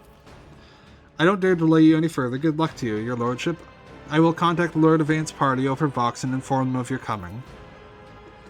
Okay, so this is locked in the good ending, or not the good ending, but the best roles for both Trying to tell me something. the space station and the prison planet. So now we can go handle the astropathic station, and then we can head to Rykard Minoris. The astropathic station is dead ahead of the void ship. It is motionless. There is lifeless silence across the Vox frequencies. The lights are out. Even those who have no warp sensitivity can feel the presence of death. It is here, lurking in the shadows, all of this makes reading the reports of the ship's astropaths, who claim to be hearing an incessant ghostly howl emanating from the station, all the more disturbing. Contact the station by Vox. The station to start responding. Perhaps there's no one left who could respond. Deploy a scouting team. The enforcers offered their prayers and proceeded to the center to enter the uncanny station. What they saw inside was monstrous. Astropaths upon their thrones, not quite here, not quite now, smudged, as if it were, across time. Servants reliving their horrible deaths again and again, only to be reborn out of ashes and blood into more agony a moment later. The warp manifested itself here, twisting the very nature of existence. The main hall was covered in a crust of psychic ice. A green-robed, blind old man sat motionless upon a tall throne. He was quite literally embedded in the ice, yet he was still alive and screaming. Send Zachary Wise to the station with a squad of bodyguards. Choir Master Wise boarded the station in person and proceeded to the choir's hall. He stood silently for hours in front of a man frozen in ice and held a telepathic conversation with him. Nope. Oh, nice. Then Master Wise offered a prayer to the God Emperor, and the unfortunate man passed away. Upon returning to the ship, Wise reverently presented to the Lord Captain with a grim trophy, the late choir master's amulet taken from his frozen body after his death, the denial of nightmares. The psychic shriek carrying across the immaterium has been silenced, but this has brought the crew no relief. A chilling realization came to the astrographs when they have discovered that the cry was making a different sound. One even more terrifying and surreal. It was the melody of a cataclysm born from a warp storm of titanic power.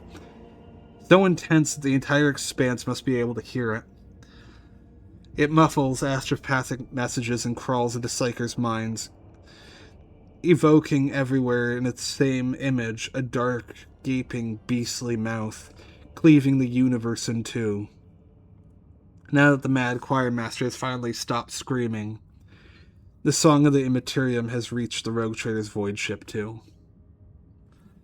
Order the station to be explored, burn everything, or seal the station, dooming its ghostly inhabitants to an eternity of suffering. So if we burn everything, we'll probably, I actually don't really know what happens if we burn everything. Sealing the place, I'm not really sure that'll help. Looting the place will probably get us loot. I guess it's time for another quick poll. This time I actually have no biases at all. Loot or burn? Loot. Burn.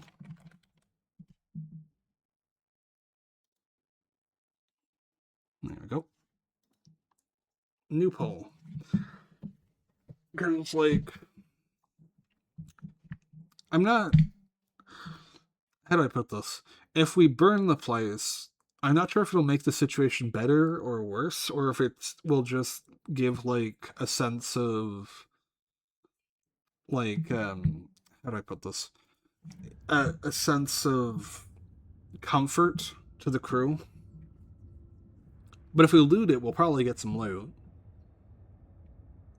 If we seal the place, maybe it'll make things better, maybe it'll make things worse, but I can't see how it'll help at all, considering what we're dealing with.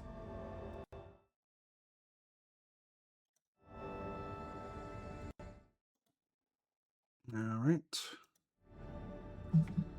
Looks like we've got... Oh, 50-50. Alright. Oh, let's just burn them. Alright. Void torpedoes shatter the fragile station. One can only hope that the unfortunate souls captured by the warp have perished along with their home. Alright, well, we got experience, so that's not the worst outcome.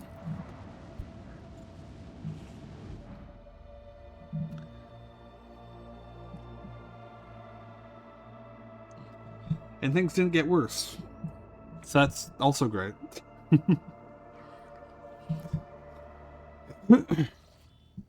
Oh, hello. As the ship makes its way through the star system, a strange fatigue falls over you. Your eyelids grow heavy, and the quill you have been using to draw up yet another order falls from your hand.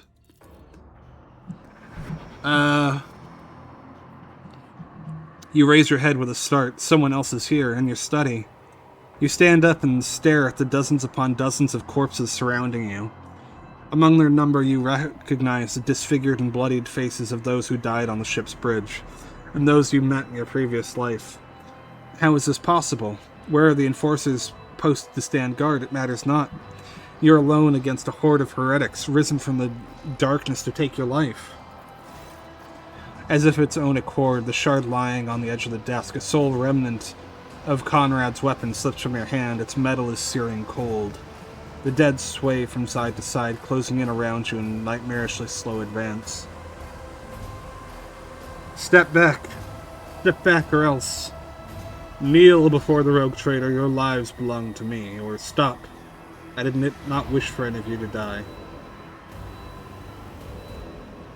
And go with the third option. The dead remain deaf to your words, creeping ever closer with the inevitability of death itself. You belatedly realize that your trembling hand has found the shard, when its razor-sharp edge cuts into your palm.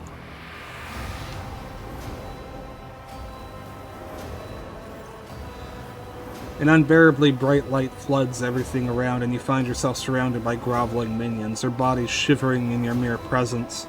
Your hand no longer holds a pitiful shard, but a majestic and intricate weapon. A skillfully crafted sword with strange, unnerving proportions, a curved design, an unusual hilt adorned with the image of a closed eye. The eye opens wide, revealing a gaze so ancient and dark that it steals your breath away. You have felt this gaze before, there on the bridge, and the voice that appears in your mind only affirms your guess.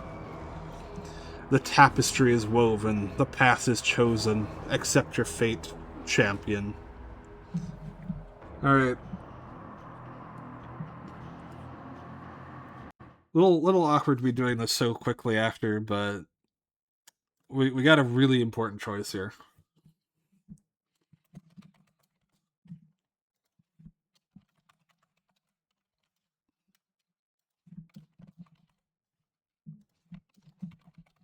And that is, do we worship chaos? Do we try to make use of chaos? Or do we reject chaos?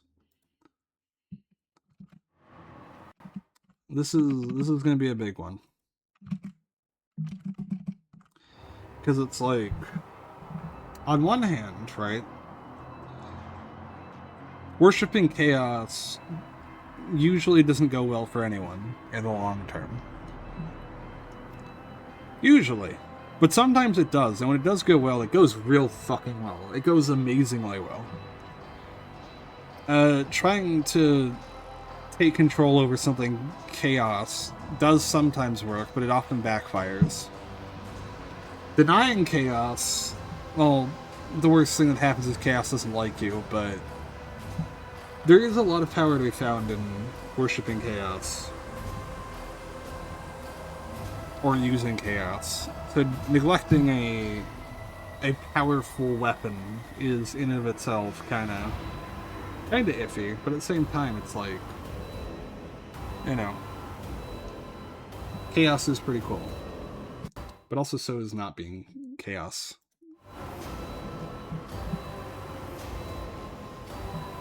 Curious to see if we're going to get any votes. I'm thinking... I can't really decide personally.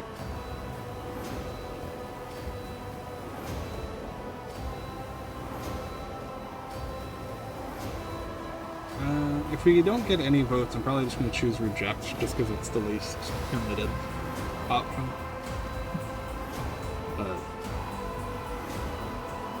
Or maybe not. Maybe we choose to use chaos if no one votes. Who knows? Yep, no one's voting. It looks like the end answer is... Oh! Reject. There was actually a vote. Interesting. Alright, we are rejecting then. I guess I just can't see the...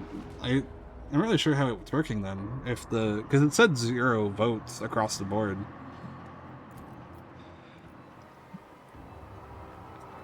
But the moment it ended, there was a vote. Weird. Your body refuses to obey your command. The handle feels as if it has become one with your hands. And the gaze of the demonic eye sets your very soul ablaze. Resisting your fate is futile. You scream as you feel your soul burn away to ash. You awaken from the vision, kneeling next to your desk, clothes drenched in sweat and with a sour taste on your tongue. Your head is ringing and you struggle to recall those faces in the image of the sword in your hands. Only the deep cut on your palm and the bloodied shard lying on the floor remind you of what just transpired. You would rather die than touch that thing again. So you reach a shaking hand for your Vox and call for a servitor. Now you have to wait for the mindless automaton to arrive, pick up the cursed artifact, and head for the nearest airlock to be claimed by the void. That's a really horrific fate for an automaton. Or a servitor, rather. Because that's just a lobotomized human who's now just throwing themselves out of an airlock with a fucking Zinchian artifact. That servitor is fucked for, like, no reason. Like, absolutely no reason. They're just being screwed over. Alright. Let's go back to our iCard.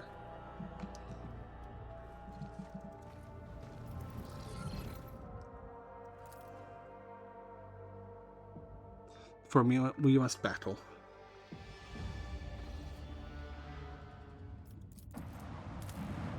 Scan. And let's land. Alright. Now, I mentioned that cheesing it is harder than not cheesing it.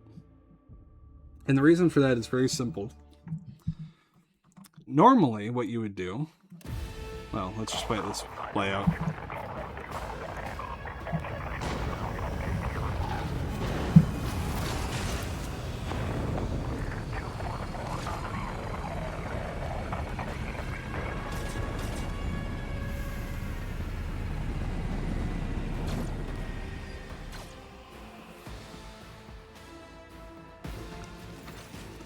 The starport greets you with a din of ordnance and the smell of explosives tickles your nostrils. It is difficult to tell through the smoke who is firing at whom. Halt! Weapons on the ground or I'm firing. A man in a torn and dirty uniform hobbles towards you from behind the chunks of rockcrete and crumpled plasteel. His cracked helmet is adorned with a crooked label that reads Sergeant Malgore. Alright, so our skies are in lockdown. The rebels are shooting down anything that flies, and you just so happen to land on our rear without a scratch to show for it? And on a shuttle like that, what did you get? It's stolen from the port palace, isn't it? He's visibly awed by the resplendent gold of your transport. Grab 'em, lads. We got ourselves a rebel landing force. Abelard turns purple. By the Holy Throne, what is this mess? Adira glances around. They're in a rough spot, old man. Go easy on them. You must be mistaken. I am the rogue trader of House von Valancius. The soldier grows more and more pale with every word you say. As soon as you are done speaking, he falls to his knees. My mistake, your lordship. I didn't recognize you, sir. Please, pardon my blunder. It's a bloodbath in here. A frag grenade explosion cuts off the rest of the sergeant's words. Shrapnel flies everywhere with a piercing screech. One of the soldiers falls to the ground, clutching the remains of his forearm that is now adorned with crimson tatters. Blood is pouring out of the stump, and the soldier's agony is short-lived. The sergeant curses and hastily says an army prayer for the dead. With a rasping cough, the sergeant turns back to you. Pardon me. Sergeant Last Malgar reporting. My unit is holding the starport on the government's orders. How may I serve? Some dirty dog nearly shot down my shuttle. Affirmative, your lordship, sir. It's all those damn rebels. Those maggots somehow got their hands on an anti-aircraft battery, and it's causing our shuttles no end of trouble. That thing really packs a punch. You're lucky they missed you. I've seen them fry 2 shuttles carrying reinforcements. Not a soul arrived. What's going on here? Unrest, sir. Armed rebellion in both the capital and the provinces. First lower level sparks, then it went up the spires. They hit the Vox subs, the arsenals, the Megatrain stations. My unit was here when it all went to the Groxes. The tech priests linked to the satellites reported sightings of strange void ships in the system. They're orbiting the star until one of them set course for landing on Rycord Majoris. The governor took precautionary measures in order to increase the security at the key facilities. Everyone knows that whether something is not right, you better double the word in details. The alarm was raised and we were sent to secure the starport. It's the only reason we're able to hold it. They're crushing us, the scumbags. Late? Uh-oh. Uh-oh. I think they patched it. I think they patched the cheese. Oh no. Oh no. This might be going real bad for us. It's been a whole turn since that last reinforcement came in. We're running low on ammo. Every other fighter is wounded. I don't know how bad it is on the streets, but they'll drive us out of here any moment. That's not great. Oh no. They patched out the cheese. I'm just doing it hard mode for no benefit now. I cannot leave you and your people without aid. Reinforcements will be sent from my ship. I live to serve. The sergeant is so astonished that he only barks out the mandated words of gratitude after a non-mandated lengthy pause. We won't fail. We won't forget. We'll be praying to the Emperor for you. Your lordship, sir. Do you happen to know if a member of the Inquisition has come here? At the word Inquisition, the sergeant's face fills with awe. I don't know, sir. There definitely haven't been any visitors like that on my watch. You might have to inquire at the headquarters, your lordship, sir. I'm going to see the governor. If I may report, sir, as long as the rebels keep shooting their damned anti-aircraft battery, there's absolutely no way to shuttle you to the governor. It'd be on foot, and the streets are dangerous. I have no one to send with you as an escort. I signed all available troops to accompany the esteemed tech priest to the governor. I will voxcast orders to them to wait for you, and I'll inform headquarters. They better send out a convoy to meet you halfway. Meanwhile, we will follow the governor's orders and hold the line here. Idira frowns as her gaze grows distant, as if she's looking to see the sergeant. You're a good soldier, but you've got a lot of blood on your hands, both yours and others. You know, the same hand that salutes now might falter in darkness. Rank and epaulettes won't save you from the bitterness. Pardon me, my lady, but I can't get my head around those fancy words you're saying. I've seen plenty of blood, but trust me, I'll fight till my last drop. The sergeant shakes his head in disappointment. If only Sergeant Davian of Tertian was here. He may have completely lost his marbles, but I'd let him accompany you. He could have walked all the way to the governor's palace without any harm falling you. Davian of Tertian? Who's that?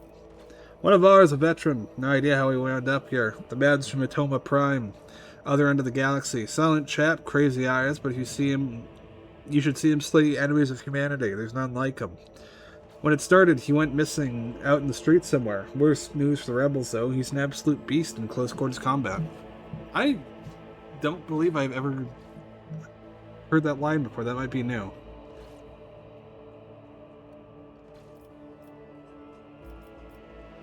You're a good soldier, Malgar. I will see that your heroism is noted. The sergeant blushes slightly. I love to serve. Another explosion interrupts the sergeant's words. With a sigh of relief, he turns to his soldiers and spits out a blooming series of commands. But yeah, so, normally, right? If such is the Emperor's will. The reason this is hard is because you're stuck here until you take out the anti-aircraft cannon. And the general intention, especially on higher difficulties, is that when you come here after getting the navigator and after doing the prison. And you have a lot more power. But this is effectively a little overtuned for the party we've got here. So it's gonna suck. Like, yeah, speaking of animations, no thank you. Look how many soldiers there are. So we're missing a really powerful party member. And some really strong gear. Or, not some strong gear. Yeah, we are missing some strong gear, but we're also missing some loot. Some really useful loot.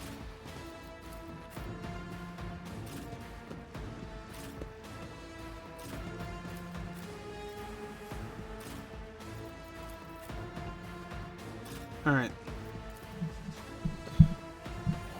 At least we got Ra with us, though.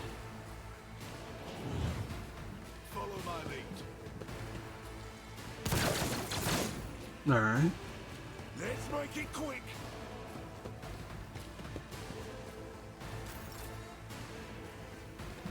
Doubt is Let's for the see. weak. Can you volley into these motherfuckers for me? I'll do it. Okay. These motherfuckers are tanky.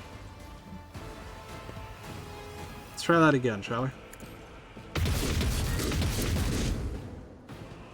Hey, these soldiers are eating multiple bolter shots and surviving. That's crazy. Here we go. Nothing worse. Alright. We're gonna need a buff. Will do.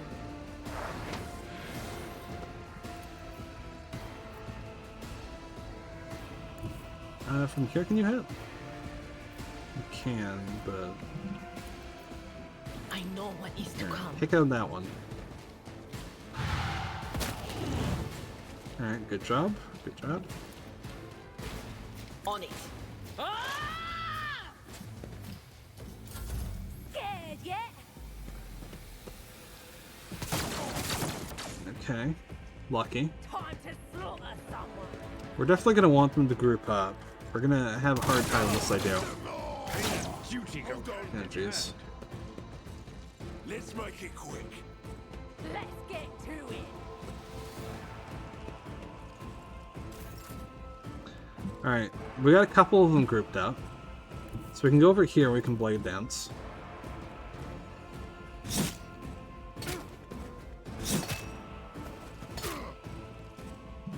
And then we can waltz.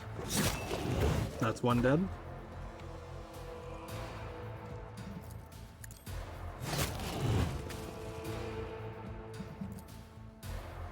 And then we can waltz again. And that's three dead. Blade Dancer is so, like, crazy strong. It's actually absurd. Alright. Abelard, I'm gonna need you to just just go for it, dude.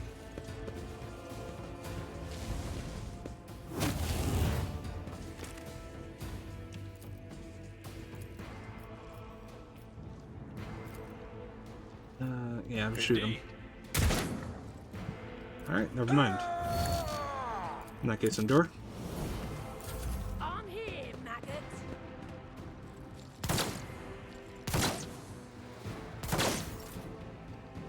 Alright, now Ra, you've got an important job. That job is called Shotgun. Okay, never mind. Ra is...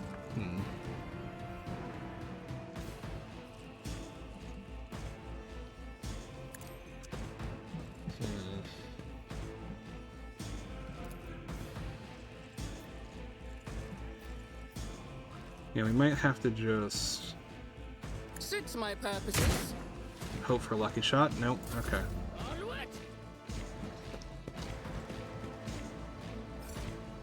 Follow my lead. I guess Ra is a little bit undergeared. Oh, jeez.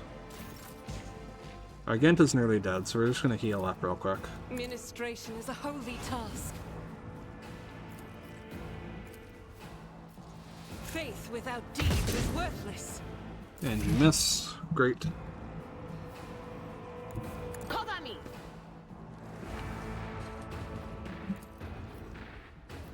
Buff yourself up as you're standing out of cover.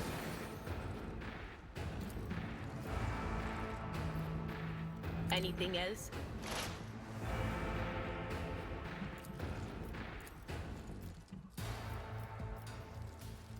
And then, can you scream at someone? You can. But of course. What an unfortunate turn of fate. Show me what you Alright, that's another one down. Oh, that's not good. Random is half dead. Abelard's nearly dead. Oh jeez, this is really not going well.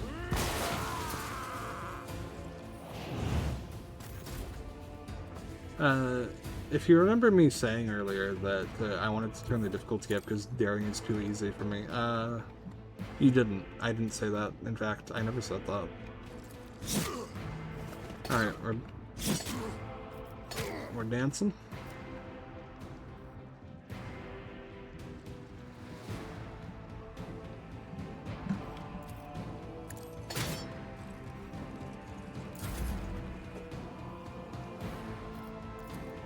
Alright. Medkit. The healing is much appreciated. Dash. At your beck and call. Let's get to it.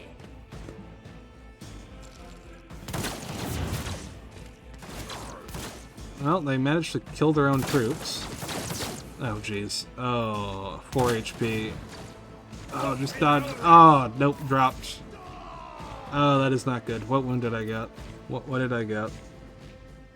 Crippled leg. Agility reduced by 20. Movements cut in half. On a melee character? Oh, that is so bad. We are so fucked.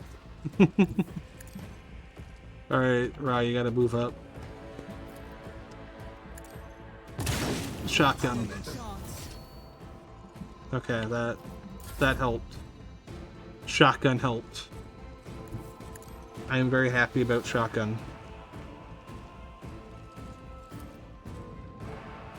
I'll do it.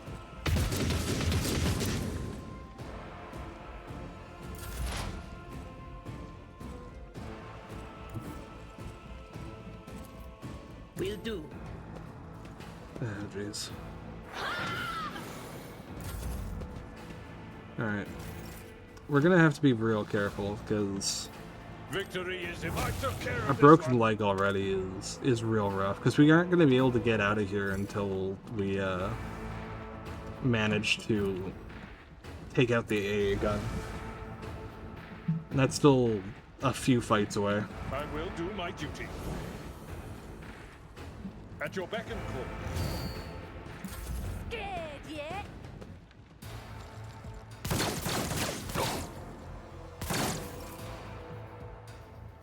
Alright.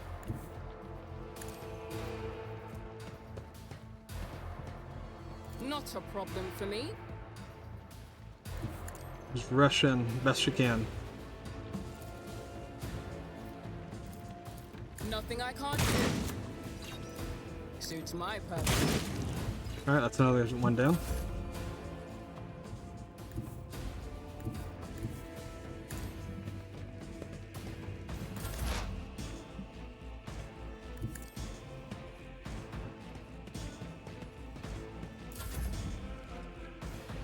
And then Abelard, you can finish them off. My lead.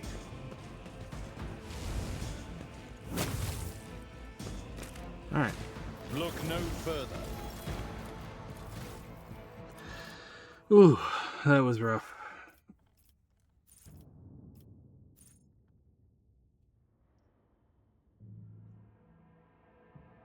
Okay, we're taking Orchestrate Flames, because that's really useful. Taking Medicae.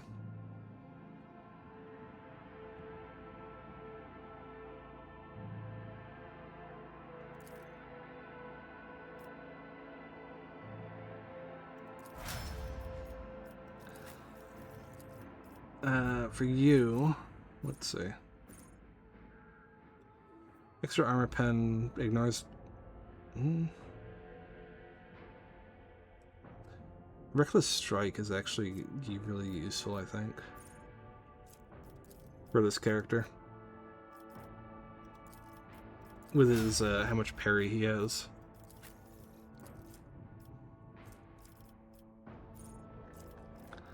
All right, what else do we got?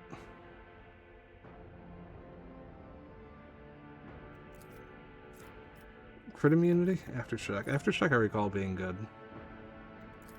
Yeah.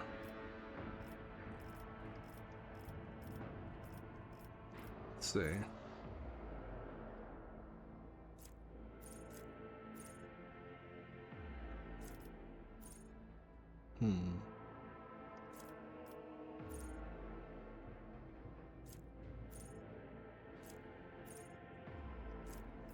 Trying to find something good for her to take. Let's see. Pain channeling. Sure, why not? I know pain channeling will eventually stop being useful, but I'll be honest, I don't really generally use this character. The moment I can get rid of her, I usually do. Off the roster, I mean, I don't, like, murder her, usually. Usually. Next range burst attack.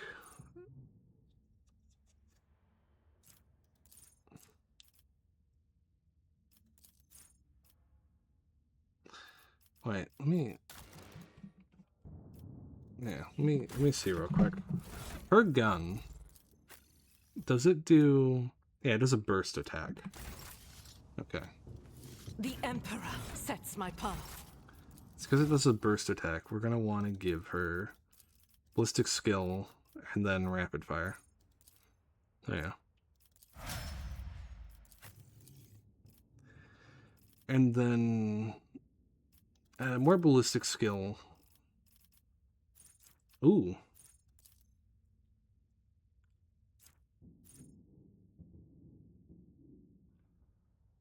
This is also good. Turning Ra into fucking Judge Dredd over here.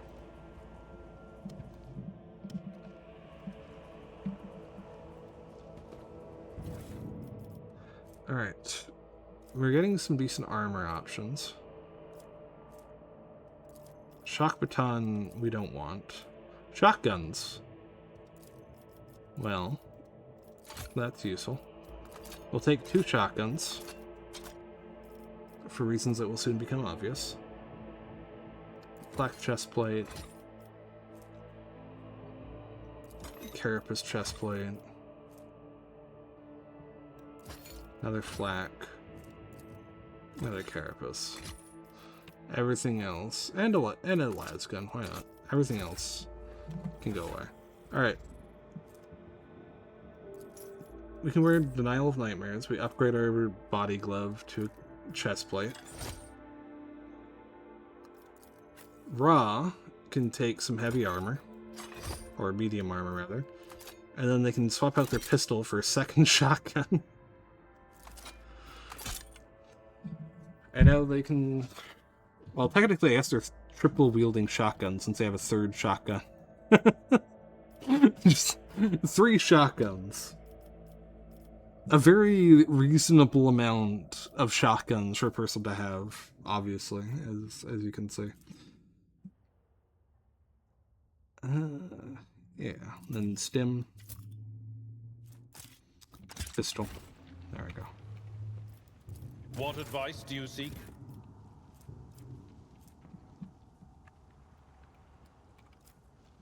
Alright. I don't think there's another way I can deal with traumas other than this, though. Which is not great. Or other than progressing the story, I mean. Ooh, another sword upgrade. Let's see. What's first I've got right now? The soul pattern.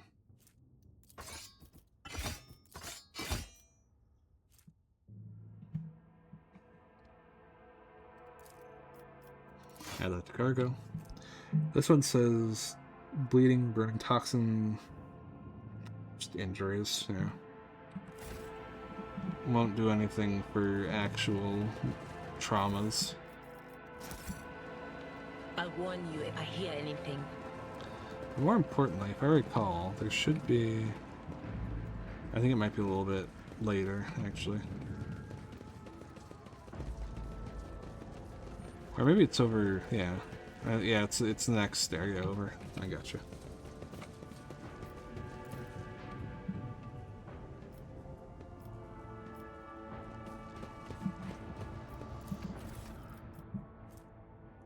Ooh, we got some more loot. Unfortunately, nothing particularly usable. I go where the whispers lead.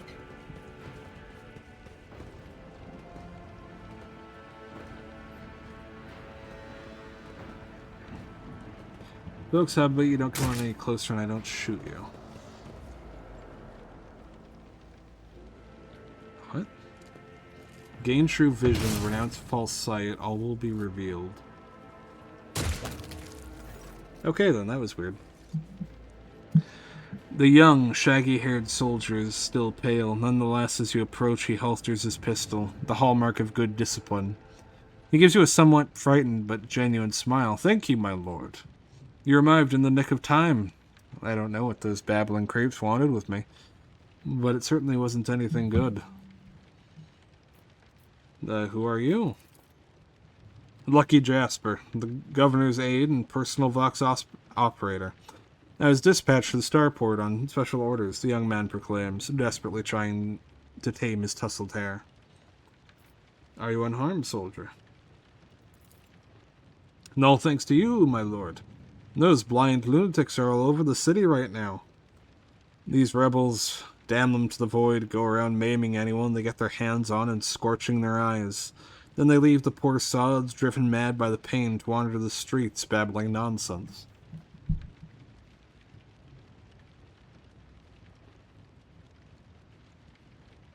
It's burned out and they start talking about achieving true sight and seeing truths incomprehensible. They aren't driven mad by pain. There's something else going.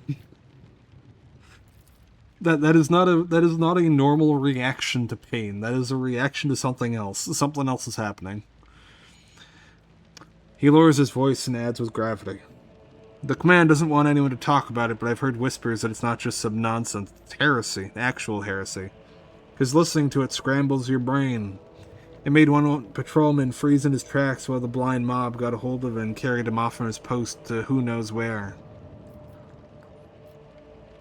And what exactly are you doing here on your own? Following Governor Mendez's special instructions, namely... He grits his teeth with a pained expression, furrowing his brow. Oh, right, it's a secret assignment. I can't talk about it. Coercion, 100%. Wink at Adira. Mistress Tlass, would you kindly read all of his thoughts for me? Adira winks back at you slyly. As you wish, Lord Captain. We'll reveal all his secrets in a jiff. Though I can't guarantee that his braids won't melt into mush in the process, but that's collateral, right? He pales, his eyes darting between you and Adira. No need, my lord. I'd rather volunteer everything myself than let this one rummage around in my head. She might break something, but I beg of you, don't tell anyone else, or the governor will turn my brains to mush for sure. So why did they send you to the starport? I'm supposed to deliver updated Vox codes and, how should I put it, assess the situation. The planet is a real mess in a moment. The rebels have found their way into our Voxnet and are now eavesdropping.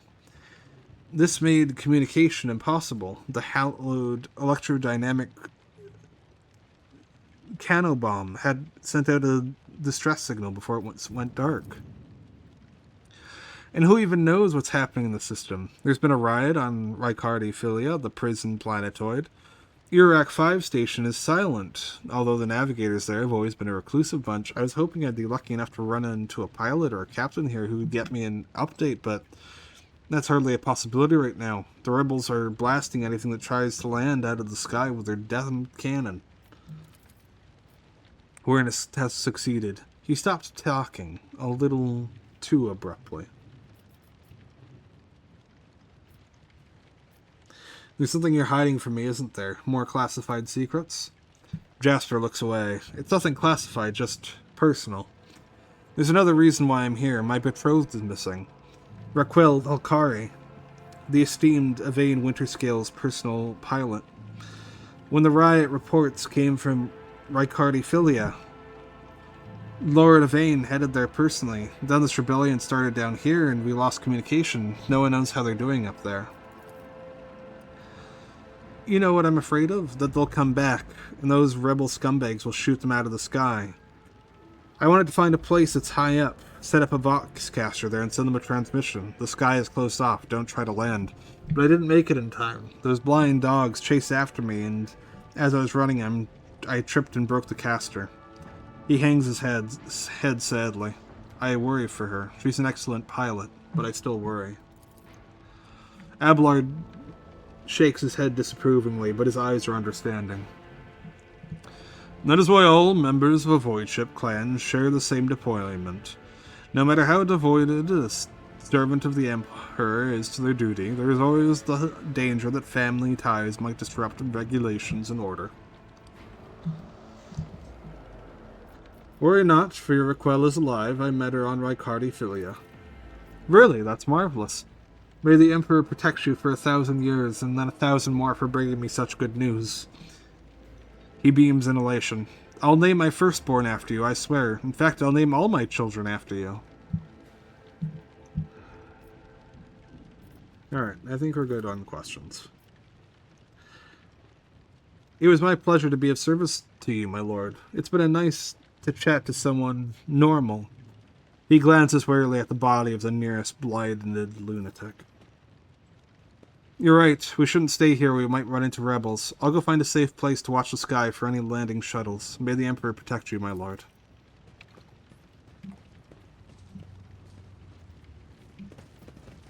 Something ominous lurks ahead. Oh, is that so? Something ominous lurks ahead? Where there's a bunch of blind people talking about True Sight? Yeah? Alright, let's move things around a little bit. You two can move back here. I want Ra up front because the shotgun is kind of a, like, close quarters weapon by nature. Alright. So we save. And we're going to do one more fight. And hopefully Rainma doesn't get their ass kicked this time. Oh, that's a lot of troops. That is a lot of troops. Alright. Abelard, you take the left. Adira, you move to the left too. Argenta, you take point. And Ra, you come hang out with Brainama.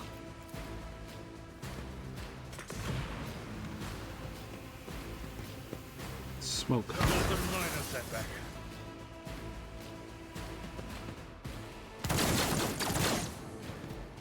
Weapon at the ready.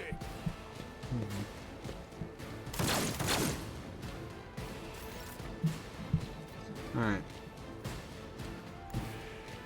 I got a plan. As the Emperor commands, I act. The plan is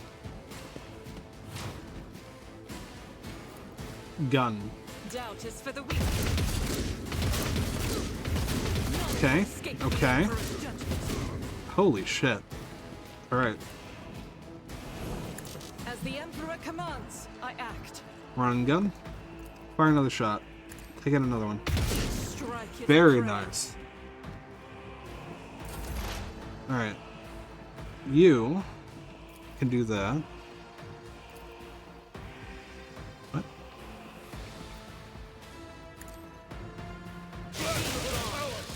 Alright, 3 dead.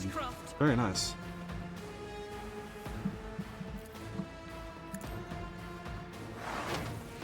On it.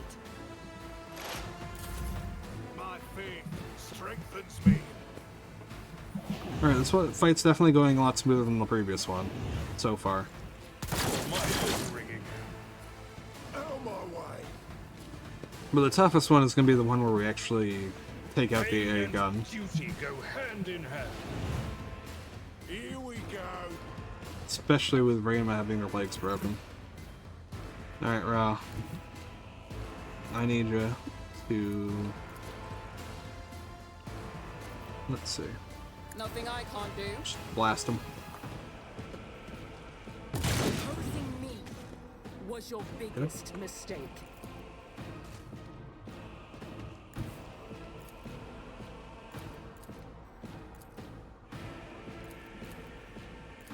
Forge ahead. Can you take out more? Oh, very nice. Let's get to it. Good job. Alright. Time to just be a normal caster for a minute. High momentum. For von Valentius. Indeed. At your beck and call. It will be done. Come on. I will do my duty. I've suffered worse. That's not good. Abloy, don't go down. Okay, Abloy went down. Okay, what did you take? Crippled leg. All of our melee characters are getting their legs broken, it seems.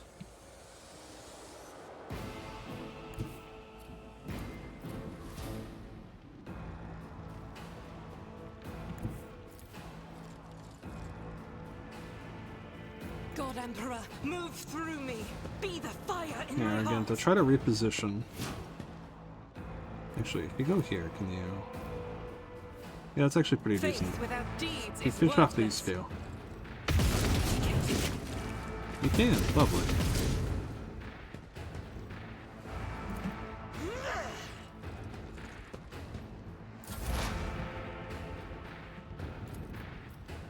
Will do. Farewell.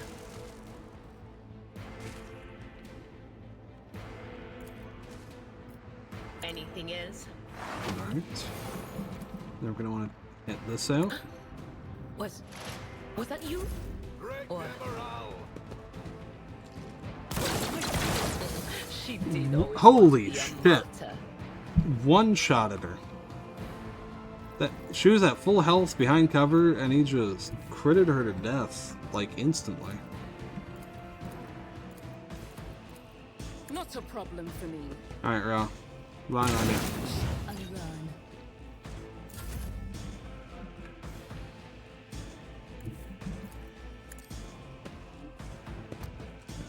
Now, you're gonna have to lap this guy. Follow my lead.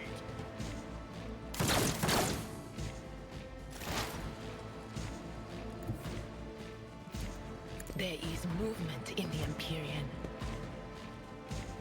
Pick up the agitator. Good, good. Not this Scryer's drop. Will do.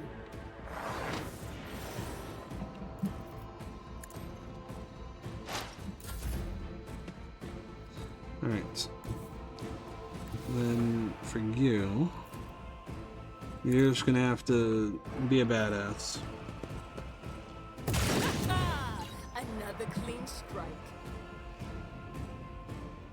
And just run at him Nothing and I just can't do. shotgun and shotgun and shotgun hard as you can.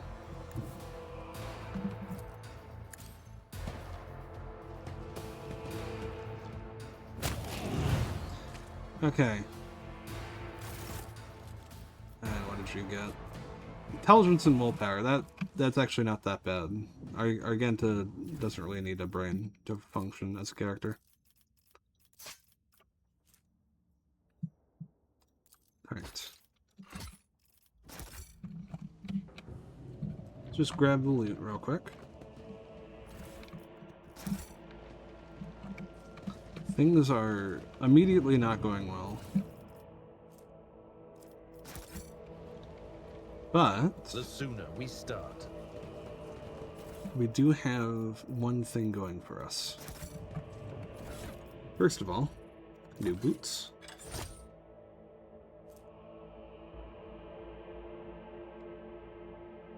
Ooh. Some nice gear for Raw. Very nice.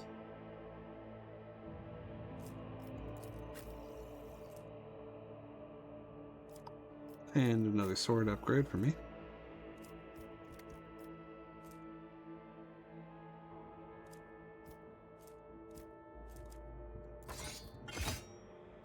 Very nice, very nice. Let's hand out some med kits real quick. Just to make sure everyone can heal.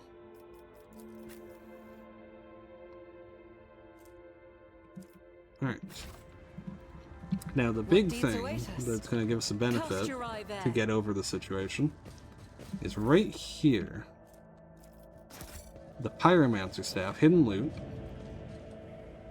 Because that means that Randomite here can now use, instead of just a shitty single target fire attack, can do this. God, shield us from this witchcraft. Which is, yeah. That will kick ass. But for now, we're at 5 hours. Let's call it here for now. We'll pick up tomorrow. Make it to the AA guns, and then probably head out and check back the other 2 areas, and then finish up this zone. And also get our fucking legs fixed. Gonna save. And let's look about raiding out. Who's streaming right now? Who do we got?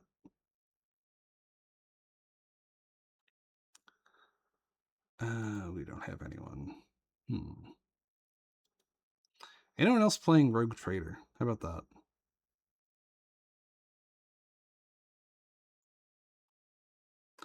We have no idea who this guy is. Let's go for this dude.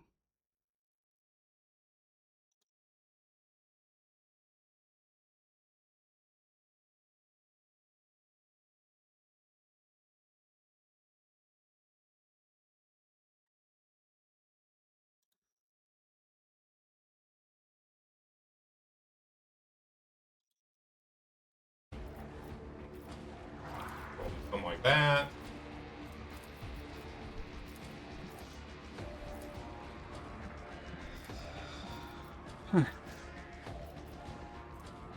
Hey, thank you for the raid!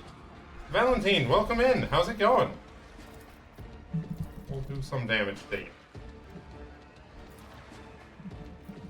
I'm assuming this just isn't guaranteeing the crit. Whereas that is.